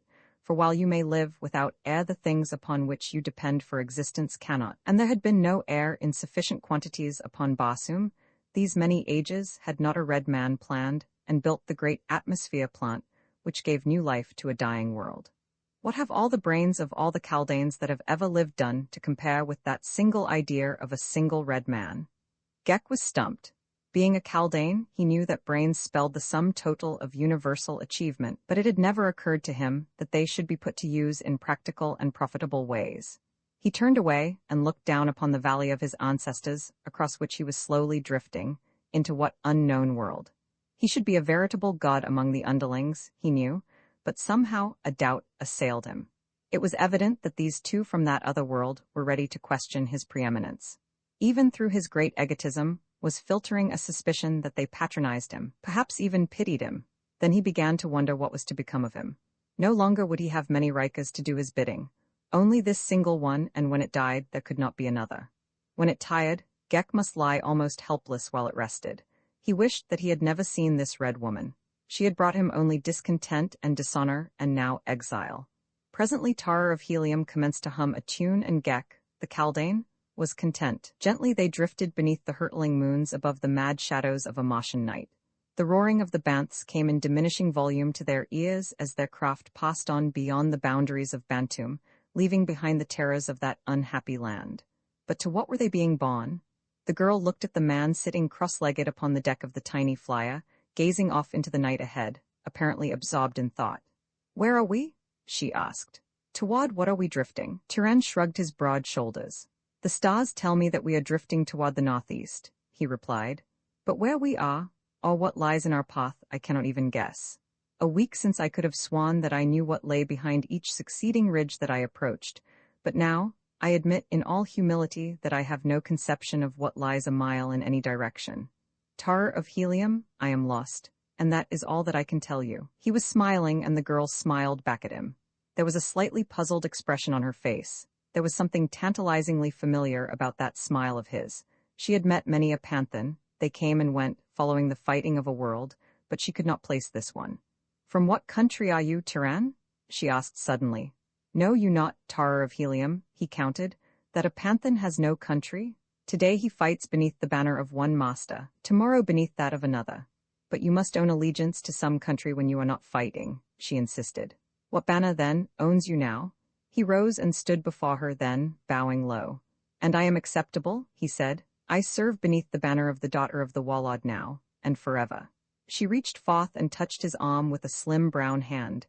"Your services are accepted," she said, "and if ever we reach Helium, I promise that your reward shall be all that your heart could desire." "I shall serve faithfully, hoping for that reward," he said. But Tarer of Helium did not guess what was in his mind, thinking rather that he was mercenary. For how could the proud daughter of the Wallad guess that a simple panthan aspired to her hand and heart? The dawn found them moving rapidly over an unfamiliar landscape. The wind had increased during the night and had borne them far from Bantum. The country below them was rough and inhospitable. No water was visible, and the surface of the ground was cut by deep gorges, while nowhere was any but the most meager vegetation discernible. They saw no life of any nature, nor was there any indication that the country could support life. For 2 days, they drifted over this horrid wasteland. They were without food or water, and suffered accordingly. Gek had temporarily abandoned his Riker after enlisting Tyran's assistance in lashing it safely to the deck.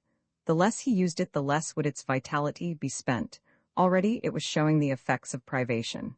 Gek crawled about the vessel like a great spider, over the side, down beneath the keel, and up over the opposite rail. He seemed equally at home one place as another. For his companions, however, the quarters were cramped, for the deck of a one-man flyer is not intended for 3. Tyran sought always ahead for signs of water. Water they must have, or that water-giving plant which makes life possible upon many of the seemingly arid areas of Mars. But there was neither the one nor the other for these 2 days, and now the 3rd night was upon them. The girl did not complain, but Tyran knew that she must be suffering, and his heart was heavy within him. Gek suffered least of all, and he explained to them that his kind could exist for long periods without food or water. Tyran almost cursed him as he saw the form of Tarer of Helium slowly wasting away before his eyes, while the hideous Kaldane seemed as full of vitality as ever. "There are circumstances," remarked Gek, "under which a gross and material body is less desirable than a highly developed brain." Tyran looked at him, but said nothing. Tarer of Helium smiled faintly. "One cannot blame him," she said. "Were we not a bit boastful in the pride of our superiority? When our stomachs were filled," she added. "Perhaps there is something to be said for their system," Tyran admitted. "If we could but lay aside our stomachs when they cried for food and water, I have no doubt but that we should do so." "I should never miss mine now," assented Tara. "It is mighty poor company." A new day had dawned, revealing a less desolate country and renewing again the hope that had been low within them. Suddenly Tyran leaned forward, pointing ahead. "Look, Tarer of Helium," he cried. "A city, as I am Ga, as I am Tyran the Panthan, a city." Far in the distance the domes and walls and slender towers of a city shone in the rising sun. Quickly the man seized the control, and the ship dropped rapidly behind a low range of intervening hills. For well Tyran knew that they must not be seen until they could discover whether friend or foe inhabited the strange city. Chances were that they were far from the abode of friends, and so must the Panthan move with the utmost caution. But there was a city, and where a city was water, even though it were a deserted city, and food if it were inhabited. To the red man, food and water, even in the citadel of an enemy, meant food and drink for Tarer of Helium. He would accept it from friends, or he would take it from enemies. Just so long as it was there, he would have it. And there was shown the egotism of the fighting man, though Tyran did not see it, nor Tara, who came from a long line of fighting men, but Gek might have smiled had he known how. Tyran permitted the flyer to drift closer behind the screening hills, and then, when he could advance no farther without fear of discovery, he dropped the craft gently to ground in a little ravine, and leaping over the side made her fast to a stout tree. For several moments they discussed their plans, whether it would be best to wait where they were until darkness hid their movements, and then approach the city in search of food and water, or approach it now, taking advantage of what cover they could, until they could glean something of the nature of its inhabitants. It was Tyran's plan which finally prevailed. They would approach as close as safety dictated in the hope of finding water outside the city. Food, too, perhaps. If they did not, they could at least reconnoiter the ground by daylight, And then, when night came, Turan could quickly come close to the city, and in comparative safety, prosecute his search for food and drink. Following the ravine upward, they finally topped the summit of the ridge, from which they had an excellent view of that part of the city which lay nearest them, though themselves hidden by the brush behind which they crouched. Gek had resumed his Rika, which had suffered less than either Tara or Turan through their enforced fast. The first glance at the city, now much closer than when they had first discovered it, revealed the fact that it was inhabited. Banners and pennons broke from many a staff. People were moving about the gate before them. The high white walls were paced by sentinels at far intervals. Upon the roofs of higher buildings the women could be seen airing the sleeping silks and furs. Turan watched it all in silence for some time. "I do not know them," he said at last. "I cannot guess what city this may be, but it is an ancient city. Its people have no flyers and no firearms. It must be old indeed." "How do you know they have not these things?" asked the girl. "There are no landing stages upon the roofs, not one that can be seen from here. While were we looking similarly at Helium we would see hundreds. And they have no firearms because their defenses are all built to withstand the attack of spear and arrow, with spear and arrow. They are an ancient people." "If they are ancient, perhaps they are friendly," suggested the girl. "Did we not learn as children in the history of our planet that it was once peopled by a friendly, peace-loving race?" "But I fear they are not as ancient as that," replied Turan, laughing. "It has been long ages since the men of Basum loved peace." "My father loves peace," returned the girl. "And yet he is always at war," said the man. She laughed. "But he says he likes peace." "We all like peace," he rejoined. "Peace with honor, but our neighbors will not let us have it, and so we must fight. And to fight well men must like to fight," she added. "And to like to fight they must know how to fight," he said, "for no man likes to do the thing that he does not know how to do well, or that some other man can do better than he. And so always there will be wars and men will fight," he concluded, "for always the men with hot blood in their veins will practice the art of war." "We have settled a great question," said the girl, smiling, "but our stomachs are still empty." "Your panthan is neglecting his duty," replied Turan, "and how can he with the great reward always before his eyes?" She did not guess in what literal sense he spoke. "I go forthwith," he continued, "to wrest food and drink from the ancients." "No," she cried, laying a hand upon his arm. "Not yet. They would slay you or make you prisoner. You are a brave panthan and a mighty one, but you cannot overcome a city single-handed." She smiled up into his face and her hand still lay upon his arm. He felt the thrill of hot blood coursing through his veins. He could have seized her in his arms and crushed her to him. There was only Gek the Kaldane there, but there was something stronger within him that restrained his hand. Who may define it? That inherent chivalry that renders certain men the natural protectors of women. From their vantage point, they saw a body of armed warriors ride forth from the gate, and winding along a well-beaten road pass from sight about the foot of the hill from which they watched. The men were red, like themselves, and they rode the small saddle thoats of the red race. Their trappings were barbaric and magnificent, and in their headdress were many feathers as had been the custom of ancients. They were armed with swords and long spears, and they rode almost naked, their bodies being painted in ochre and blue and white. There were, perhaps, a score of them in the party, and as they galloped away on their tireless mounts they presented a picture at once savage and beautiful. "They have the appearance of splendid warriors," said Turan. "I have a great mind to walk boldly into their city and seek service." Tara shook her head. "Wait," she admonished. "What would I do without you, and if you were captured how could you collect your reward?" "I should escape," he said. "At any rate I shall try it," and he started to rise. "You shall not," said the girl, her tone all authority. The man looked at her quickly, questioningly. "You have entered my service," she said, a trifle haughtily. "You have entered my service for hire, and you shall do as I bid you." Turan sank down beside her again with a half smile upon his lips. "It is yours to command, princess," he said. The day passed. Gek, tiring of the sunlight, had deserted his Rika and crawled down a hole he had discovered close by. Tara and Turan reclined beneath the scant shade of a small tree. They watched the people coming and going through the gate. The party of horsemen did not return. A small herd of Zitadars was driven into the city during the day, and once a caravan of broad-wheeled carts drawn by these huge animals wound out of the distant horizon and came down to the city. It, too, passed from their sight within the gateway. Then darkness came and Tara of Helium bid her panthan search for food and drink, but she cautioned him against attempting to enter the city. Before he left her, he bent and kissed her hand as a warrior may kiss the hand of his queen.